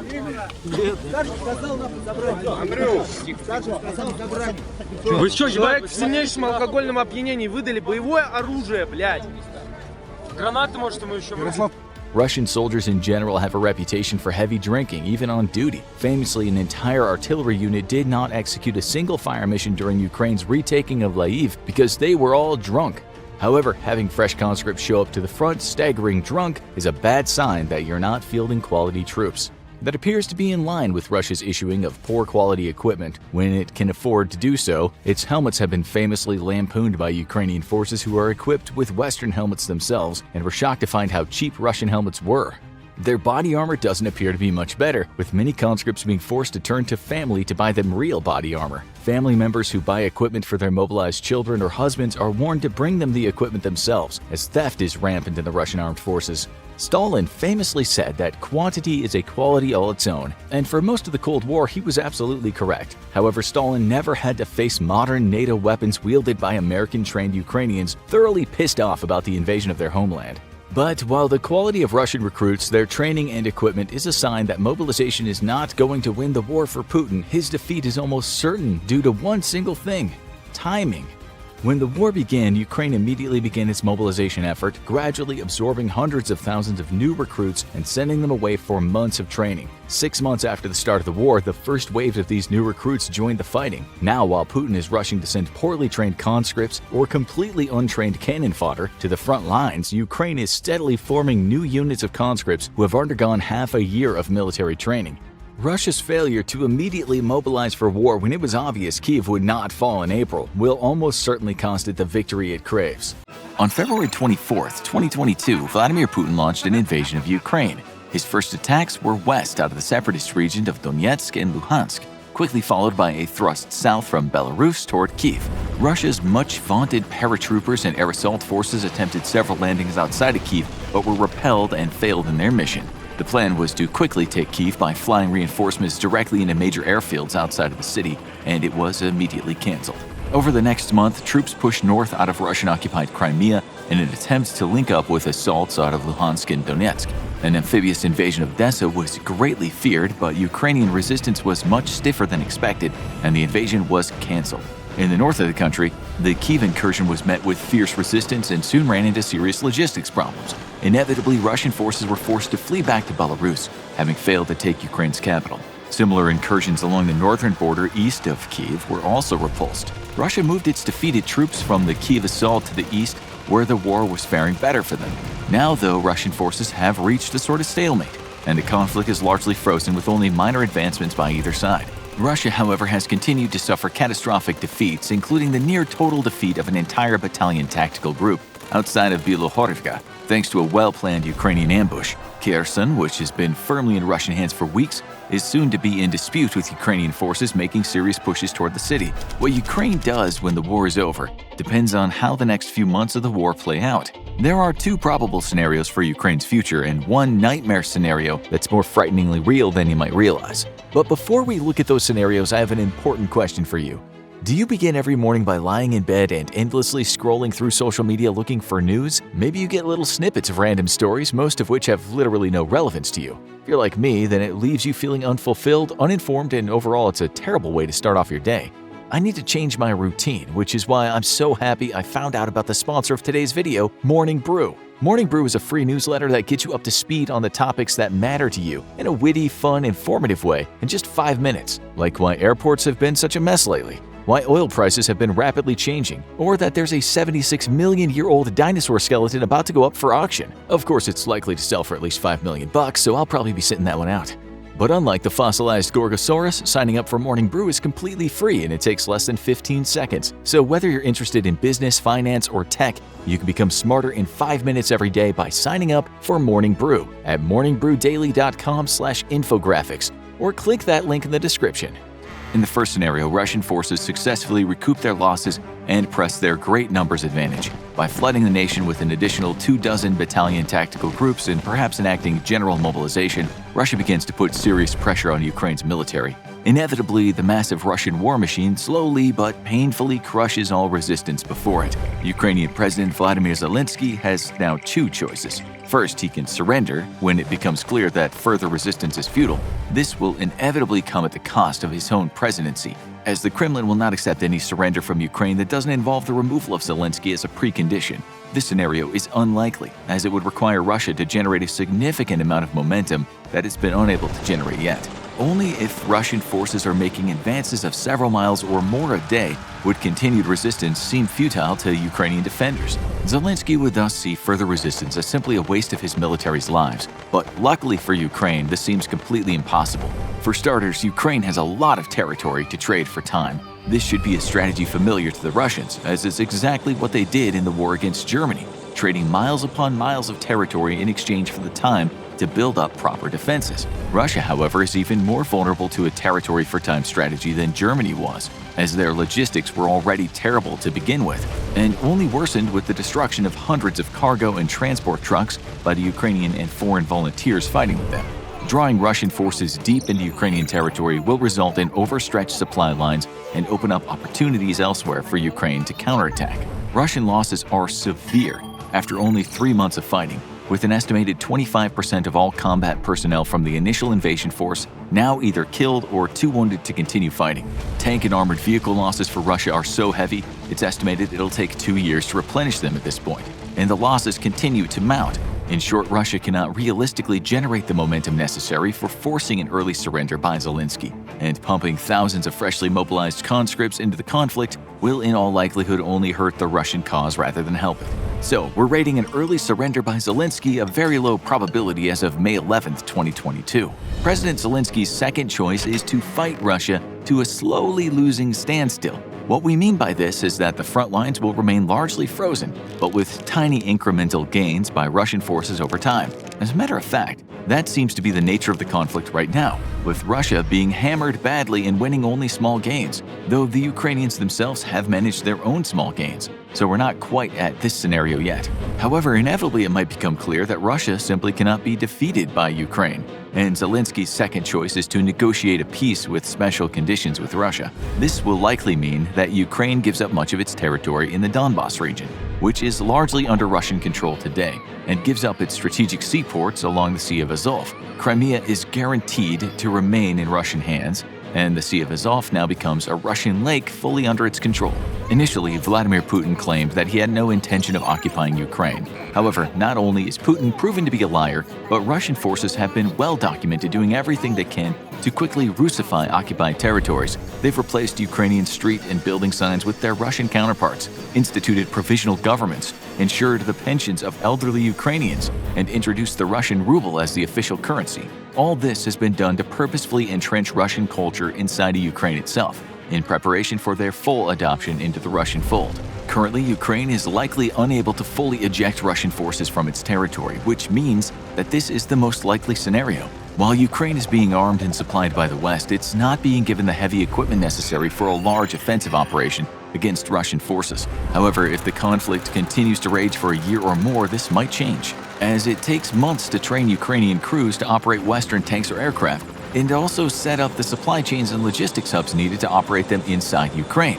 Even then, arming Ukraine at a large scale with Western heavy equipment is incredibly unlikely unless this war drags on for years and becomes another decade-long debacle for Russia, much like Afghanistan was to the Soviet Union and then later the US. It's unlikely then that Ukraine will be able to successfully repel Russia's invasion and push them back to their own borders, though Ukraine could instead make the conflict so painful for Russia that it agrees to a settled peace, with the currently occupied territories part of the cost of continued Ukrainian independence. In this case, without being able to threaten Kyiv, it's highly unlikely that Russia also presses for the removal of President Zelensky, and Ukraine will be able to remain largely free to dictate its own course. It is, however, very likely that peace in either of these two scenarios comes with the condition that Ukraine remain committed to absolute neutrality and repeals its constitutional amendment which enshrines NATO membership directly into the constitution of the country. Depending on how bad the war goes for Ukraine in the long run, additional concessions might have to be given, including the establishment of some form of veto power by Russia over internal Ukrainian matters. In essence, a return to the era of the Soviet Union. The second possible scenario for Ukraine is a total military defeat of Russia and the expulsion of Russian invading forces back to the breakaway regions of Luhansk and Donetsk. Given what we've just discussed, this seems like the far least likely of the two scenarios, but certain key facts could dramatically alter the course of war. The first and likely most important fact is that Russia is taking completely unsustainable losses in the conflict. At a current rate of personnel and equipment loss, Russia will have lost the equivalent of its entire invasion force within 6 more months. An absolute military catastrophe for Russia, which would take decades to recover from. These losses are having a dramatic follow-on effect, though, as reports from all across the front paint a picture of severely demoralized Russian troops. Demoralized troops are a massive liability in war, and the fact that Russia is facing such a significant morale problem that is fed by near daily large-scale losses puts the fighting ability of the Russian military in serious jeopardy. Those losses are inevitably being filled with more and more conscripts as the pool of professional volunteers runs low, and conscripts bring even further weak morale to units already suffering from a borderline morale crisis. But if Russia's only problem was morale, it would count itself lucky, because a big reason for the low morale and high casualties is Russia's sheer ineptitude. The Russian military was greatly feared prior to the conflict, with news agencies around the world commenting on the massive modernization effort Russia undertook over the last 2 decades. To show off its capabilities, Russia put on annual military exercises involving tens of thousands of troops, all meant to showcase Russian firepower to NATO observers. And the conclusions were grim. Russia had become extremely adept at combined arms maneuvers and was a modern military to be feared. Day 1 of the invasion completely changed all of that. And since then, the Russian military has exposed that it's always been a paper tiger. Troops routinely show little discipline and even less training as they scatter and panic during ambushes instead of fighting back or conducting flank assaults to relieve pressure on the ambush kill zone. Air defense batteries are destroyed on the ground by Ukrainian jets and drones because their operators never bothered to turn their air defense radars on. The Russian military is so inept that Ukraine has even managed to strike deep inside Russia with its own attack helicopters, completely to the surprise of any air defense radar operators. It's not just that Russian troops are poorly trained, it's that Russia is simply bad at war. These exercises, which showed off their great combined arms skills, were clearly highly scripted, because inside of Ukraine, under actual enemy fire, Russia has yet to conduct a satisfactory combined arms operation. In the realm of battlefield logistics, Russia has proven itself to be worse than a novice, as fundamentally its battalion tactical groups simply don't have enough trucks for proper resupply. Russian weapon stockpiles have also run dangerously low of precision munitions, to the point that by the start of May, we are seeing heavy use of unguided bombs in attacks that once used precision munitions. It's now believed that Russia's remaining reserves are a fraction of their original size and dedicated to supporting potential contingency operations in case of war against NATO. That means they can't be used in Ukraine, or else Russia faces being completely unprepared to fight NATO armies. There are even reports that Russia is resorting to the use of mothballed 1960s missiles for long-range strikes, with weapons that are potentially as dangerous to the Russians launching them as they are to whoever's on the other end of the poorly guided munitions. The tale of the tape adds up to this. Russia is entering a serious crisis that could blossom into full-blown catastrophe if the situation on the ground doesn't change dramatically. Unlike Western nations, Russia can't rebuild its precision weapon stockpiles because of global sanctions, as the electronic components it relies on are built in places like Taiwan. This leaves it with only one choice: return to fighting a 20th century conflict much like during the World War II era with comparable equipment. Yet, while Ukraine is suffering its own heavy losses, it's being steadily resupplied by the West.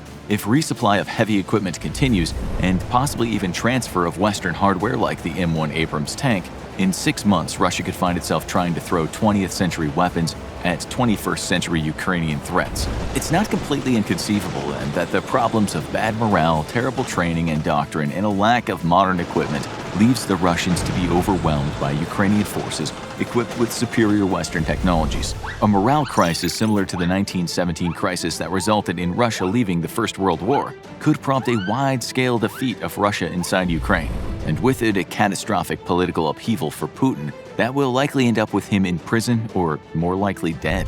But it's exactly the flooding of Ukraine with Western arms that could lead to our third nightmare scenario, and one that's more probable than you think.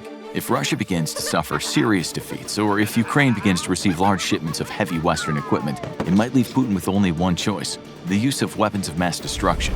Already, Russia has laid down the groundwork for justifying the use of chemical weapons, as it's used its state propaganda arm to spew a steady stream of lies claiming that Ukrainians have several bio and chemical weapon labs in the country being funded by the United States. Some Russian state news outlets even claim that Ukrainian forces or mercenaries hired by the US have already carried out small-scale chemical attacks. This is merely the beginning of a false flag attack staged by Russia to justify the use of weapons against the stubborn Ukrainian defenders that so far it's failed to dislodge with conventional means. Russia has little to fear from using these weapons too, as Ukraine is unable to respond in kind, as it has no WMDs of its own. We could see widespread chemical attacks across the Eastern Front, followed by massive assaults against severely weakened Ukrainian forces. However, American President Joe Biden has warned that this is a line in the sand for him, and that if Russia were to use WMDs inside Ukraine, the United States would respond appropriately. The interpretation of this response has been purposefully left vague, but it could mean everything from American strikes using chemical, biological, or nuclear weapons against Russian forces inside Ukraine to directly supplying Ukraine with its own chemical or biological weapons. Either move would turn Ukraine into a hellscape reminiscent of 1916 Central Europe, only at a far greater magnitude due to the increased lethality of modern chemical and biological weapons. Should Putin step across that line to the use of nuclear weapons, Ukraine might find large swaths of territory irradiated after only even a limited exchange of nuclear weapons. This naturally carries with it the risk of escalation, as Russia and NATO turn their nuclear weapons on each other instead, prompting what might be the final conflict in history. Whatever path Ukraine's future takes, it's certain that it will take years, if not decades, to recover from this war. Many cities are partially or largely destroyed after indiscriminate Russian barrages purposefully targeting civilians, and these will take incredible effort and resources to rebuild. Yet, Europe rebuilt from 2 world wars, and the United States is committed to Ukraine for the long term. We'll likely see a 21st century Marshall Plan after the liberation of Ukraine, financed in large part by the US, and in time the nation will heal.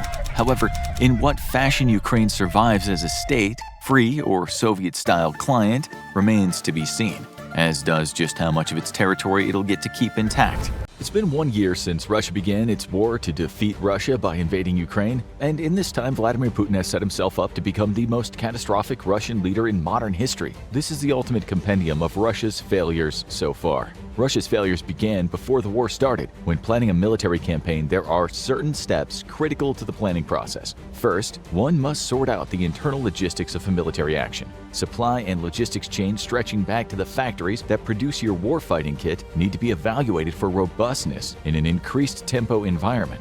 Food and medical supplies need to be stockpiled and pre-staged for rapid distribution. Plans for the ongoing resupply of forces, while accounting for battlefield attrition of your logistics force, need to be established. The domestic temperature needs to be taken into account. Just how supportive is your population of the war to come? Intelligence assessments of your enemy's capabilities must be conducted. Predictions about the international response to your military action must be made with plans to account for different scenarios. Instead of doing most of this, Putin just said YOLO and sent his tanks to Ukraine. Now, to be fair, there was some preparation for the invasion. Putin tasked his intelligence services with infiltrating Ukraine and taking the temperature, so to speak. In 2014, when Russia annexed Crimea, it did so with significant amounts of local support. It also completely overran a Ukrainian military that was disorganized, inefficient, and untrained as, well, Russia's military today, because Ukrainian forces for the most part broke and ran. Russian forces never got a chance to truly shine, and by truly shine we mean show the world and Russia that its military is a bunch of clown shoes. It's easy to be the second best army in the world when nobody's putting up a fight. The details remain unconfirmed, but what is known is that the intelligence reports returning from Ukraine were favorable. The Ukrainian military would hardly put up a fight, and its people would largely welcome Russians as liberators. How in the world anybody believed that last part after Ukraine erupted into violence against its Russian-backed president 8 years earlier is beyond any of us here at the infographics office. Very credible rumors have circulated around those intelligence reports with allegations that the operatives tasked with carrying out this operation had in fact pocketed the millions of rubles given to them by Putin and simply made up favorable reports. The rumors remain unverified, but are extremely believable for multiple reasons. First of all, corruption is the name of the game in the Russian military and the government. More on that later. Second, Putin kept his intentions to invade Ukraine secret from all of his most senior staff. At the time of the invasion, the vast majority of the military was completely unaware that it would be crossing into Ukraine. More on that later as well. Thus, it is completely believable that corrupt intelligence officials simply pocketed the money figuring that Putin would never be crazy enough to invade his next-door neighbor. Shortly after the invasion, Sergei Beseda was put on house arrest. By April, he was in prison. His deputy was also placed under house arrest, and rumors are several other intelligence officers had been imprisoned. Not only had Putin's intelligence services, whom were feared globally during the Cold War, misjudged Putin, but they had completely misjudged what little intelligence work they had bothered to do. Thus, it came as a surprise to all when Ukrainians greeted Russian invaders with Kalashnikovs instead of flowers. But the pre-invasion fail train doesn't just stop at this station. Because Putin had kept the invasion secret, when the Russian military was mobilized, it did so without taking into account the supply and logistics chains which would need to be pushing hundreds of kilometers into Ukraine. Instead, units were given enough supplies for a few days. Because the Russian military is basically fueled by corruption at every level, we have verified reports from the very eve of the invasion of Russian soldiers selling gasoline and diesel for alcohol and cigarettes to locals. In a professional Western military, you might have been able to keep a cross-border invasion secret without worrying about your soldiers literally selling their own equipment to the nearest taker. But this is Russia. The lack of logistics planning also meant that Russian forces basically had no plan for resupply deep inside of Ukraine. Putin, whom it's important to note has no military background, apparently thinks that food, fuel, and ammo can simply be wished into existence by soldiers on the move, because while planning his top-secret military invasion, he never bothered to have the head of his logistics command in on the planning. The Russian logistics, which are already famously terrible, were caught completely unprepared to support a fully mobilized expeditionary force deep inside enemy territory. And then, suddenly, the go order was given and nearly 200,000 Russian soldiers realized they were not on exercises. That's when things got really stupid. In 1991, the United States military led an international coalition against one of the largest military forces in the world, the Iraqi army. In a matter of weeks, the Iraqi military was defeated in what is possibly the single most one-sided war in history. 10 years later, the US did it again, and this time with a fraction of the troops and allies. Both times, it absolutely trounced any resistance put up against it through a combination of multi-domain warfare, technological superiority, and very well-trained professional troops, a significant cut above their counterparts. Vladimir Putin saw both US victories and thought, yeah, I can totally do that too. He could not. To be perfectly fair, it's not really Putin's fault he believed his forces were even remotely capable of 1/10 of what the US and NATO could do. Vladimir Putin has ensured his own political survival thanks to a breakout of freak accidents involving political rivals falling out of windows or accidentally running into bullets fired by assassins. Over the years, he's consolidated his grip on power and, like any good dictator, surrounded himself by weak yes-men whom he perpetually pits against each other. By making sure that those around him hate each other more than him, Putin ensures that none of them can gather the support needed to oust him from power. However, this level of extreme corruption has a direct impact on the running of a government. For starters, if you're appointing thoroughly corrupt yes-men to positions of power, you can bet that in order to secure their own power, they're doing that exact same thing under them. This repeats itself on and on down the line to the point that you have even individual unit commanders whose qualifications are not competency or ability but loyalty. The real problem comes when it's time to do a self-evaluation, a health checkup if you will, rather than passing along negative news about things like readiness, equipment condition, and troop training. You pass along favorable reports instead, because after all, any negative reports could be capitalized on by others wanting your position. The last thing your boss wants is to tell his boss something they don't want to hear. It's like a game of telephone, only the original message being passed along is already an outrageous lie. But this culture of corruption bred by Putin is even more insidious because, like an aggressive cancer, it eats the Russian military alive from the inside out. After all, if you are corrupt and stealing public funds, you can bet your sirnikya that the person under you is doing the same. On and on down the chain to the point that conscript soldiers are tearing the wiring out of combat vehicles so it can be sold for cash, under the direct orders of older conscripts who threaten them with beatings if they don't find a way to raise enough cash for them to buy vodka and cigarettes. Those older conscripts naturally are already busy selling grenades and ammunition from the armory.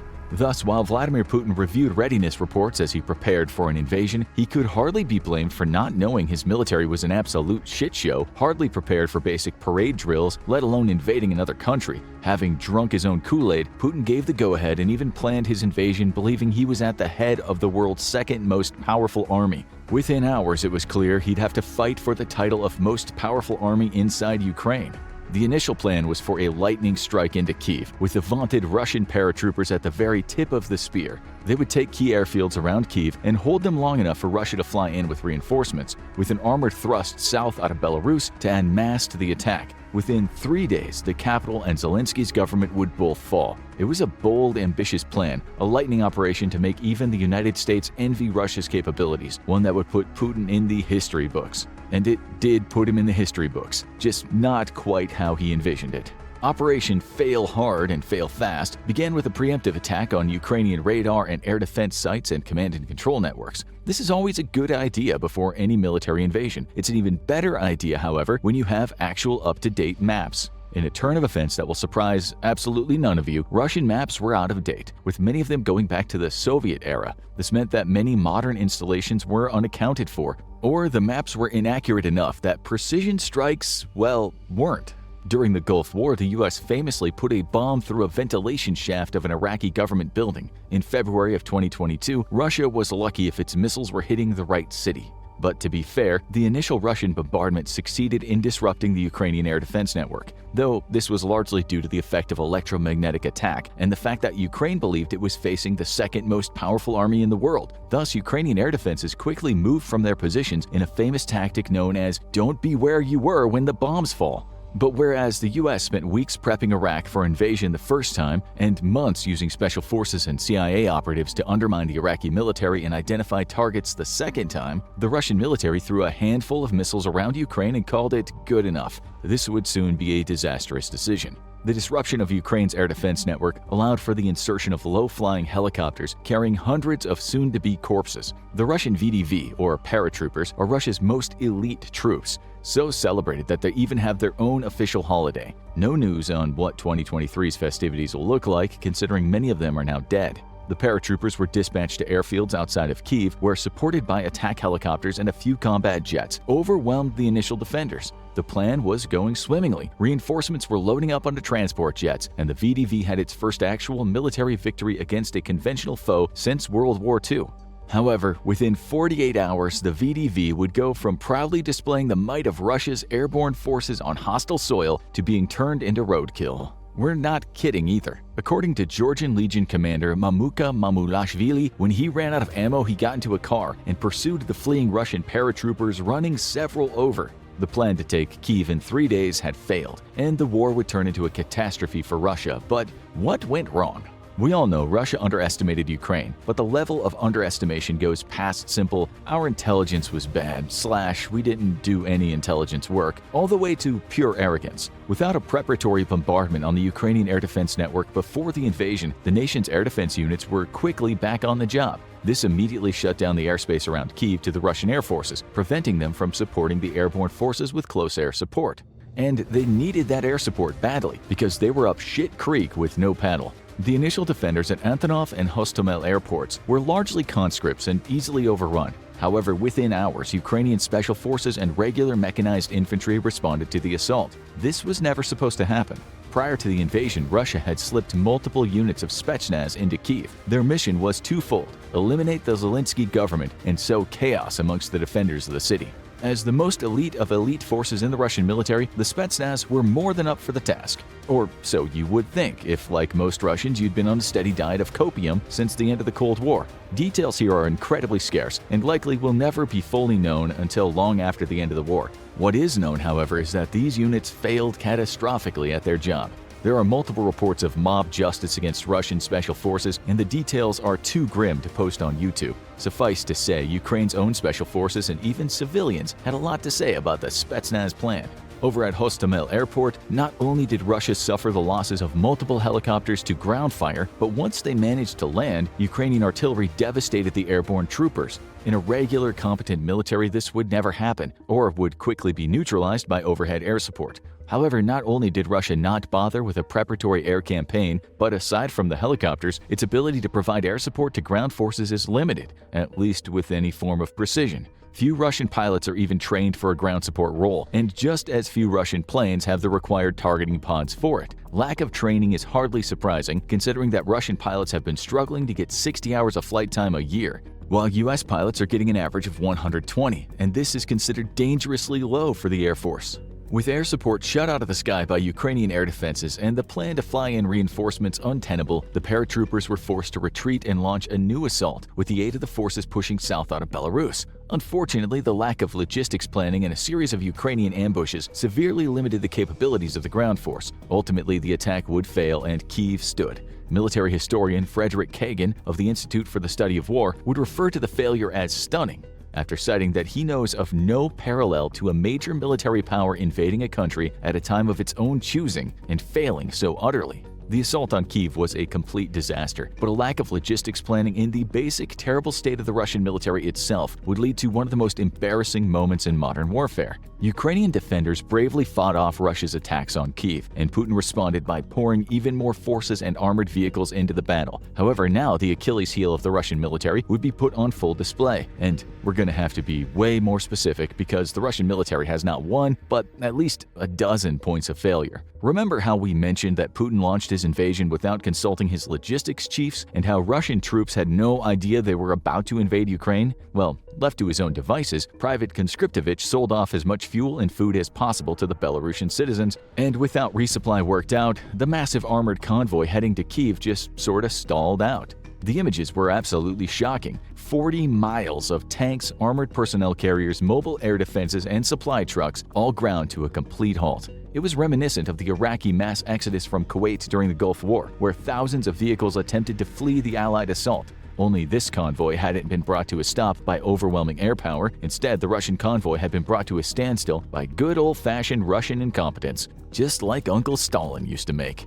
A lack of fuel meant diesel-hungry armored vehicles were forced to pull over to the side of the road, but the fuel trucks couldn't reach them because other armored vehicles were waiting for their turn to go. Having set up no staging or resupply areas, a few traffic snarls soon added up to the full-body paralysis of the entire affair. For Ukrainian infantry armed with Western anti-tank weapons, it was like shooting fish in a very, very tiny barrel. And because vehicles like tanks can't just turn their engines on and ride off into combat when the enemy shows up, they were forced to keep their engines idling for hours, resulting in even more vehicles running out of gas. If Ukraine had a fraction of the air power of even a modestly sized NATO power such as Spain, Russia would have faced catastrophic loss of combat power on the highway to Kyiv, reminiscent of the 2,000 or so vehicles Iraq lost on the Highway of Death in 1991. Instead, Ukraine used Turkish-made drones to exact painful losses on the stalled-out vehicles, which in itself is an absolutely absurd turn of events.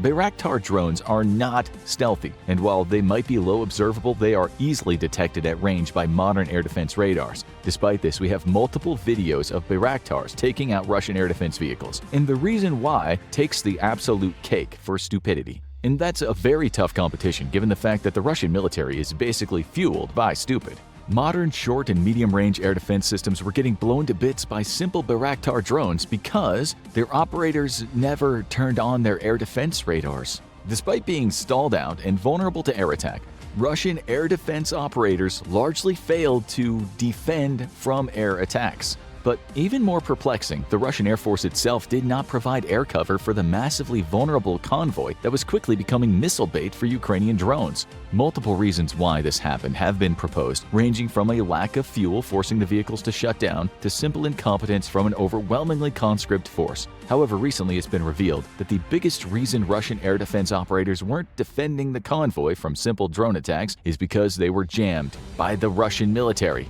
Its electromagnetic warfare campaign to shut down Ukrainian air defenses, resulting in fratricidal jamming across many parts of both fronts, which meant that while Ukrainian air defenses were having trouble engaging Russian planes, the same was true for Russian air defenses. So, Ukraine switched to using simple and cheap drones to leisurely hunt for Russian vehicles and traded inexpensive dumb bombs for multi-million-dollar assets.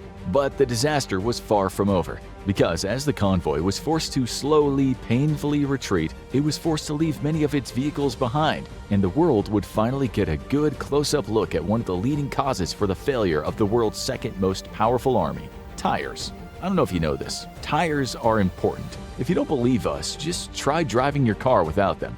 But military tires are even more important, mostly because they're responsible for the mobility of vehicles worth up to tens of millions of dollars. To make sure that tires are up for the task of keeping heavy and often very armored vehicles running, manufacturers put them through a variety of tests, including X-ray imaging to detect defects. But these high-quality tires are expensive, and if you're a corrupt logistics officer in the Russian military, that's money that could be better spent on babushkas and vodka.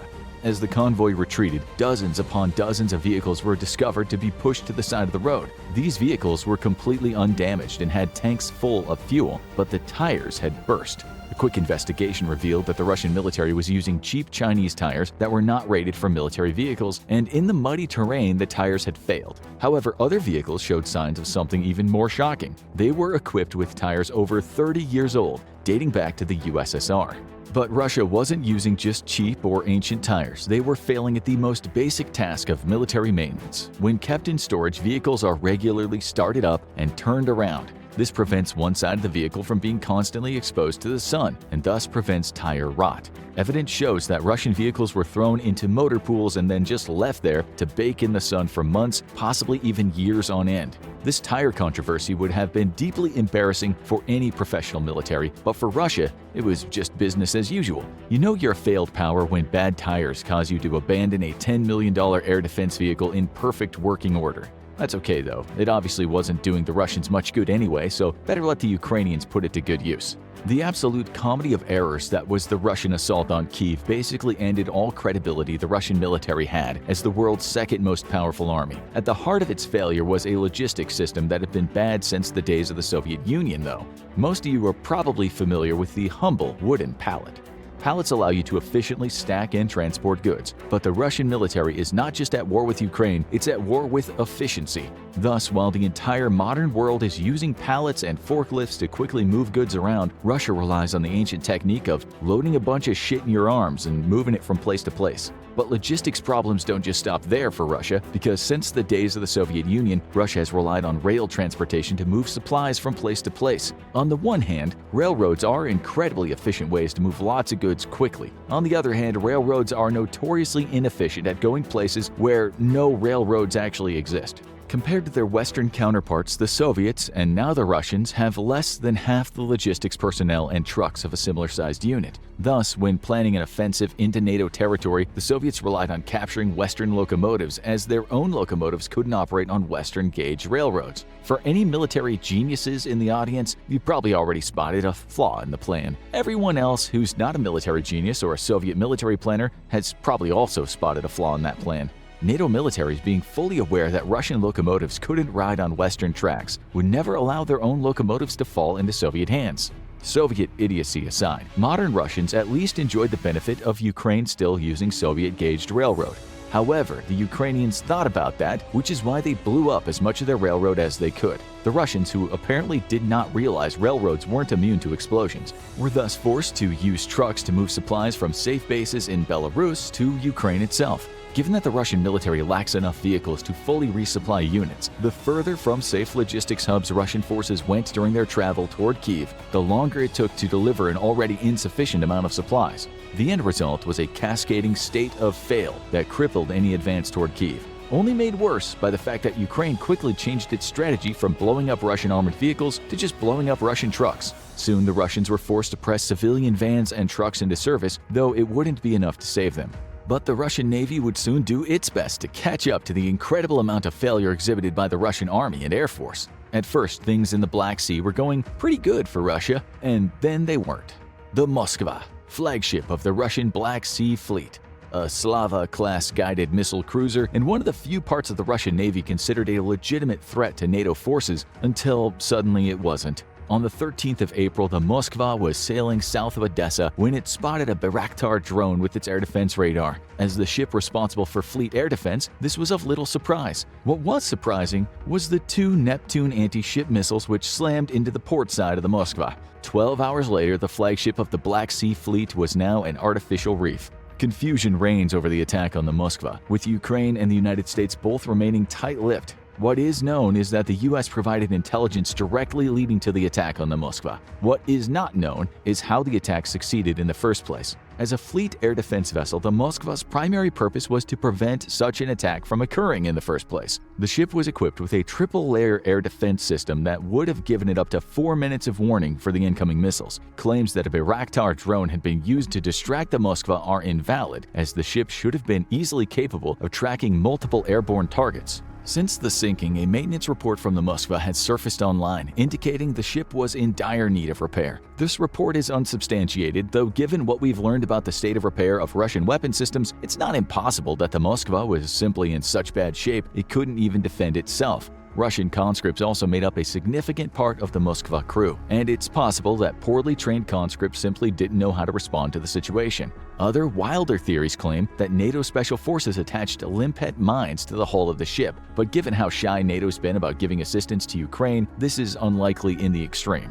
The facts of the matter hint at a catastrophic flaw in Russian naval warships. Since the sinking of the Moskva, the entire Russian Black Sea Fleet has not strayed far from safe harbor, in effect ceding the Black Sea to an enemy without a navy, as 2 Neptune anti-ship missiles should have never been able to cause catastrophic enough damage to sink a ship the size of the Moskva. It's strongly suspected that Russian ships suffer from a serious design flaw that makes them floating coffins. It would certainly explain why the Russian Navy's been demoted to lobbing long-range missiles from the safety of friendly waters. From the Black Sea, we now go to the east of Ukraine, because if you thought Russian stupidity had reached its zenith north of Kyiv, you severely underestimated Russian stupidity. In the east of the country, Russia fared much better against Ukraine thanks to the fact that most of the east is relatively flat rolling plains. This is perfect for Russia's vast fleet of armored vehicles, which was one of its biggest advantages over Ukraine. However, Russia would very quickly do its best to level the playing field by what can now only be described as industrial-grade, weaponized, concentrated, stupid. Rivers are the only real natural obstacles in the east of Ukraine, and for a military force, rivers are historically a difficult challenge. We're not here to trash Russia for having difficulty crossing a river. Moving large amounts of armored vehicles and troops over deep water is a dicey proposition in the best of times, let alone when someone else is trying to kill you. But Russia came up with a novel way of crossing the Donets River. Instead of using traditional pontoons, it apparently attempted to fill the river with armored vehicles so the rest of its army could just drive over the top of them. At least that's the best explanation we have as to what occurred outside of Bilohorivka. After spotting a Russian bridging effort, Ukrainian forces allowed armored vehicles to cross before pounding it with artillery. The crossing was then repeated, right next to the original crossing, which had been sighted in by the Ukrainian artillery. To no one's surprise, this crossing, too, was also pounded to oblivion. At this point, Russian forces retreated to rethink their plan to cross the Donets. Just kidding, they tried at least 2 more times in adjacent locations. The attempt to cross the Donets River resulted in the estimated loss of 2 battalion tactical groups and remains the deadliest engagement of the war for Russian forces. Even pro-Russian military bloggers would lash out at the Russian Ministry of Defense, with some calling it outright sabotage. Even internet tough guy and pro-Russian mill blogger Yuri Podolyaka commented that the disaster was due to the, quote, stupidity of the Russian command. However, the Russian aerospace forces will not tolerate any competition for the title of dumbest branch of the Russian military. Russian military doctrine states that rotary aviation needs to be able to respond to requests for fire support within 15 minutes. This necessarily means that helicopters must be stationed closer to the front line than fixed-wing aircraft. However, this very quickly breaks down into aggressive levels of stupidity, and nowhere was this on fuller display than in Chornobyivka. In total, Ukraine shelled the airfield at Chornobyivka an estimated 30 times, destroying and damaging dozens of Russian helicopters. After every single attack, the Russian military simply brought the helicopters back. The Russian attempt to defeat Ukrainian artillery shells with helicopters met with little success, and Ukrainian artillery won the day. It was in effect the most insane game of whack-a-mole, only the mole absolutely refused to go back down into the hole. But this was far from the Russian aerospace force's greatest follies of the war. As Russia gradually realized that Ukraine wasn't capitulating and, oh crap, it's actually fighting back pretty effectively, it started throwing planes at the problem. And those planes were getting shot down, so Russia swapped to night operations and low flying. This was effective in preventing both Ukrainian air defense batteries from engaging them and Ukrainian soldiers armed with man-pads from spotting incoming attack jets. However, if you're going to be running night operations, then you should probably have aircraft capable of doing so and pilots trained in them. You can already guess what's coming next. Russia did not, in fact, have an air fleet capable of night operations. Only a small portion of its attack jets could carry out night attacks, and significantly lacking in precision weapons, all its night campaign ended up doing is creating very large and expensive holes in Ukrainian fields. In about a week, Russia was back to daytime operations, but this time from far behind friendly lines so as to not risk getting blown out of the sky by Ukrainian defenses. This has forced Russia to use up almost all of its entire stock of long-range attack weapons, including hypersonic weapons, which in the words of one Western analyst is, quote, insanely disproportionate value for the cost, especially when you consider most of these attacks were against civilian infrastructure and had no military value.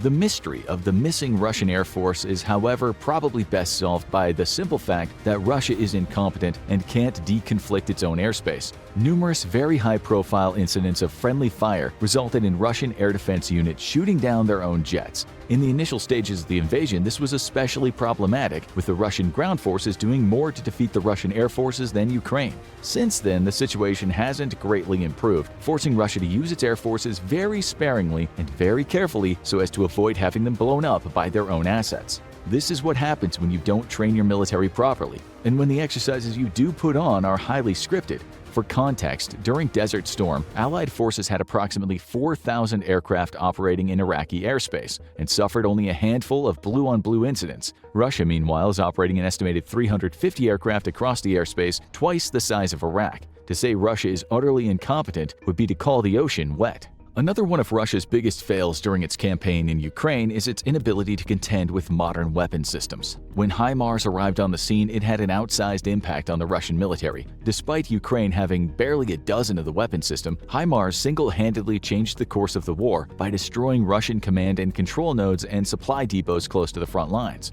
Historically, Russia's waged wars against vastly inferior powers, so it can hardly be blamed for being surprised by the use of precision weapons. Except Russia has long droned on and on and on about how it was more than a match for NATO, which means it should have been ready for NATO weapons in Ukrainian hands. It was not. Instead, the entire Russian military was put on its back foot by a tiny amount of NATO weapons. The precision HIMARS strikes forced Russia to retire many senior officers prematurely by burying them in graves. It also forced them to move their supply depots even further back from the front lines. Remember earlier how we talked about the terrible Russian logistics and their lack of trucks? Well, the same problem that appeared north of Kyiv once more reared its ugly head as the pace of Russian resupply was slowed to a crawl. This effectively stopped the Russian offensive in the east of the country and allowed Ukraine to begin to use its new NATO toys to shape the battlefield for a stunningly successful offensive to come. We're not going to talk too much about the offensive except to say this: Russia's 1st Guards Tank Army, the very force which was meant to take on and defeat NATO's best defenses, got wrecked by a patchwork Ukrainian force equipped with Cold War-era tanks. This was the nail in the coffin for any pro-Russian bots claiming that Russia's setbacks were due to the fact that it was not committing its best forces and holding them in reserve until Ukraine exhausted itself. By the culmination of the Ukrainian offensive, Russia should have been accustomed to the use of precision weapons. Apparently, though, Russia learned nothing, because on New Year's Eve, one of the most explosive moments of the war, pun intended, rocked the entire nation of Russia. Shortly after midnight, HIMARS rockets rained down on a vocational school in Russian-controlled Makiivka in the Donetsk region. The school had been used as a temporary barracks for over 500 fresh Russian conscripts. As if that wasn't bad enough, some genius Russian officer also decided to use the same building to house ammunition, because Russia really is its own worst enemy. The soldiers had been warned about using their cell phones, but naturally ignored their order and had been sending text messages and phone calls home to wish Happy New Year's to families and loved ones. Ukraine triangulated the electronic activity and sent its own warm wishes to the tune of an estimated 400 dead. Though to be fair, this number would have been far lower if Russian leadership hadn't decided to stuff the basement full of high-explosive ammunition. This would be a sign of things to come in the new year. As the temperature plummeted, it soon became clear Russia had not prepared for a winter campaign. Its feared winter offensive never materialized, and its troops were documented begging on social media for basic supplies. The Russian mechanized forces became thinner and thinner on the ground and eventually disappeared altogether, leading to foot assaults against Ukrainian trenches in the style of World War I, with similar results. The lack of Russian armored vehicles is best explained by disasters such as the infamous Battle of Volodar. In Chornobyivka, the Russian military attempted to defeat Ukrainian artillery shells with parked helicopters. In Volodar, it was now time to defeat Ukrainian anti-tank missiles and mines with tanks. With the town heavily fortified and surrounded by minefields, the Russians were quick to discover several lanes clear of mines. To their credit, the Russians realized this was a trap and attempted to use engineers to clear their own lanes through the minefields. However, Ukrainian artillery quickly put a stop to that. Naturally, Russia simply yelled YOLO and poured its tanks and infantry into the very obviously trapped lanes free of mines. To no one's surprise, not even the Russians, their advances into Volodar ran straight into Ukrainian ambushes. To the surprise of no one again, especially the Russians, after several crushing defeats, the Russians simply tried it again, and again, and again, and again, and one more time after that, and then a few more times after that one.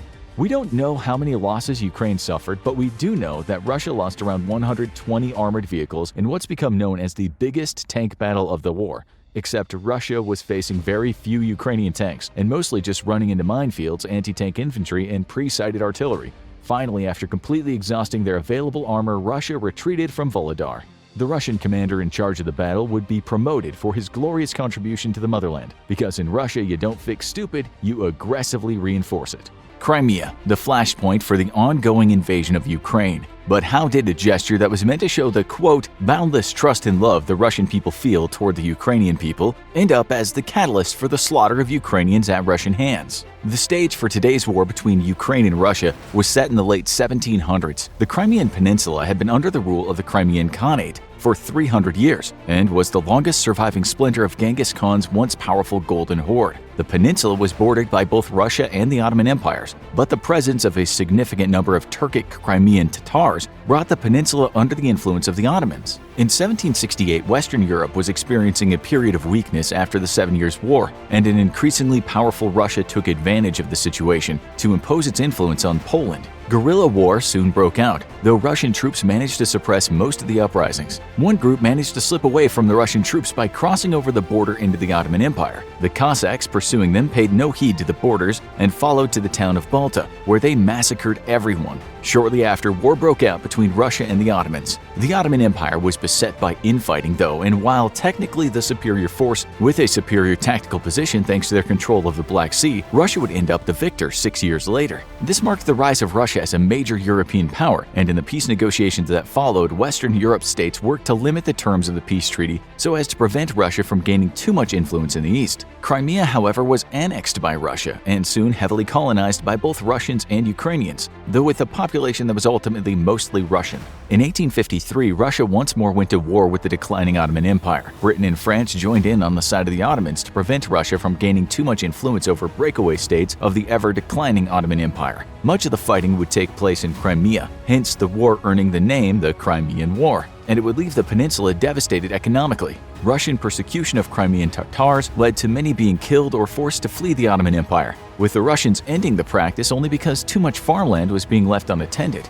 Despite being the focus of much of the fighting, the peninsula remained in Russian hands though. Having lost the war, the Russian Empire went into a decades-long period of decline, during which it sought to reinvent itself so as to remain its former status as a major European power. For Crimea though, life would remain largely the same until the Russian Civil War of 1917. Prompted by increasing dissatisfaction over the domestic condition in Russia and a disastrous involvement in World War I, the Russian Revolution began with the Tsar stepping down from power, believing that his removal would calm the ever-increasing social unrest. In his place, the Russian Duma was formed, which was made up of prominent capitalists as well as the Russian nobility and aristocracy. This, however, did not sit well with many people. Though liberated from serfdom decades before, their liberation had come with vast stipulations that heavily favored the nobility that once lorded over them. The common people thus distrusted the Duma and banded together into Soviets, grassroots community assemblies that sought to bring political power to the lower classes through unity. For a time, the Duma ruled alongside the Soviets, with the Duma in control of the military and international affairs and the Soviets wielding great influence over domestic affairs. With the allegiance of much of the working class and middle classes, the Soviets were too powerful for the Duma to simply disband by force or ignore. Amongst the Soviets was the quickly growing Bolshevik faction, headed by Vladimir Lenin, who campaigned on the slogan of peace, land, and bread. He wished to end the disastrous war against Germany, give land belonging to the nobles to the peasantry, and end the famine caused by Russia's losing war. With thousands of demoralized soldiers coming home from the Eastern Front, the Bolsheviks quickly grew in popularity, and support for the war dwindled. Finally, tensions exploded with the October Revolution, during which the Bolshevik forces stormed Petrograd and overthrew the provisional government, leaving them in power over all of Russia. However, not everyone in Russia accepted Bolshevik rule, prompting the Russian Civil War. Russia split into whites and reds, with the white factions consisting of capitalists, imperialists, wishing to see the Tsar restored to power, and various other political factions all supported by the West, who hoped that a white victory would return Russia to the war and continue to put pressure on Germany. Crimea became a stronghold for the White Army thanks to its access to the Black Sea, which allowed for easy resupply from Western allies. The peninsula would swap hands multiple times, though, as the bloody war progressed, making it one of the bloodiest places in all of Russia at the time. However, as the war turned against the whites, Crimea would be where they'd make their last stand in 1920. After being defeated, any surviving whites fled to Istanbul and beyond. 50,000 white prisoners of war and civilians would end up massacred after the defeat of the White Army.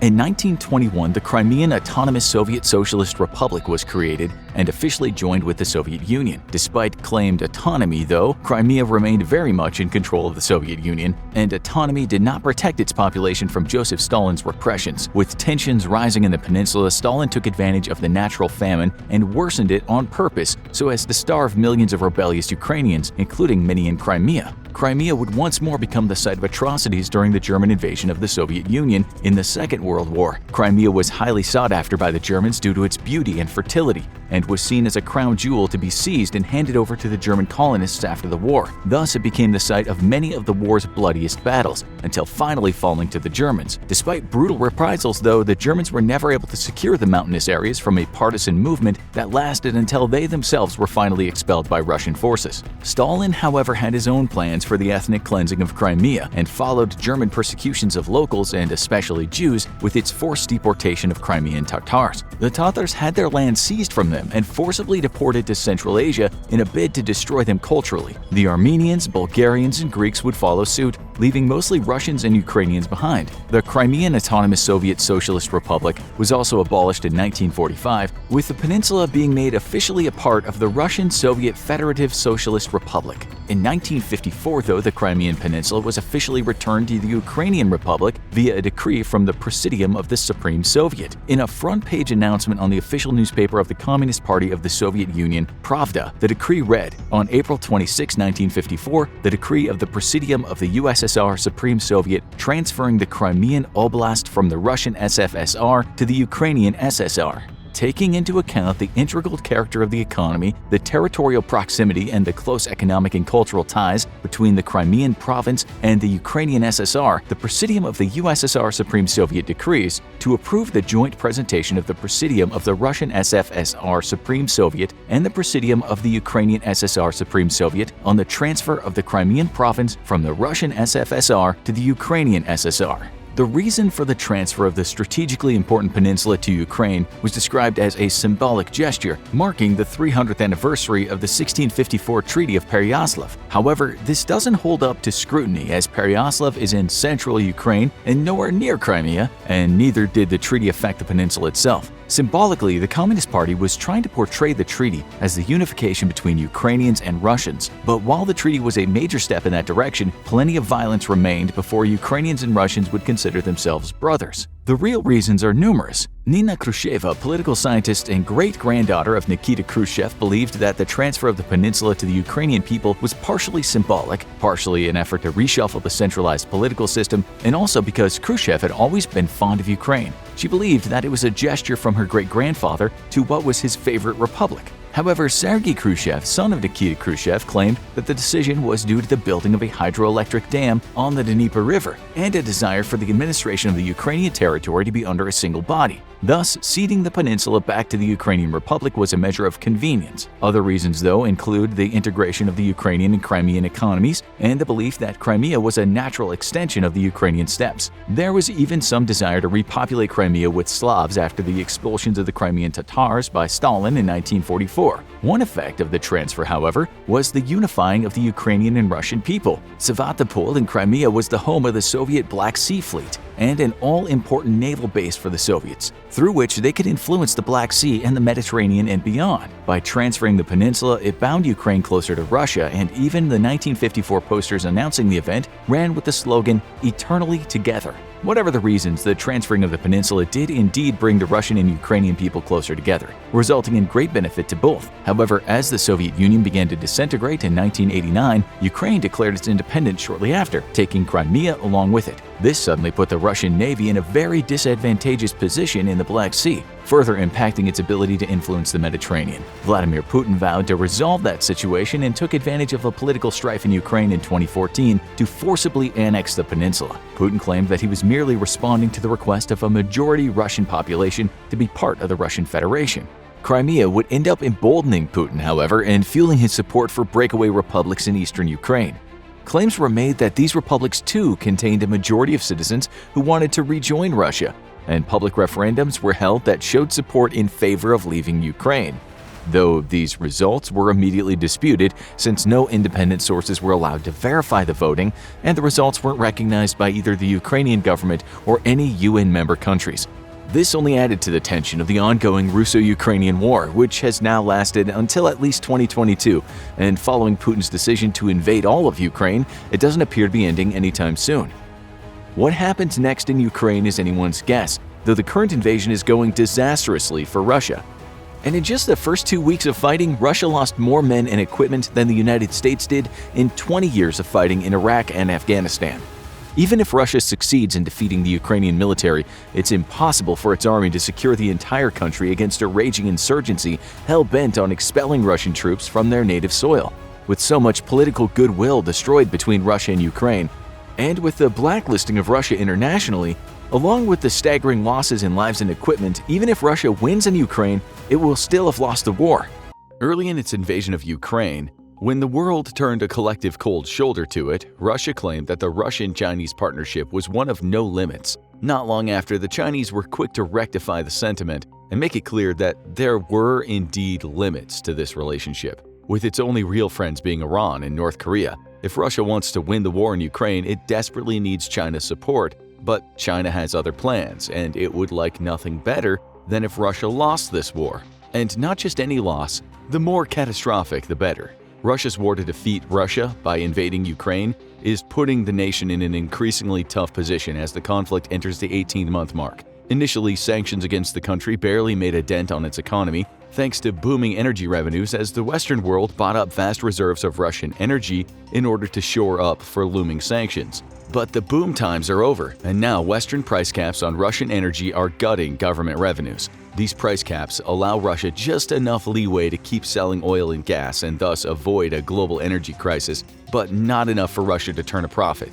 In effect, Russia's greatest source of revenue has been reduced to a break-even state, even as the country taxes oil income according to the price of Brent crude rather than its own. This is cannibalizing its own energy industry just to continue financing the costly war in Ukraine. Even worse, as Russia switched to sell oil to India, they tried to make up its losses of Western business, and the Indian government demanded that all sales be made in rupees instead of rubles. This has left Russia with a massive quantity of Indian rupees, which have very limited use on the international market as most nations trade in either dollars or euro. Russia also doesn't need much of what India is willing to export, meaning it can't use those rupees to buy the Indian goods it might need. This growing stockpile of rupees is effectively worthless to Russia unless the world suddenly switches to the rupee as the global reserve currency in the near future. On top of income woes, Russia is dealing with a catastrophic shortage of badly needed products for the manufacture of advanced weapons. Sanctions on semiconductor sales to Russia have reduced its military to scrounging for chips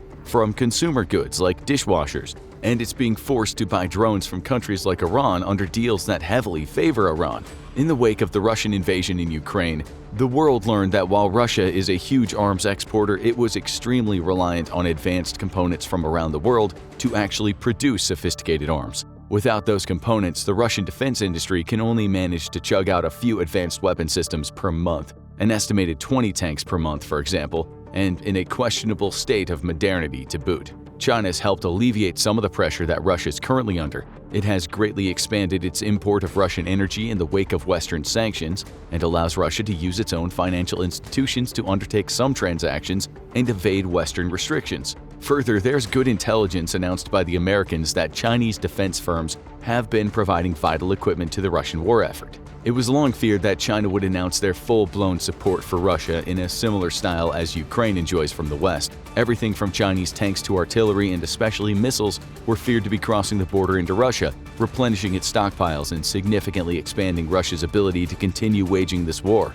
Despite Ukraine's many successes, it remains outgunned and outmanned by the vastly larger Russian military, which has the good fortune of access to vast stocks of Cold War equipment that still enjoys some battlefield utility. But those stocks are increasingly running out, and China was feared to be the key to replenishing Russian shortages. So far, there's been no sign of heavy equipment being transferred to Russia, despite President Vladimir Putin doubtlessly asking for it during his meetings with China's Xi Jinping. What we do know is that there is increasing evidence that the Chinese government is actively aiding Russia in evading sanctions, transferring large amounts of dual-use hardware like drones and computer chips to feed its ever-hungry defense industry. Chinese state-owned defense companies have shipped everything from badly needed spare parts for combat jets to navigation equipment. And just between March and July of 2023, Chinese companies sold Russia over $12 million in drones and drone parts. For their part, the Chinese have claimed that they're not selling Russia any weapons, which so far seems to be true. However, they also claim that any dual-use items being transferred to Russia are, quote, above board. This is objectively false, given that it took U.S. intelligence and third-party researchers to begin to discover the scope of what China is supplying to Russia. But it's not just parts that could be used in military drones that China is sneaking into Russia. China is now the largest importer of Russian oil in the world, dethroning India for that title in March of 2023. While Russia has not been able to make up all it lost in sales to the West, China now imports twice the amount of liquefied petroleum gas than it did in 2021. And crude oil imports are around 1.65 million barrels a day. One of the most painful blows to the Russian economy was sanctions by the West, which forbade Western insurance agencies from insuring any ship used to transport Russian oil. This meant that Russia didn't just lose access to European tanker fleets, but to international fleets insured by European companies. That left it with few options with which to ship oil, given that pipelines to alternate markets are few and so specialized that only very specific products could be sent through them anyway. But here too, China's helping Russia out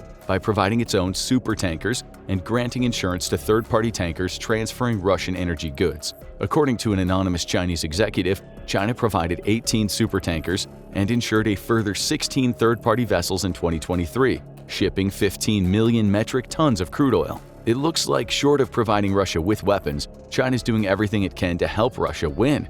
But on closer inspection, this is far from the truth, because the truth is, China is only interested in China, and even its aid to Russia is completely in its own interest, and it comes at an increasingly high cost to Russia's continued independence. Now, that last part is not a flaw, it's a feature of Chinese aid. China's been accused of using its Belt and Road Economic Initiative to spread what some have called, quote, debt trap diplomacy. There's varying levels of truth to this, but when looking at China's alleged support for Russia, it's hard to not see how China has its own interests front and center, to the great detriment of the Russians. Firstly, most of the transactions between Russia and China are now being conducted with the Chinese yuan, with the amount of total Russian exports conducted in yuan increasing from half a percentage point pre-war to 14% today. This is both a reflection of Russia's increasing shift toward Chinese markets and the Chinese demanding that trade be conducted in their own currency, strengthening the Chinese yuan directly. For the first time in history, the Chinese yuan is the most used currency inside of China itself, for cross-border transactions. Globally, the yuan or renminbi rose to 2.7% of global foreign exchange reserves in 2022. This is good news for China, but bad news for Russia, since, like its situation with India, it's now left with huge cash reserves of a currency that only a very small amount of global trade is undertaken with.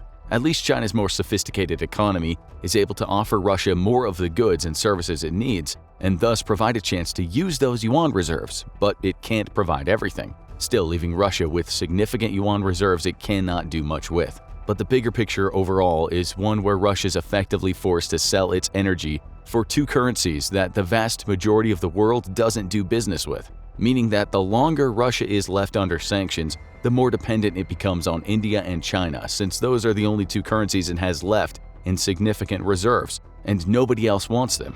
China's political support is likewise completely self-serving. When Russia announced its no-limits partnership, China was quick to correct the record in order to not offend the West, where it has significant investments. To date, Chinese support has been tepid at best, with the nation calling for a, quote, equitable peace for both sides. What exactly that entails remains ambiguous, with China careful to word its 12-point peace plan in a way that leaves it completely unclear as to how it views a valid resolution to the war in Ukraine. In point number 1, China calls for both parties to observe the sovereignty, independence, and territorial integrity of all countries, but this peace plan was presented after Russia annexed eastern Ukraine. So, does China support returning Ukrainian sovereignty to the annexed provinces, or does it support Russian claims of sovereignty? Nobody but the Chinese know, leaving their position pleasantly ambiguous, to their own benefit and to the detriment of Russia. With most of the world not recognizing its annexation of Ukrainian territory, Russia needs a significant world power to recognize its claims, or it'll lose them entirely. But as the world becomes increasingly polarized between liberal democracies and authoritarian dictatorships, why would China not fully embrace a like-minded authoritarian state? Why, in reality, does China want Russia to lose the war in Ukraine? It all comes down to what China needs in order to continue prospering and pursue its ultimate goal of dethroning the US as the sole global superpower. And Russia has everything China needs to accomplish this. Relations between the two states have varied wildly, from warm friendship during the first part of the Cold War to mutual distrust, and even outright border conflicts in the second half. After the collapse of the Soviet Union, Russia was still the big boy on the block and China the junior partner. But the Chinese dragon has completely overtaken the Russian bear, with China now dwarfing it not just economically but politically and militarily as well. Russia's only remaining advantage over China is its nuclear arsenal, but with the state of the military on full display in Ukraine, there are serious questions as to the efficacy of an arsenal even bigger than that of the US. China's working to close that gap too, with massive investment in nuclear weapons in recent years, much to the world's detriment. China has a long memory of its treatment as a junior partner by the Soviet Union superpower, and continued by Russia until recently. It also remembers the territories stolen from it by the Russian Empire in 1858, under a set of humiliating treaties forced upon the Qin dynasty by the Russians. Russian Manchuria now includes the Amur Oblast and the southern half of the Khabarovsky Krai. It's not just national pride at stake, though, as Russian Manchuria happens to not just be strategically important, but also rich in energy resources and, most importantly, water. With China experiencing significant droughts, water shortages have put huge pressure on the nation, and the territory stolen from it by the Russian Empire happens to have two of the resources it needs most today. Russian Manchuria is only the tip of Chinese ambitions, though, because the greater prize is the entire Russian Far East. The RFE contains massive quantities of energy and other resources that remain largely unexplored and untapped. It is exactly these resources China is eyeing hungrily. Not only would it dramatically bolster the Chinese economy, but having access to those energy stockpiles would create a secure overland energy supply route directly to China. This is of significant concern when today China faces the very real prospect of having the US Navy completely blockade its sea-based trade, which accounts for approximately 60% of its energy imports. Without the ability to challenge the US Navy far from its own shores, having a vast supply of energy delivered via secure land routes would suddenly give China a lot of freedom to pursue some of its most aggressive foreign policy goals that the United States currently keeps in check, such as invading and annexing Taiwan. For its part, Russia has not helped Chinese ambitions in the region much. In 2014, Russia launched its Arctic Development Plan, and did not include any Chinese involvement, nor did they make any mention of plans to prioritize Chinese energy needs. That's all changed as Russia has turned to China to finance significant infrastructure and energy exploration in the region. For the Russian political elite in Moscow, the situation is increasingly alarming. Not only are Russia's energy resources in its most far-flung region being financed by the Chinese, but China's own investments into the Russian Far East overall vastly outstrip its investments by the Russian federal government.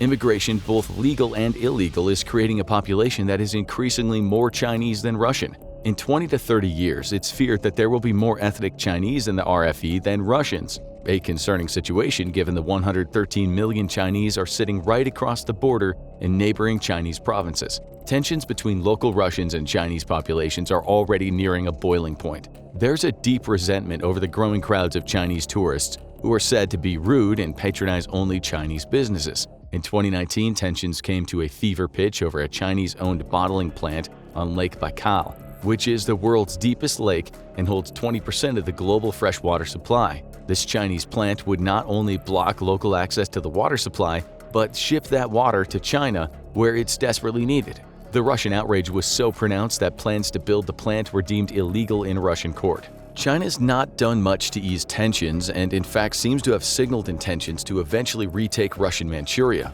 In 2023, Beijing approved the creation of official maps which showed the territories surrendered under the Qin dynasty under Chinese control and with their old Chinese names. The statement was clear: China wants what Russia has. And this is why China needs Russia to lose this war. And the worse it loses, the better. Russia's unlikely to simply allow demographics to shift ownership of the RFE from itself to China, even as a growing Chinese population creates an opportunity for an independence movement or an annexation by China. It is ironically exactly how Russia claimed justification for invading Ukraine: the protection of Russian speakers in eastern Ukraine. In another decade or two, China will have this exact same justification to move to annex the RFE, a region that's not just increasingly ethnically Chinese, but financially too. While China could absolutely defeat Russia in a conventional war, Russia is unlikely to let the RFE go peacefully and could resort to nuclear weapons to defend its territory. This is where a crippling loss in Ukraine would be to China's advantage, as such a loss would likely come with significant political upheaval, exactly the type of chaos China could use to make a move on the RFE, consolidating its hold before a fractured Russian state could properly react. In the end, it'd be a fitting fate for Russia to have its own territory annexed by a belligerent neighbor, but it would be a significant setback for the liberal world order, which has relied on the US Navy's ability to control Chinese trade to keep its worst ambitions in check. Now check out What If China Attacked Russia, or click this other video instead.